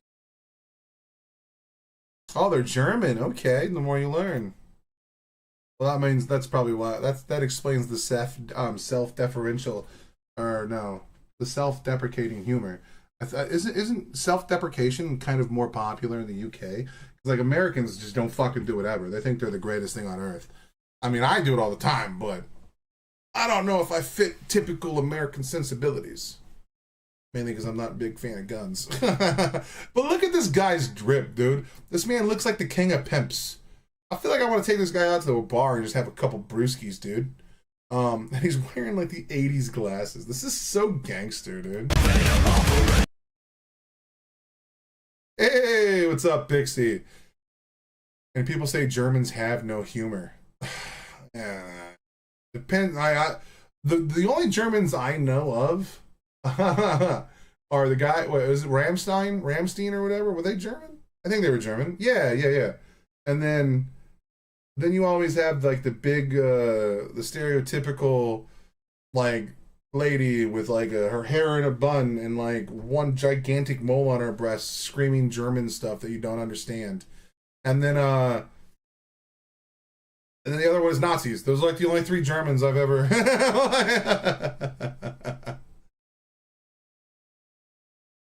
Whoa! Not like that.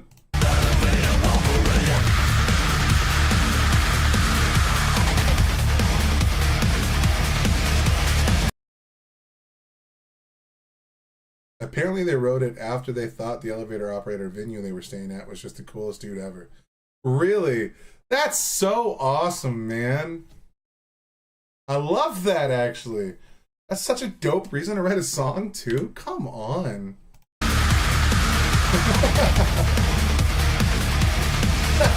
Yes. I wanna be like him. I really wanna be like him. I wanna be with him. Forget about that. Hands up in the sky, and we keep getting high. Imagine down in this level that you cannot deny. We're glowing light, we're shining bright. What can I wait to get inside? Still on our side. When we wanna go up and down. We're moving on around and going up and Dude, I love their down. trips. It's also okay. So like, there's also like actual storytelling going here. Deutschland song, but I'm not gonna even try. I tried to say it. I failed miserably. Like me running in place. Oh my god, dude, my titties jiggle so much. All right, look, they're actually telling a pretty cohesive story here so far. Even though it's jokey and a little over the top, I like that. Like they're setting the tone to like build up the obviously through the costume design. The elevator operator looks outlandishly awesome, but like ridiculous. And meanwhile, these guys look plain Jane. They just look like basic dads that are, they would get around and talk about renewable energies, or they only listen to NPR. You know what I mean? Meanwhile, these dads rock. You know what I mean? It's so gangster. I wanna show you my world, where the beat goes up and down. Let me open the door. Elevator operator. It's so cool that they do auto-tunes too, and that's just cool way.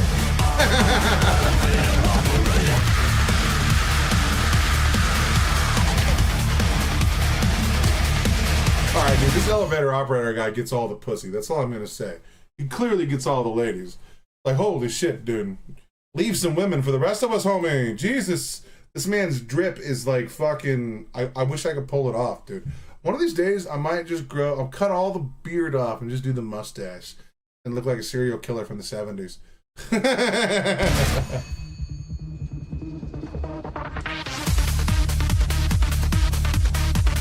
Oh, they got off the elevator. That's rude, dude.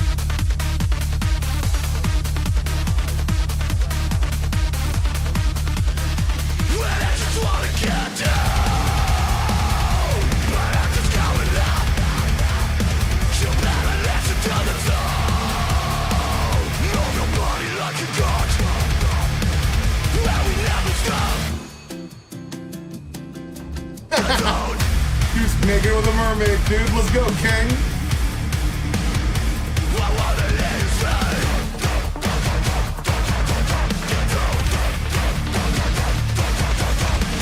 I know what I'm reacting to.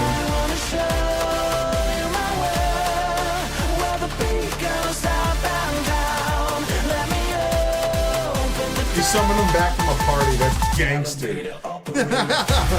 That's how you know you got charisma, dog. Let's get the beers.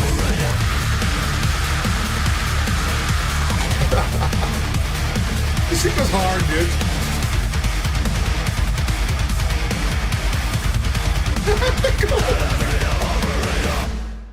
That's, oh my god, that's so gangster. But one of them did say, I want to be with him, and they did. I heard that line. Forget about that. You want to fight? All right. Look, I'm sorry. You guys are beautiful, but I think I need to show you guys one of the most funny things I've ever seen in my life. I love this man with every aspect of who I am, dude. Love me some Shane Gillis, dude. I love him. I love him so much. Oh, where is it? Where is it? Not that one.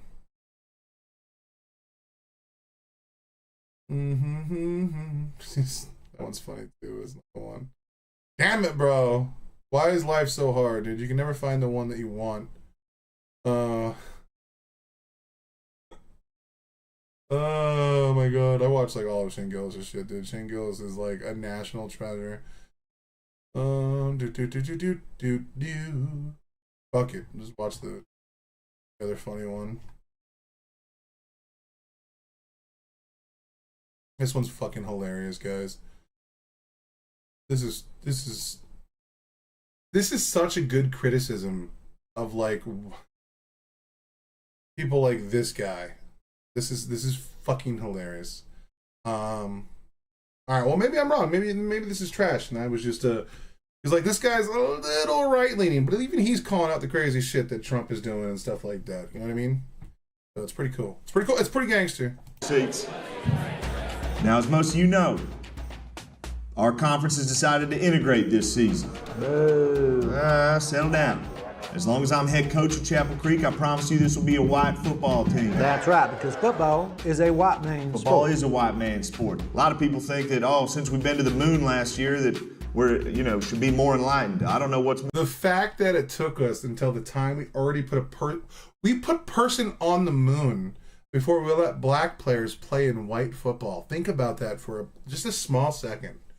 That's why when people come out and say liberals have done nothing, it makes me so mad. Like, liberals fought for so long to give equal rights to everybody. And we're not all the way there yet. We still have a long way to go. But, like, had we left things as they were, we wouldn't have integrated into society at all, dude. Like, we wouldn't have integrated both forms of society together. I can't believe we had a man on the moon before we had, like, black players in Mississippi. Think about that, dude. That's fucking wild. More enlightened than just white people having fun together. That's right. When we went to the moon, guess what we found? What's that? It was white. And let me tell you something. You can print this in your little papers. Week 1, we're gonna rain hell down on these black son of bitches. And then they get fucking mollywopped, dude. I think we might have taken it too easy on them. That's it. We took it too easy on them. That was my fault. That was my fault. Week 2, I'm going to switch up the offense. You thought that was a little run heavy? I agree. We're going to start airing it out on them. That's right. We coming from the sky this week, boy. Death from above. Woo! Come on. I don't know what's going on out there. The school board has informed me that we are going to be forced to integrate. What? We're going to start the integration process with hiring our first black coach. Coach Johnson's going to be joining our staff. Coach Johnson's going to be taking over running the defense for us. What? Wait a minute, I run the defense. Now, this does mean we are going to have some... God damn. They made a movie based on this very similar thing called Remember the Titans. Think about it, man. It was only like 50 years ago before black people started getting the same rights, same treatment in our society. Or maybe it was like 60, 70. But even then you had redlining and systemic racism that held people back. It's fucking insane that people now are trying to like teeter towards that again after all of this hard work that we did for years to equalize so many different injustices within our society. and people just don't give a shit, and it makes me so mad, bro. Wait a minute, I run the defense. Now, this does mean we are going to have some black players. We're going to start the white players in the first half, get out a big lead, a commanding lead on us. And we're going to let the black players come in the second half and try to play the game a little bit.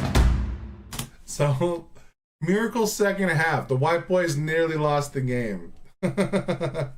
Oh, goddamn, dude. Woo! What a comeback. Down 48 in the first half, but goddamn, we came back and won that thing, huh? That's coaching. Well, next week we do black players first half, white players second half. All right, I just thought of something. Golly, those white boys almost blew that for us, didn't they? Hey, I'm sensing a pattern. I'm sensing a pattern myself. I told you we'd start winning again. Hey. That's a winning streak. Y'all are gonna have to start making some room in these trophy cases. These are old starting quarterbacks. I was starting a guy that had polio. I didn't know teenagers could look 45 years old. Now we're playing teams. Quarterbacks are running now. Quarterback can run. The correct term is scrambling, coach. Scrambling? Isn't that fun? Scrambling. They all say cool shit like this. You guys, I'm telling you, you gotta hang out with them. It's crazy. Now, golly, that's good football. That's called winning. Rebel faithful. I mean, am I fucking crazy, or is this becoming something new to me? To think that the only thing that brought the South together and okay with, giving equal rights to people and equal, representation was that they played good football. That's all it took. I mean, bit of a friendship. I've been going to black church. Shit's fun, man. You can run around. You can dance. I can scramble. You can't scramble to save your life. I can scramble right now. Scramble right now in front of all You these want me to scramble? Please, Lord, no more whites on the football field. All right now. All right. Now, if I was warmed up, I could do it better. All right, take it easy. Kid, you got a whole life ahead of you now. Life ahead of him. Look at him. He's got the life expectancy of a pug. Woo! That's playoffs, baby. We just made the playoffs. We won out and made the playoffs. Yes, sir, coach. There we go. Oh, hey, shit. Hey. You see that? Man, I can't believe how racist you guys were earlier. Come on, dude. State champions. State champions. Number one. Some of you doubted. Some of you are still racist. Disgusting. Now, I did use slurs. That is true, but that was forever ago. That was like 8 weeks ago. Could you imagine, and just a football team doing good enough, and then all of a sudden, within a couple of weeks, years of institutional racism erased? That's crazy, dude. And now unity. Coach, at this time, we'd like to present you with the Martin Luther King Bravery Award for championing diversity in the community. Thank you so much. Look at this. You guys put this together? Ooh, and look at that. Still racist. Man, that's some bullshit, ain't it? I was hoping people were noticing how diverse I was and how interesting I became. I'm number one. I did it. I'm the most diverse guy ever. This whole shit wouldn't have happened without me. Thank you guys for watching. I'm the best and most diverse dude ever.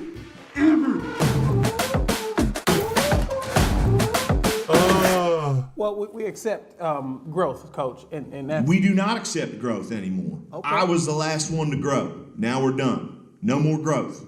You guys are all racist forever. I'm changed. Come on, bro. That shit is fucking hilarious, dude. I love it. I love it so much.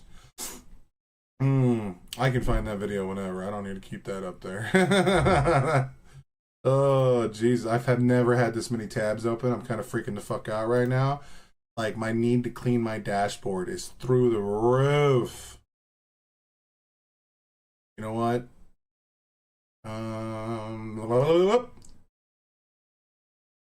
think I can sneak this in. I think I can sneak it in. I think I can.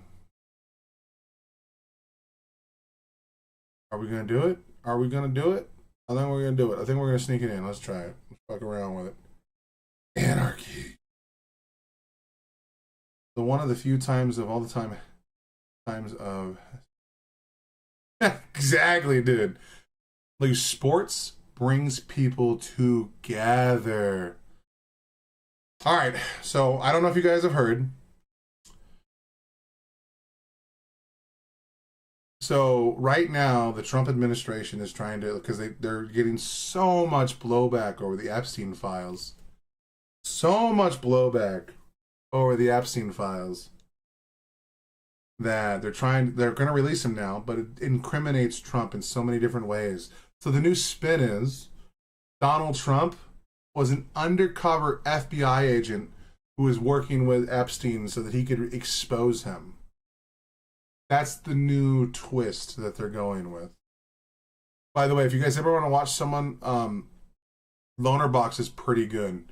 Lonerbox is, I would probably say he's probably one of the most fair people on the internet. Whoops, didn't mean to do that. Whoops. But anyway, let's get into it. The Daliban. This Mike Johnson thing is really interesting. This should be edited by Thinking Monk, who I'm good buddies. Well, I'm not good buddies with, but I follow him on Twitter, and he follows me as well. And we were growing around the same pace. So let's get into it. Let's see what the TYT has to say about the Epstein stuff. I have this feeling that they're just going to be okay with it because, unfortunately, these two people are fucking insane. Oh, wait, hold on. You can't even see Anna here. I need to make this smaller and make this bigger. Yeah.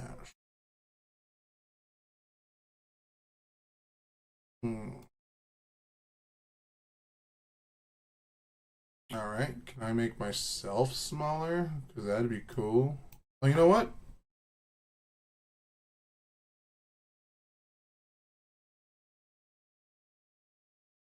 There we go. Less intrusive.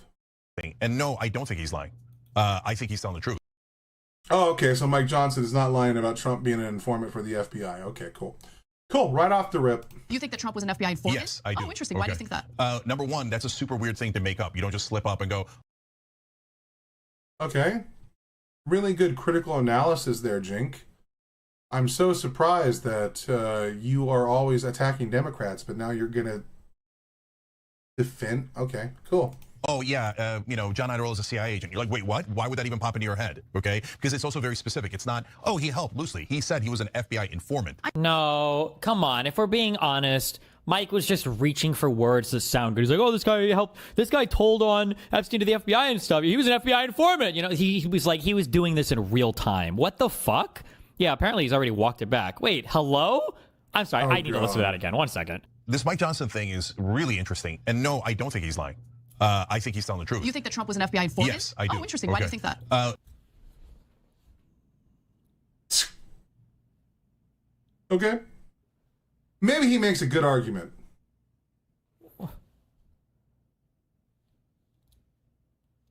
Come on, man. Bruh. Number one, that's a super weird thing to make up. You don't just slip up and go, oh, yeah, John Idarola is a CIA agent. You're like, wait, what? Why would that even pop into your head? Why would Mike Johnson, why would he even know that? Oh, am I retarded? Was he like a former FBI director? What do you mean slip up? Like, is this just a well-known thing that everybody except the entirety of the American public? Why would you think he would even have that information? Well, like, what? Okay, because it's also very specific. It's not, oh, he helped loosely. He said he was. It literally was. He helped loosely. You could tell he was just reaching for stupid shit. Oh my God. Let's just to watch this again. It was obviously him just like, oh, he's an informant, basically. Like saying that what Epstein did is a hoax. It's a terrible, unspeakable evil. He believes that himself. When he first heard the rumor, he kicked him out of Mar-a-Lago. He was an FBI. I stopped watching TYT a long time ago. I can't believe how crazy they've gone. I know, dude. I used to watch TYT, but then I saw them attack Sam Harris nonstop and paint him as like this hardcore like guy who wants to destroy Islam. And it's like, dude, he's anti-religion. He wants to destroy all religions. But like, they're okay with him bashing Christianity, Catholicism, Judaism. But as soon as he says something about Islam, it's like, oh, you're racist. It's like, thanks, man. That was a really deep, insightful, fucking thoughtful analysis of what an atheist is saying about a religion. Thank you so much. You were so well spoken, you absolute dipshit. Fucking Cenk Uygur is one of the worst goddamn people on earth.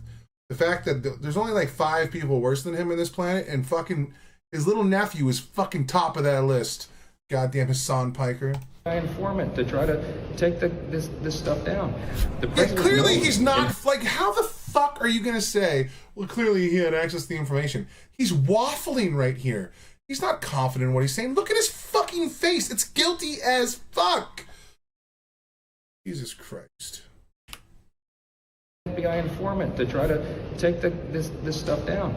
The president knows and has Like, you kicked him out of Mar-a-Lago. He's an FBI informant and tried to take this down. Like, do you think he's making a strong statement here of, like, Donald Trump formerly was, like, recognized? He was, like, he was a confidential informant to the FBI for FC. Like, why, if even if that was true, why would he know it and no one else has leaked or talked about this? Bullshit. Why wouldn't Trump say this? What a stupid fucking...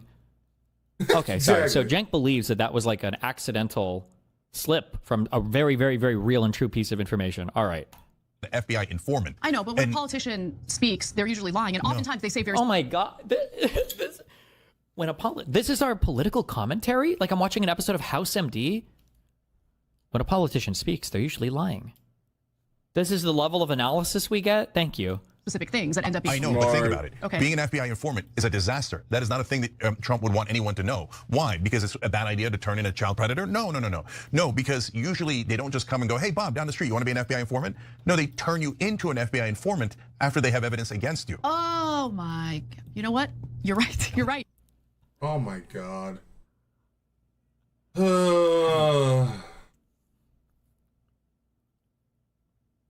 Someone needs to shoot me. I'm glad I left America, dude. This is crazy. This can't be real life. Is this actually like... Bro, my media... I hadn't even considered that. Yeah, Right. so that's why when he slips up, he even has like this little hitch in his head where he goes like, oh, oops, I shouldn't have said that. You can almost see it Can in the we video. cue that video up again? Yeah, that's actually a really good point, Cenk. I hadn't thought about that. Oh wow. Okay, so... There's more on that in a second, but yeah, let's see if we can see when he says it and how he reacts immediately after.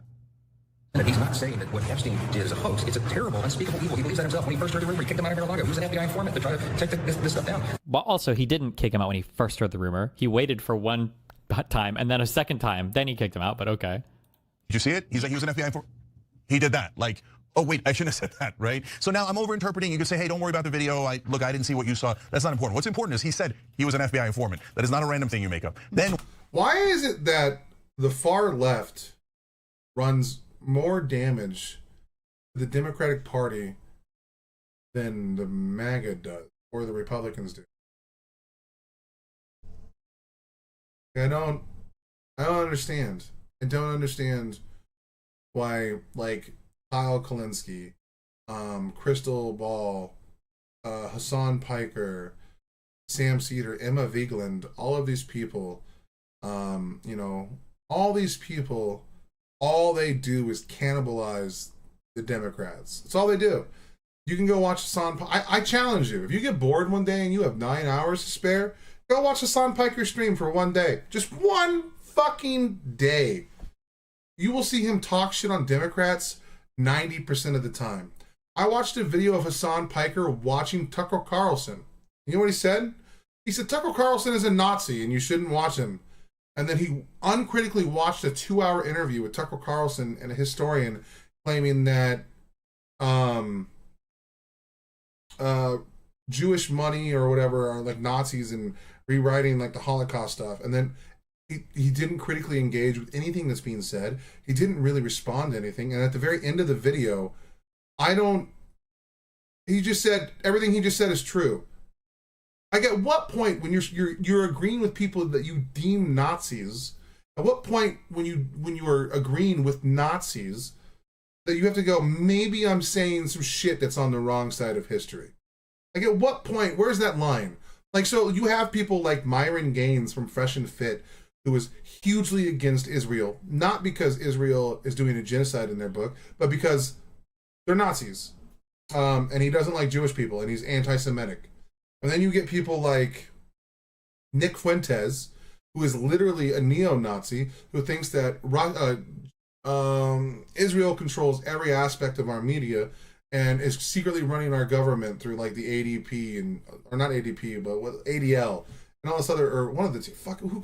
Anyway, you have Nick Fuentes doing that. You have Candace Owens doing that, and then you have there was another one, like Sam Hyde, and then for some reason you have Hassan and his little group of guys all saying the same thing.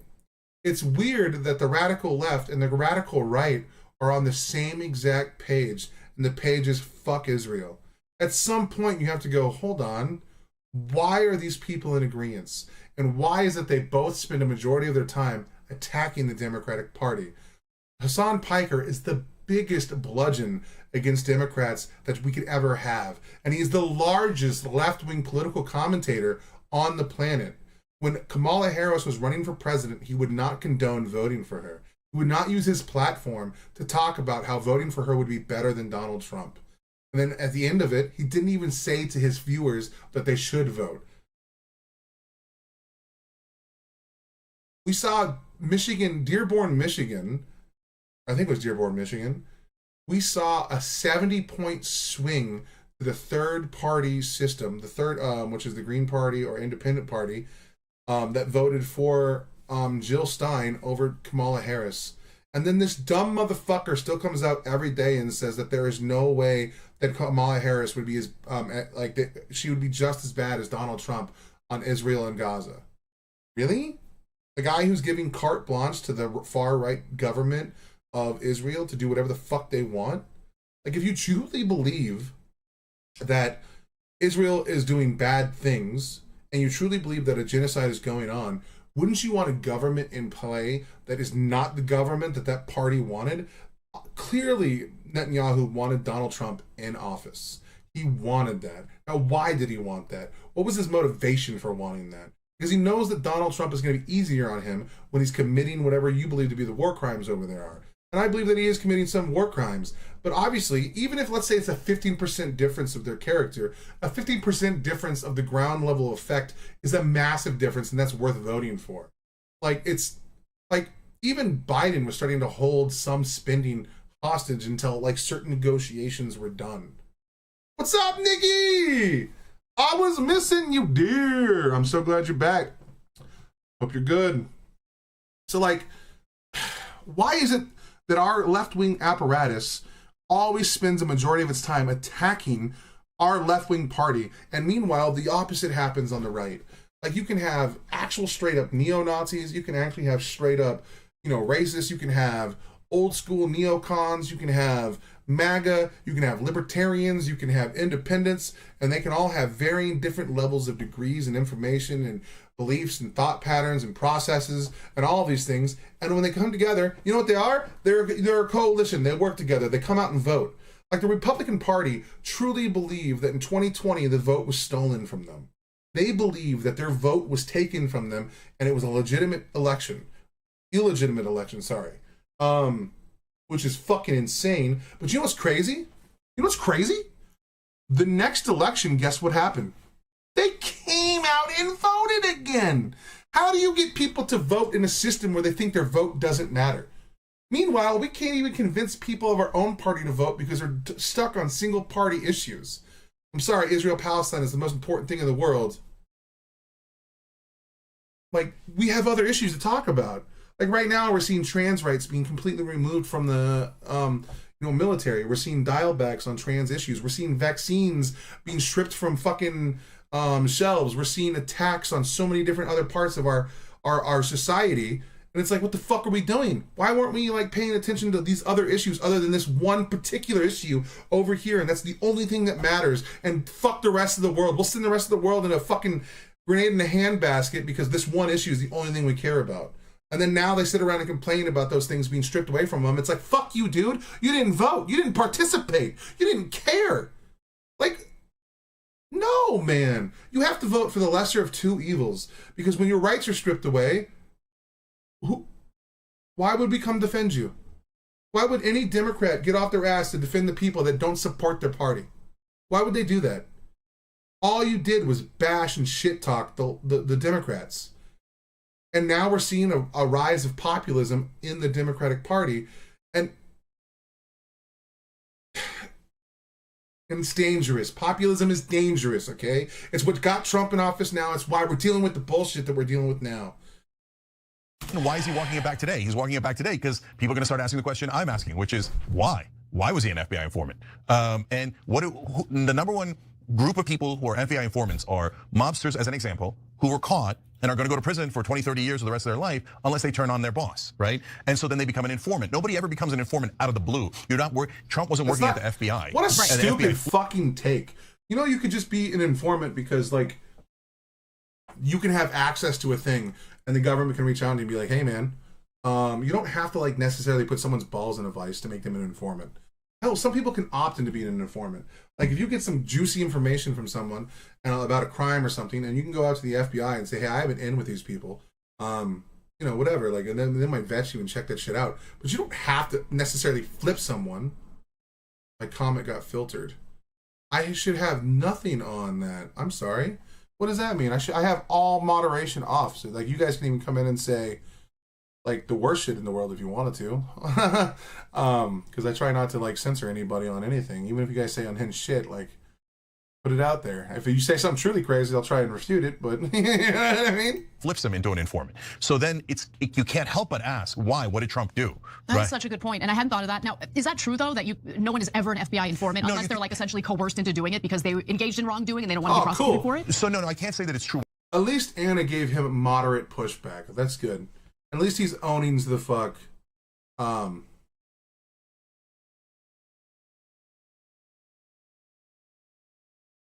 Nikki, it's okay. I'm so sorry, darling. This particular bad headspace has just not let up and I can't shake it. My psychiatrist has changed a lot. And they're literally kicking me in the head. My dear, I wish I could find some way to help you. Just know that I love you and we're always here for you. You can always message me as well. I'm a little bad with my phone, but talk to me. I am here for you, girl. 100% of the time, but is it true an overwhelming percentage of the time? Yes. So I can envision a couple of scenarios. Somebody's maybe in a family or. 2 weeks ago, Mike Collins said I didn't get to ask my question, which was, you know, party unity, the Epstein files. I mean, do you think Trump's in there? Yeah, I'm sure he's in there because he's the one that was telling the FBI about it. He's the one that kicked the guy out of Mar-a-Lago and then called the FBI. Yeah, he's in there. So, what's going to happen? Are you going to vote to release him or vote to keep him? Oh, we need to release him. What about you? I have no problem releasing him, but you know, you've got to go through. So this is the talking points they all got. Nice. You got to go through the judicial. We all know that. The problem is, you know, it'd be our luck that somebody's going to bleep somebody that's supposed to be protected, and then what? Yeah, well, so they've got to go through and victims' names and all that stuff. They've got to go through and fix all of that. And then, of course, now you got judges that are saying, I'm not going to release anything grand jury. Or in a gathering that they. So here's another strange thing. It's weird that, like, the messaging of the right is always on the same page. The messaging on the left is not the same. And like the left also hurts so many people that just want to destroy the party. It's so crazy. It's crazy. Didn't realize had bad guys in it, and then the FBI approaches them and says, "You're a good guy. You were in this gathering, but you didn't know. But they're mobsters. So can you be an informant for us because you would save a lot of lives, or etc." So it's not impossible, but the reason why that's very rare is because most of the time the standard operating procedure is you flip people into becoming informants. But Jake, it's amazing because now what we're talking about at this moment sheds some light on what is being referenced in this quote that I'm about to read to you. So this is Brad Andrews, an attorney who represents many of Epstein's victims. So this individual told reporters that Trump has done an about. Don't isolate too hard, Nikki. We need you around, my dear. Remember, you are the lifter of sorrow, okay? And if it's our turn to lift your sorrow, we will happily hold that chalice. Face on Epstein since 2009. Edwards said that when he spoke to Trump in 2009, Trump was friendly to the victim's plight and did not think that it was a hoax and was trying to help. Like, who the fuck cares? Trump says all sorts of shit to appease. Why are we analyzing Trump's quotes like this is a serious person? Trump also said that he wishes the best for Ghislaine and hopes that, you know, she has a good time in jail or whatever, right? Like, why are we analyzing any of this guy's quotes as a serious thing? Ghislaine Maxwell is in prison, and so a lot of people want to know if she's going to turn in powerful people. And I know you've talked in the past about Prince Andrew and criticized Bill Clinton's behavior. I'm wondering, do you feel that she's going to turn in powerful men? How do you see that working out? I don't know. I haven't really been following it too much. I just wish her well, frankly. I've met her numerous times over the years, especially since I lived in Palm Beach, and I guess they lived in Palm Beach. But I wish her well, whatever it is. I don't know the situation with Prince Andrew. Just don't know. Not aware of it. Like, he just says a lot of retarded shit. And now it seems like all of a sudden somebody is in his ear and he's not, Edward said. So I'm hoping he'll come back to where he was back in 2009, be on the side of the victims and stand with us. Now, go ahead. Jumping in again there. So guys, look, there is some percentage chance, you can put any percentage, usually based on your perspective on what that is, that Trump just volunteered because he knew Epstein, he did, right? So that makes it plausible. And he was in the same social circle, so that makes it plausible that Trump raised his hand and said, hey, I'd like to help your investigations, right? Okay. Or the reason why the attorney for the victims is saying, oh yeah, back in the day Trump was really helpful was because he was an FBI informant who was forced to be helpful and was helpful to the victims back then. So that's interesting and amazing in and of itself. But then what he's alluding to is perhaps more remarkable. Why did he switch to now being opposed to the investigations and calling them a hoax when the attorney knows, the victims know, everybody knows, he knows it's not a hoax. He was in fact involved in it. So now it's because Mike Johnson, maybe he had a verbal hiccup, right? But when the attorneys for the victims confirm that Trump did help, it shows that he was involved. And again, normally they don't pick somebody out of the street to be involved. They pick some. I don't think his attorneys confirmed in any meaningful sense, no? What I feel like I remember watching one guy on TV say something like, I called Trump and he said that, like, he gave me a little bit of information about him working with Epstein and he didn't try to attack us. Like, that was it, right? What, is he referencing something else? Was there something different besides that one fucking call? Who was I debating? It wasn't Rob Noor, it was somebody else who was trying to, it was that one stupid conservative guy who was like, oh, didn't you know that Trump actually helped the FBI? He gave a public statement or something. Oh, wait, the guy tweeted about it. Who's got the tweets? And it was like, no, he didn't. What the fuck? There's no deposition. There's no log or record or court filing or anything with Trump testifying or being deposed related to Epstein. And then it was just this one stupid fucking phone call, or it was like interview for media where the guy was like, oh yeah, he called me once and it was chill. I think this is what he's referring to. But he's vindicated. Although I did misspeak a bit and there was never an official deposition or testimony, Trump did in fact work with prosecutors in 2009. Receipts. You said he testified in that criminal proceeding? He testified again, I believe he gave a statement to the authorities. He might not have actually testified. I just fact checked it. No, there. This debate. My God, dude, Republicans don't have a strong soldier anymore. They don't. I don't. I watched Charlie Kirk get absolutely was he at Cambridge? Was that where he was? Where a bunch of students just ripped him apart. Charlie Kirk is supposed to be one of the strongest soldiers for the Republican Party. And the fact that a bunch of people in Cambridge, a country that's not even their own, because I think he was over in UK or something, which is crazy because like as soon as Charlie Kirk goes to a education system where they actually teach critical thought, he gets eviscerated. Meanwhile, when he goes to our college campuses, people can't do shit correctly. But Charlie Kirk got dog walked, okay? Every Republican that I've seen step to the stage gets their ass kicked these days, which is crazy because a few years ago, at least it was like a back and forth between both sides, and both of them had, blemishes and good points and other stuff to like go around. But right now, either I'm getting politically, captured by, all the crazy shit that's happening, and I'm falling into my own echo chamber, which is always a possibility, or Republicans are just getting way worse at debate. The real test will be when Hassan Piker debates Charlie Kirk. Let's see here, at Dartmouth. I think that's very soon, and we will be doing that one live. Like I'll be watching that when it comes out here on stream. I'm torn because I want to see Charlie Kirk get eviscerated, but I think Charlie Kirk took the debate that he did with Hassan because he knows that Hassan is kind of a dipshit. And Hassan is just going to call him racist instead of like trying to refute his points, because Hassan doesn't know anything about fucking anything. Listening to Hassan try to explain virtually anything is like bashing your face into a fucking wall at full speed. And the fact that he's got 40,000 concurrent viewers almost all the time is absolutely insane. Like it's absolutely fucking mind rot. And a majority of people just watch Hassan because he's like left and he's attractive. But when they actually get into like his policies and stuff that he actually wants to do, I mean, you're talking about a guy who said that killing Israel babies is okay because technically they're settlers. I'm not making that up. That's a real thing. That's a real thing. Jesus Christ. There was no testimony. No, he gave testimony. I'm sorry. He gave testimony. He did not testify. And that's confirmed by the DOJ. The DOJ is confirmed. He gave testimony where? For what? I don't think this happened ever. I don't think he ever was interviewed or deposed or gave any statements about Epstein. He did. I guarantee. The thing that I can say. Okay, I think this is what they're talking about, right? That I can say about President Trump is that he is the only person who, in 2009, when I served a lot of subpoenas on a lot of people, or at least gave notice to some pretty connected people that I wanted to talk to them. He is the only person who picked up the phone and said, let's just talk. I'll give you as much time as you want. I'll tell you what you need to know, and was very helpful in the information that he gave, and gave no indication whatsoever that he was involved in anything untoward whatsoever, but had good information. Whoa, that means he's like completely free of all charges because he was willing to have a conversation. Oh my God. Bro, if you don't testify in a court of law where you pledge to tell the truth, I don't give a fuck about your statement on a case about law. Okay, get the fuck out of here. Unless you're willing to walk in that goddamn courtroom, put your balls on the table, and drop the fucking hammer.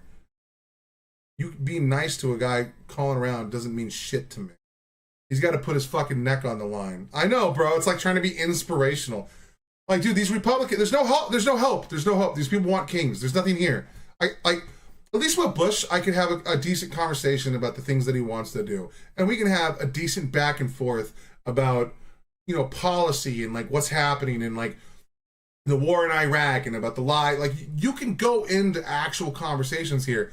This guy is just fucking, like, Trump is just a king. There's nothing about it.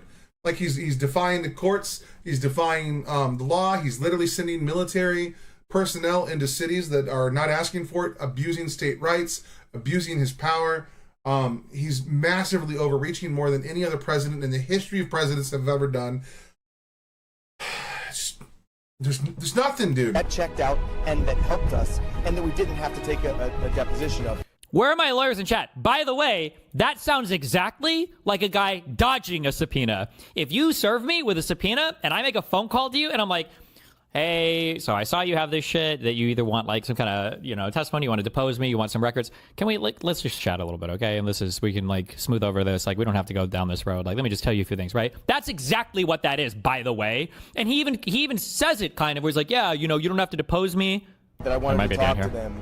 He is the only person who picked up the phone and said, let's just talk. I'll give you as much time as you want. I'll tell you what you need to know, and was very helpful in the information that he gave, and gave no indication whatsoever that he was involved in anything. Think about how much of a lot, like, he was helpful with the information that he gave. What a weird sentence. See, he's not going to say with all the information or like it, you know, like, he's going to be careful with his words here, because obviously I think this guy is like lawyer adjacent or a lawyer. But he doesn't want to incriminate himself in what he's saying.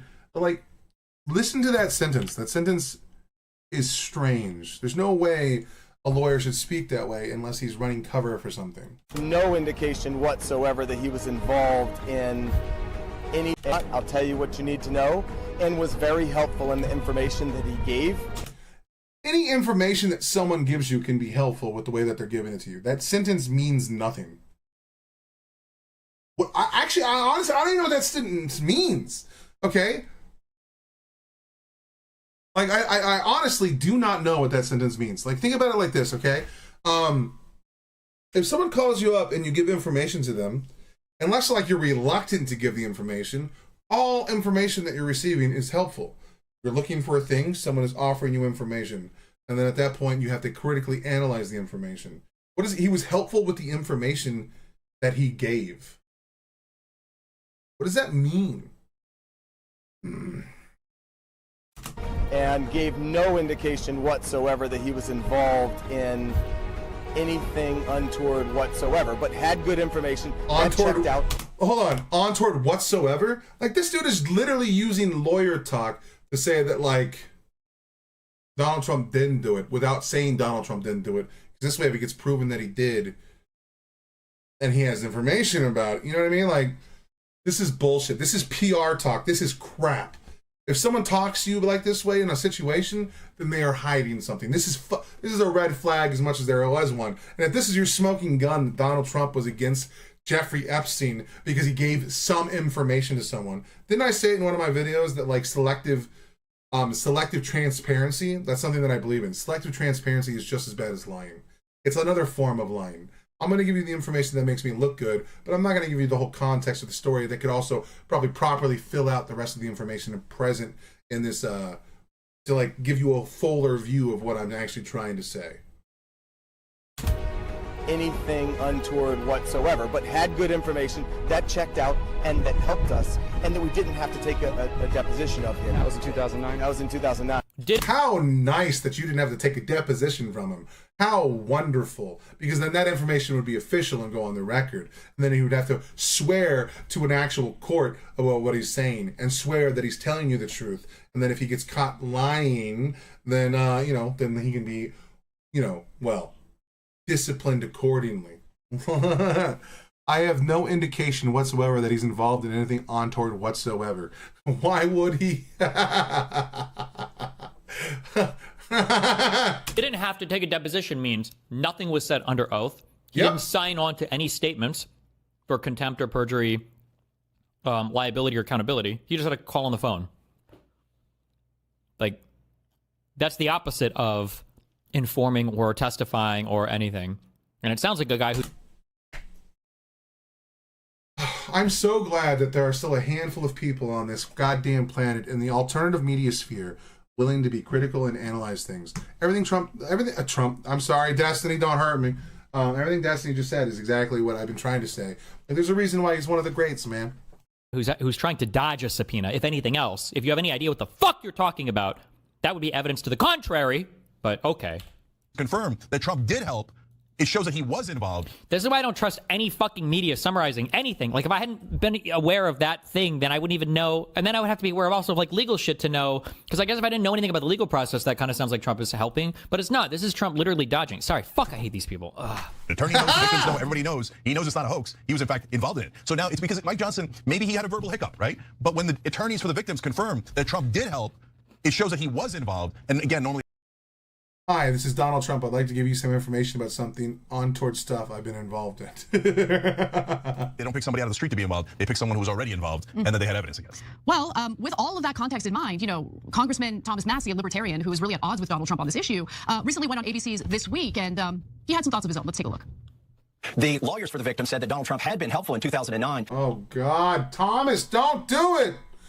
Please be critical. Please be critical. Rump kicked Jeffrey out of Mar-a-Lago over a real estate deal. Exactly, dude. And also stealing his employees. Apparently, at least according to Trump, that's why he did it. Yeah, it's all bullshit, dude. In their case by giving them information, but being an informant implies some formal connection and ongoing relationship with the FBI. I don't know what that's all about. I think the speaker needs to clarify that. And if it's a hoax, why was Donald Trump an informant to a hoax? Yeah, then Trump... Oh, thank you, Massey. I swear to God, we might disagree on a few things on this planet. There's still reasonable Republicans. You've reinstated my faith in humanity. It's barely clinging on a fucking thread here, dude. It's barely hanging on, but does continue referring to this as a hoax. So if there's evidence that the president of the United States, at a time when he wasn't president, he just said people though, not employees. So, okay, my apologies. I watched it like a month ago, dude. Of course, back in 2009, was cooperating with the FBI, potentially serving as an FBI informant. What has happened that leads him to now refer to this very real issue as a hoax? Again, it's not a hoax. Yes, at least Anna is being critical here. Oh, thank God. I mean, I can't stand her anymore. Like, her whole, like, I agree with some of the things she said in the past, especially about crime and stuff like that. But especially when she was nearly assaulted by a homeless man in California. But yes, like at least she's giving some pushback here. And one more thing about that. Think about it. If Donald Trump had voluntarily helped to get relief for those victims, is there any chance he wouldn't brag about it? Okay. There is no chance. Like, he would definitely brag about it because it would make him look good. It would make him look amazing. Right. Check your Discord. Yes, there are Discord outages or something right now. I see that. There's nothing I can do about it. Oh, so that was it. Discord was having outages yesterday. That's why I was freaking out. Okay, cool. The one guy who helped, that just volunteered out of nowhere and said to the FBI, you know what, I'm not sure about this guy. And maybe he did it for bad reasons. Oh, we had a property fight and he took some of my masseuses and from Mar-a-Lago, whatever. But it doesn't matter. If he did the right thing out of nowhere and volunteered, he should get an enormous amount of credit. I've never known Donald Trump not to want to get the credit that he deserves. So that's why the alternate explanation. Okay, so what a fucking childish view that Cenk just put out. He's saying because Donald Trump is Donald Trump and Donald Trump likes to brag, that if he did something positive for the world, he would just be bragging about it. What about the fact that Donald Trump possibly could have been having sex with minors or some of this terrible shit that was happening on Epstein's Island? Maybe he just wants to be completely far away from it as possible. Maybe he's trying to give a little bit of information so people get off his ass, and then he's going to disappear and hope to God it disappears. Like any rational thinking person on planet would do if he were committing such terrible atrocities. Hold on. What a fucking brain dead take, this motherfucker. I hate the world sometimes, man. Get an enormous amount of credit. I've never known Donald Trump not to want to get the credit that he deserves. So that's why the alternate explanation of he's desperately trying to hide that he was an FBI informant is because of why he was an informant. Oh my God, my mind is like blown right now because there's more to the story. Why did you buy that, Anna? That wasn't even a good argument. Are you buying that because he's technically your boss? What the fuck? You can imagine, right? So, look, the DOJ is fighting very hard to cover certain things up that don't need to be covered up. So, I'll give you an example. There's an NBC News exclusive. You can read for yourselves. It's titled DOJ names of 2 associates Epstein wired $100,000 and $250,000 should stay secret. That's what the DOJ says, right? The Justice Department request came. No shit. Because why would you? Well, fuck. Never mind. Never mind. My audience is brain. You guys are brain broken on this too. Never mind. Every single aspect of this investigation should just be leaked. Every single part of it, because every single person involved is guilty. Yes. After NBC News asked a federal judge to unseal the names of 2 people Epstein paid and helped protect from prosecution. So NBC News has requested that this, federal judge essentially overseeing the Epstein case unseal those 2 names. Who did Jeffrey Epstein send $100,000 to and $250,000 to back in 2018 as that case was being revisited? That sweetheart deal that he received in 2008 was being revisited. So the first associate received a payment of $100,000 from Epstein, and the second associate received a payment of $250,000, both in 2018. Days after the Miami Herald began publishing a series of investigative stories where victims criticized a plea deal he received. Destiny, lawyer in chat here. That is a fucking terrible excuse and is 100% trying to dodge a subpoena. If not under oath, it means 0. True. And if I was a client, I feel like I would be fucking mad, right? If we're serving subpoenas, the idea is supposed to be that this person has information that can help me with my claim. And now if my lawyer tells me, hey, just so you know, I went ahead and I called this guy and he actually said he had nothing, just so you know. And I was like, can you tell me what you guys talked about? I was like, oh, maybe, maybe not. But I have no record of it. And now we're not. Now our subpoena on him is just canceled. The fuck? Who are you representing here? The other guy or me? You know? Yeah. Florida 2008. Now, as part of that plea agreement, Epstein secured a statement from federal prosecutors in Florida that the 2 individuals would not be prosecuted. Now, by the way, like, gross. Why? Why would anyone agree to that? But prosecutors wrote that on November 30th, 2018, Epstein wired $100,000 from a trust account he controlled to an individual named as redacted, a potential co-conspirator, and for whom Epstein obtained protection in the NPA. So prosecutors also wrote that this individual was also named and featured Trump. I couldn't remember why I unfollowed these guys. Thanks for this. You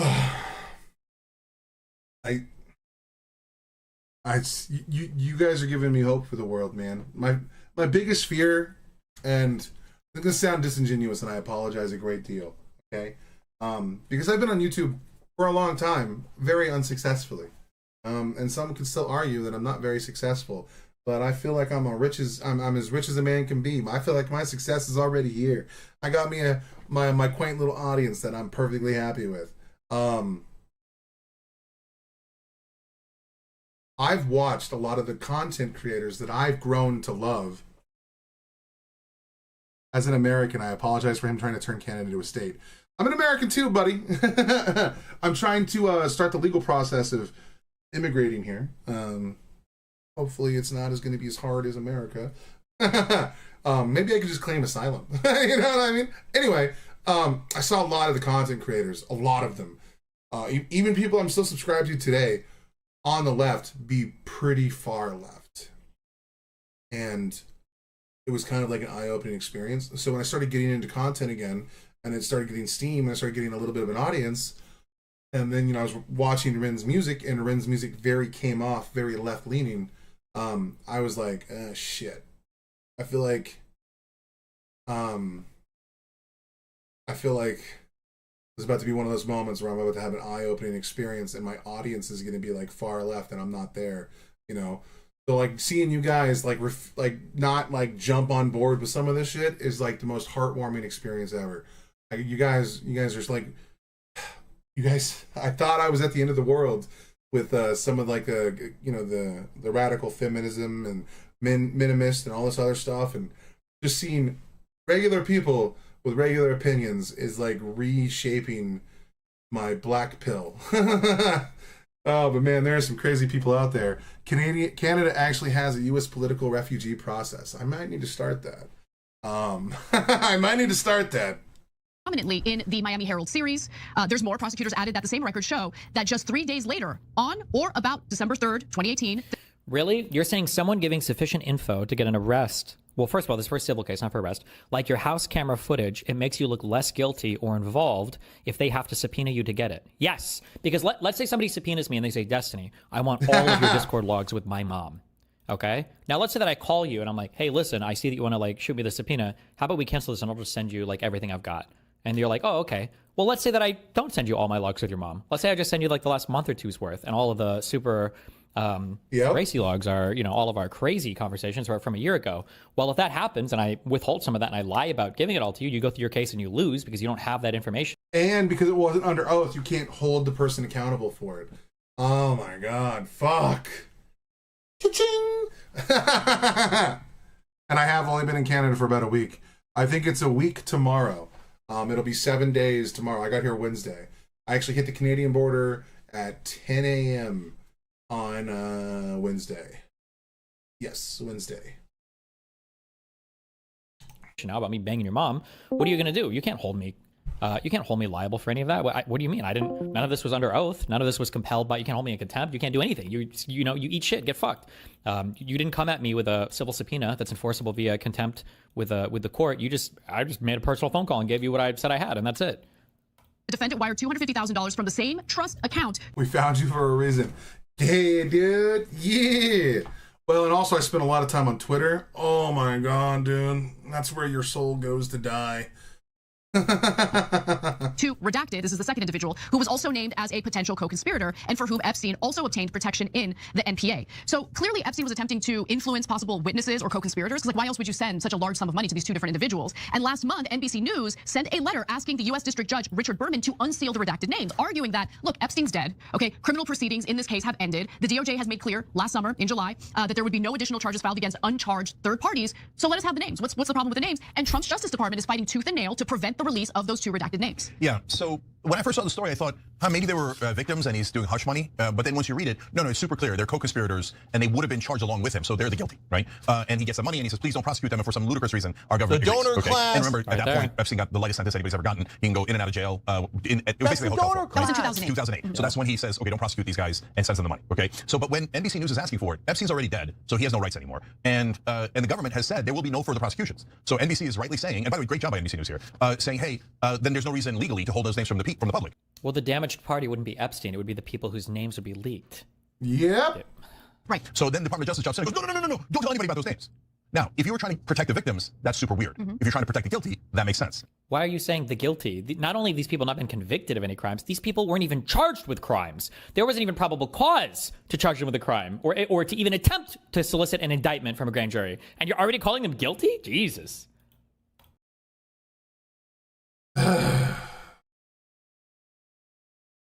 My God, dude. I don't think there's hope for the world. All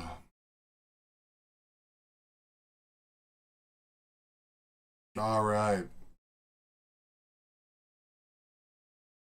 I think we're about to be simmering down here a little bit. We got about 20 minutes before 3 o'clock. I'm going to definitely try and make sure I get a shower today before she gets home. Yeah, that was very strange. Like, I don't know what happened to TYT, man. There was at one point they were really, really good, and they just went to really, really bad, really, really quickly.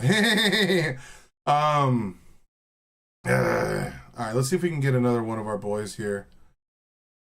Because I really like Compassion Fatigue. And I think he made a new one that I haven't seen.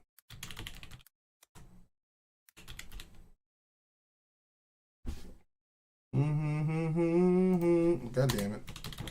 such a small channel that I have to do this.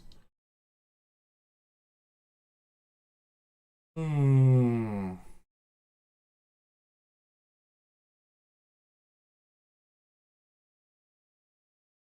Vidal versus, I don't know that one. Yes, okay, Bernie Sanders versus Robert F. Kennedy. This, I think, was in their disposition for him to be like become. I think I said that wrong. This is when they were questioning him about when he was going to become a cabinet member to vote for him. I love this guy's facial tics and all this stuff. This guy's all amazing. right. See what you got, buddy. Prescription drugs. We're going to make America healthy. I agree with you that we have to. We need a revolution in the nature of food in America. Physical exercise, etc. Very, very important. But there are people who are gonna get sick, and they have to go to the doctor to find out why. 1 out of 4 Americans today cannot afford the prescription drugs that the doctors prescribe, because we pay by far the highest prices in the world for prescription drugs. We made some progress under the Biden administration of negotiating. Wasn't that with the insulin cap, right? Like, didn't they cap insulin at like $25 or $35? And now Trump's already undone that, like a fucking dick. Prescription drug prices with pharma. First time that's ever happened. Now, yesterday, you told me that the White House was going to issue something affirming their support of continuing those Medicare negotiations. Turned out not to be quite accurate. They came up with some blends. Thanks to RFK, I cannot get a COVID shot without a doctor's prescription for legitimate specific need. Yeah, dude, RFK is a fucking hack. He's actually probably the worst thing. Like, as much as I don't like Trump, and as much as I think Trump is a piece of shit, I think there are 3 people far more. Bye! Have yourself a wonderful day. Love you too. As much as I don't like Trump, I mean, at the end of the day, Trump's just a fucking idiot, right? Like, you don't have to worry too much about Trump really fucking up too much shit. But what you do have to worry about is JD Vance, who is politically effective, who can hold conversations very well, and can be quite charming when he wants to be. And he is decently rhetorical. Like rhetorically, he's pretty well. He's pretty good. Like, as much as I want to say Tim Walz won their debate, and as much as I prefer Tim Walz over JD Vance looked better in that debate performance than Tim Walz did. JD Vance is scary to me. If JD Vance was president,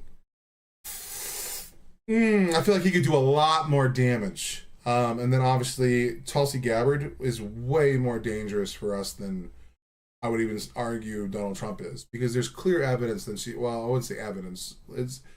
It's highly suggested, based off of reporting, that she was in bed and colluding with Russia in various different ways. And she has great relationships with terrible people around the globe.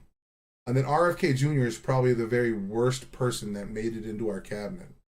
I think that's like the most dangerous thing that we've done in the Trump administration. It's not just that Trump is bad, it's that some of the people he put into power is pretty bad. Like, as much as I don't like Marco Rubio, at the very least, he's probably the most rational out of the whole bunch of people that are behind him. It's fucking crazy.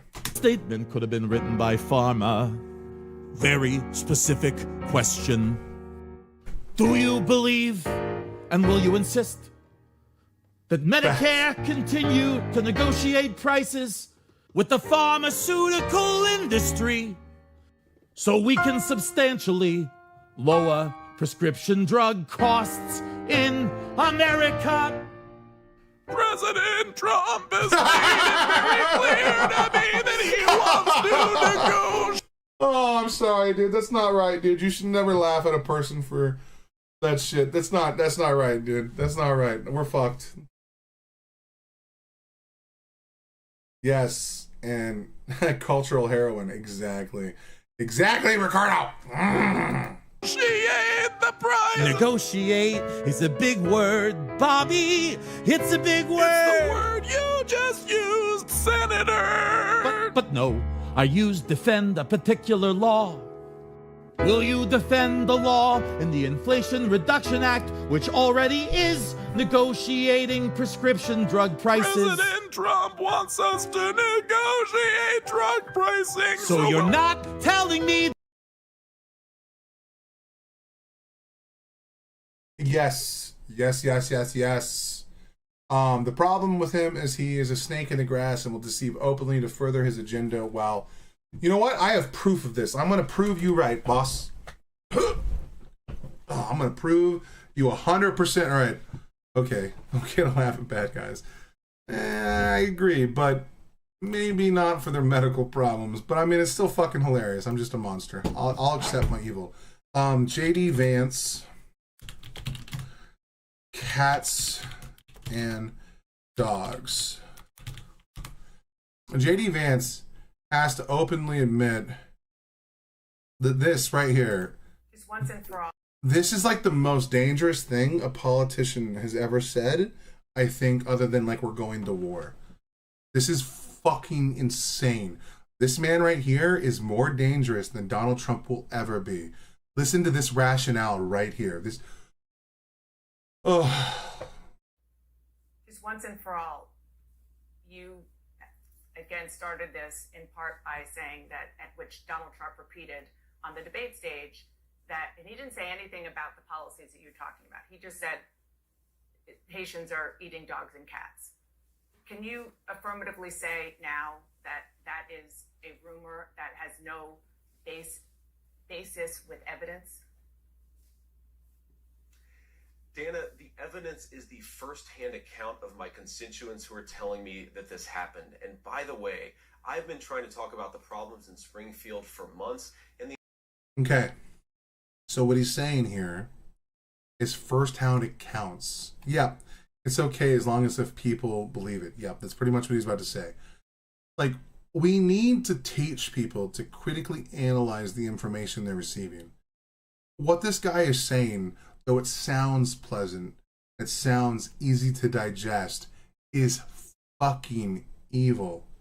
the American media ignored it. There was a congressional hearing just last week of angel moms who... By the way, I lived 5 minutes from Springfield, Ohio when this was going on.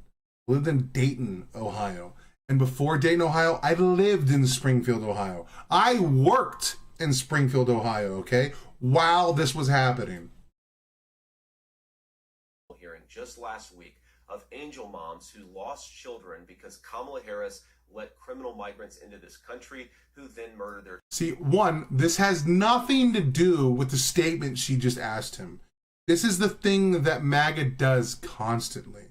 You bring up like, hey, well, what about the thing in Ukraine? And then Biden will say, or not Biden, Trump will say, oh, Ukraine should have never happened. It wouldn't have ever happened if I was president. Russia would have never invaded. This is Biden's war. And you're like, this has nothing to do with the statement. Answer the fucking question, you actual... You monster. Children. The American media totally ignored this stuff until Donald Trump and I started talking about cat memes. If I have to... Oh, so he's talking about cat memes and he brought attention to an issue. So that's okay. Why it's a lot okay to lie on a national stage and actually be racist in the process. Cool. Fuck you, bro. How did this guy get elected? Stuff until Donald Trump and I started talking about cat memes. If I have to...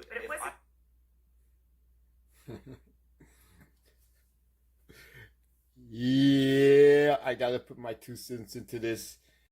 Just to create stories so that the... If I have to create stories...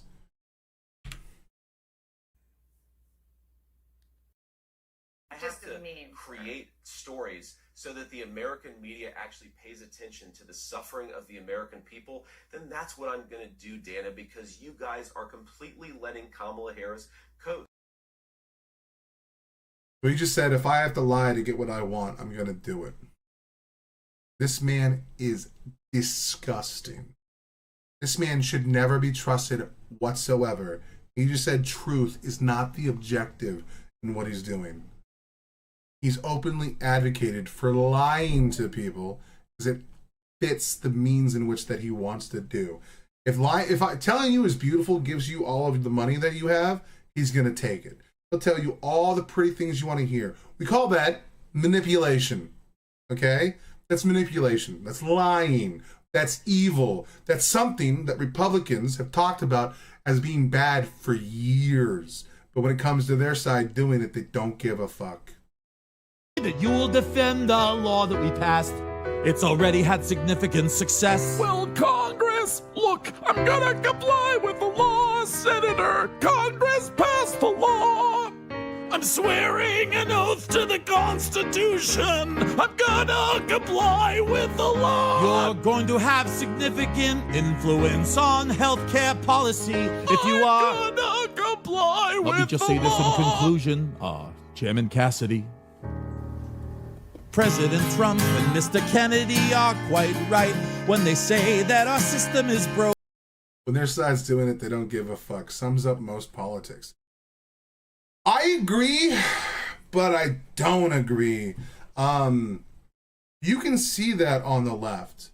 Hell, I'm on the left, and I'm willing to say that Tim Walz got his ass beat in that debate, despite the fact that I want Tim Walz to win, and despite the fact I like Tim Walz. That's just one example. The left cannibalizes itself a lot. We saw that in the election. We saw that over Israel-Palestine. We see that every day when any one of these leftist people come out and they start criticizing the Democrats. The right just doesn't do it to their side. When people try to say both parties are the same, it's not true. And it hasn't been true for a while. It might have been true at one point, and maybe it's true for the citizens, but right now, the politicians and the leaders of those parties are not the same thing as the others. It's just not true. Now, I guess at least in 25 at least, I remember being told that a certain president was going to declare martial law and deploy military in Texas. Well, that's true. And he was wrong for that. I spoke out up against Biden, what he was doing. At the end of the day, Biden didn't have the right to employ, what's the word I'm looking for? He didn't have the right to deploy the troops there. That was a constitutional crisis on Biden's part. And I saw a lot of people talking about that in great detail. At the end of the day, the state has the right to govern its borders the way that it is, I believe. So I think that there is some purview of the actual border, the federal border, I believe. That one's sticky. But yes, Biden fucked up there. Simple as that. You just say fucked up. You don't have to try to defend it. You don't have to try and run defense for him. It's that simple. That's all a Republican has to do. Like, hey man, is it cool that Donald Trump pardoned 1,600 violent insurrectionists? No. Here we go. Moving on. You know what I mean? But like the fact that these people go like I was referencing Jade Helm. Oh. I don't know that one. I know that like between Abbott and Biden was doing some shit. But I don't remember exactly how it went down. I'd have to look more into that before I speak. But I remember that Abbott had some leg to stand on because, like, at the end of the day, you can't send the National Guard to a country unless it's a state of emergency to a state unless the state asks for it. And, you know, state rights should matter. Now, it's not my team that says that, you know, we're all about state rights. That's the conservatives. But yes, I do believe in the state's autonomy to govern itself in as much as it can. They're right. Our economic system today is broken. 3 people own more wealth than the bottom half of American society. Wages have been stagnant for American workers for 50 years.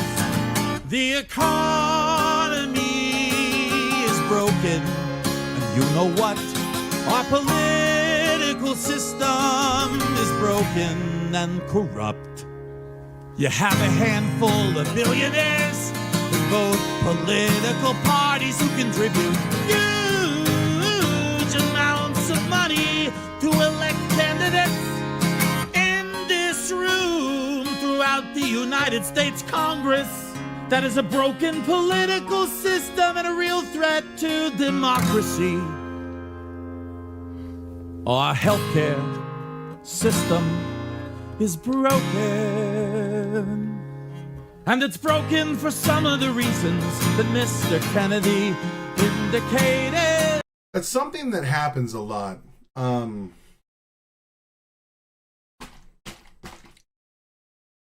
Hell, even the red pill movement will do this. Where they get a kernel of truth, and then they use that kernel of truth to spread out a web of lies. So it's based in a fact, and if you know it's based in a fact, the surrounding stuff might sound better. That's why a lot of people try to use stats and statistics falsely. It's how people can use the anti-vax stuff and spread out a lot. Like we covered a video yesterday that I plan on uploading today about a guy trying to say anti-vax stuff on like the vaccines are causing an absorbent amount of deaths outside of normal parameters. And yes, you can cherry pick like a thing, and then with that tiny little morsel of truth, you can build it into a massive meal of bullshit that people are willing to digest because they know there's a little. You know what I mean? It's like getting a burger, but like instead of a nice side, you got nothing but broccoli. You know what I mean? And like you got to eat like mountains of broccoli to get to that cheeseburger. But you know when you get to that cheeseburger, you're like, yeah, that little morsel of truth right there is what people cling to, but then the surrounding information around it will be corrupted. And it's bullshit. We have not paid attention to the fact that we have massive amounts of chronic disease. We have not asked the question why, in the richest country in the history of the world, our life expectancy is lower than it is in countries far poorer than we are. So I think in many ways President Trump and Mr. Kennedy have asked some of the right questions. Problem is, their answers will only make a bad situation worse. So let me ask Mr. Kennedy again. If we want to make America healthy, will you assure the American people that you will fight to do what every other major country on the earth does? Guarantee health care to every single American. I'm gonna make America healthier than other countries in the world. Right now, we're the sickest. Will you guarantee do what every other major country does? It's a simple question, Bobby. And by the way, I don't see that's a rough one because I don't think he has the power to do that. He doesn't, you know what I mean? Like he can't just make medical stuff free for everybody. That's a little outside of the parameter within his job title. Hey, Bernie, you know, the problem with corruption is not just in the federal agencies, it's in Congress too. Almost all the members of this panel are accepting, including yourself, are accepting millions of dollars from the pharmaceutical industry. Oh, no. And protecting No. their interests. I thought that would. No. I ran for president. Like you, I got millions and millions of contributions. They did not come from the executives. Not one nickel of PAC money from the pharmaceutical industry. It's such a crazy story. Can you imagine in 2016 if it was Bernie Sanders versus Trump? You would have mopped the floor with him. And we would have avoided all of this unhinged bullshit. We are in the wrong timeline, folks. Came from workers. 2020, you were the single largest receiver. Because I had pharmaceutical money. Contributions from workers all over this country. Yeah. Workers. So so what's happening here is incredibly disingenuous. So like if you work for an industry, we'd have flying cars and shit. If you work for an industry, let's say like you work at Amazon or something, or like you're a doctor or whatever. For some reason, I don't know why we do this. Maybe I need to look into this. We lump in the donations of employees as if it's coming from like the entity itself. I don't know why we do that. I think I should look into that because that's a little ridiculous. Like, so for example, he's trying to pin the fact that like doctors were donating, or like nurses or people within the medical industry or the pharmaceutical industry donating to Bernie Sanders. He had a bunch of small donations. A majority of the donations that made it to Bernie Sanders in both of his presidential runs in the last 2020 and 2016, I think were around $5 to $10. I don't think there was like, I think that was the average. Meanwhile, you have people like we need to cleanse. I'm telling you, man. And like, but see, the fact that Kennedy is even lying about this, he took a kernel of truth because it's registered as an entity of this corporation. But like when you dig into the details say something else. So it's disingenuous. It's lying. Cool. I'm glad I did that whole little kernel of truth thing, and then it literally happened in real time. Awesome. You were the Not a nickel from corporate tax. You were the single largest acceptor of pharmaceutical No, from workers in the industry. 1.5 million. Yeah, out of 200 million. All right, but you have not answered. Last question. You have not answered my question. Mr. Chairman, How do you make America? How do you make America healthy if you don't guarantee health care for all people? Senator, we're literally 3 minutes So over we're a lot here of now. other people. How long does it keep going? At some time you're just battering the witness, Bernie.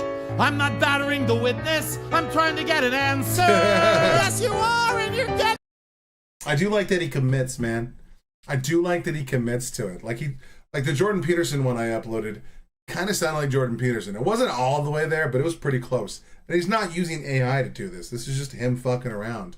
He could use AI voice models and stuff to like change his voice, but he's like just putting in his effort. He doesn't care if it's 100%. This is why the good thing about AI when it comes out, soon AI will come out and everything will be perfect and pristine and like it'll be, and then we'll get back to the era when grunge was its most powerful. We'll get back to the area where humans start to enjoy the imperfections. And imperfections are beautiful because they are human by design. I love it.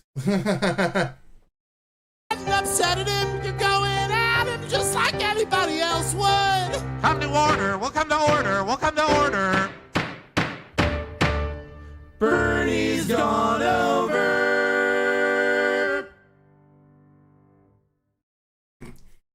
God damn. Oh, I guess we should have changed the colors. Or switch to full cane right now, boys. That's what we're gonna do. Yeah. Man. Until the AI masters human imperfections. That's true. It's very true, actually. That could be a thing that eventually happens. It's just crazy shit, man. It's just crazy shit. It makes the world seem like a really scary place. That, like, in our debate stage, on the actual, like, hey, unbearable, what up, baby? When we're on this debate stage, that people are, like, willfully lying about things, it just means the wrong things are kind of taking place, and I don't like it. Like, RFK knows 100% how those PACs work. He understands how Bernie got that money because he got donated very similarly on his campaign trail. There's not a lot of people were donating to Bernie's RFK's actual campaign, other than like, you know, his viewers and like subscribers and, you know, his fans and the people that liked his messaging. It's super crazy because you would think that someone who knows better would act better, but then because he knows that information, he can falsify how he's like presenting that information in a way that makes it seem disingenuous, or makes the other guy seem evil, or makes him seem disingenuous or unauthentic. People need to have honest conversations. If there are differences or disparities between like the rationales, why don't we just hash that out? Why don't we hash that out in real time? Why do we have to like resort to lying all the time. Like the fact that like right now Republicans will like straight up lie about Senator Langford's bill that they were trying to pass. Why is that a thing? Why are we now like rewriting history? Or you can see it even with Hassan Piker. Hassan Piker saying he never interviewed a Houthi terrorist, which is crazy because like the VOD of him doing that, he says, I'm going to bring on a Houthi terrorist. Like, why is it that people can just like rewrite history in real time and their fans will run defense for them? Like, I'm sorry, if I'm saying something that's just flat out wrong or I have a sheer contradiction in what I'm saying, I would love it if people called me out, because there might be a lapse in my judgment where I might have fallen into a particular echo chamber on a particular issue to where I believe that I'm correct without actually like critically analyzing myself. There's nothing wrong with being wrong sometimes. That's okay. You know, like you're not always gonna get everything right. No one knows everything. Like it's not the way the world operates. We have such limited time in our lives that we can't really just like, you know, be correct on all matters of all things. Like I know nothing about like World War II weaponry. If I want to know that stuff, I ask Unbearable. That motherfucker knows everything about weapons. That dog, my homie, he loves that shit, bro. Like I can't sit here and break down like what type of fucking jet Russia is using in the war in Ukraine. I don't know that shit. What the fuck? But what I can tell you is shit that no one even really cares about. I can sit here and talk to you about Gamergate for hours. I can talk to you about, you know, proper rotations in League of Legends for hours. Like I could talk about animation in certain videos, and like we all have our areas of expertise. You know, not everyone is gonna have everything, and to think that those like it needs to be that way is ridiculous.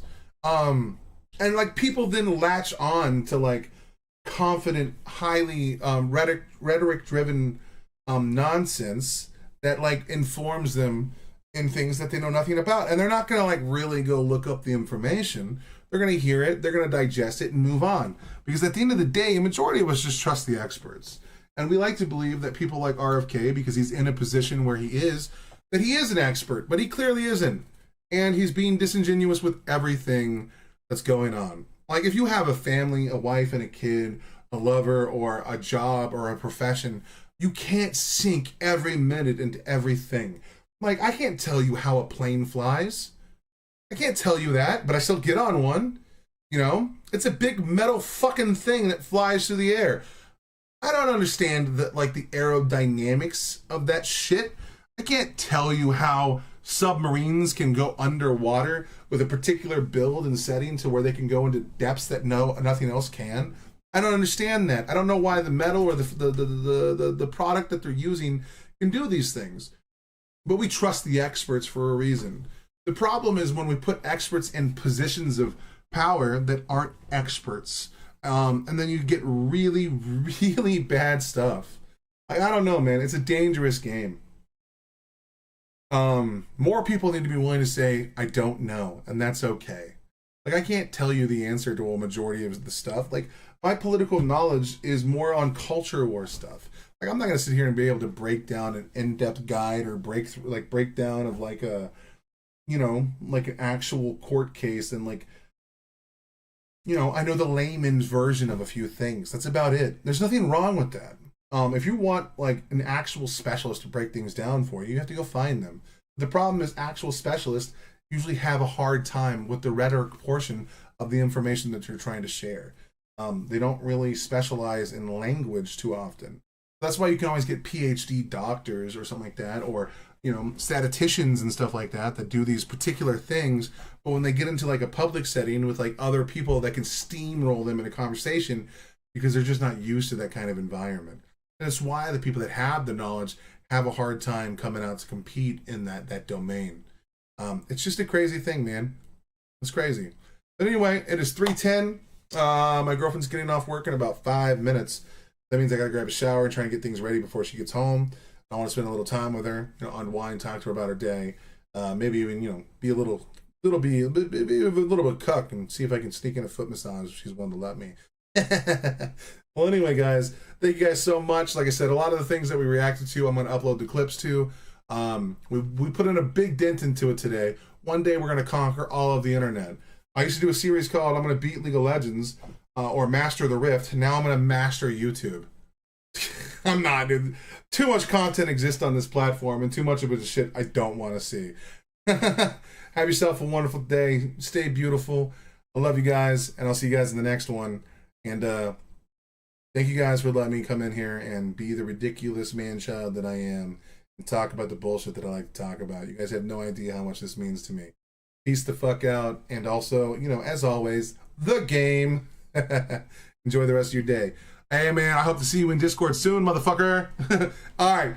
For those of you who want to, I should post the Discord link to the TTP again. So you can always join in with the lovely ladies over there and the few gentlemen that join. And you can always thrash about, and, you know, we can even set up debates. We can set up conversations. We can use it as a little hub to get shit done. Anyway, I'll see you guys in the next video. I'll see you guys tomorrow morning. I should be live around 9:30 unless something crazy happens. I'll see you guys soon. Be safe. Oh. Oh.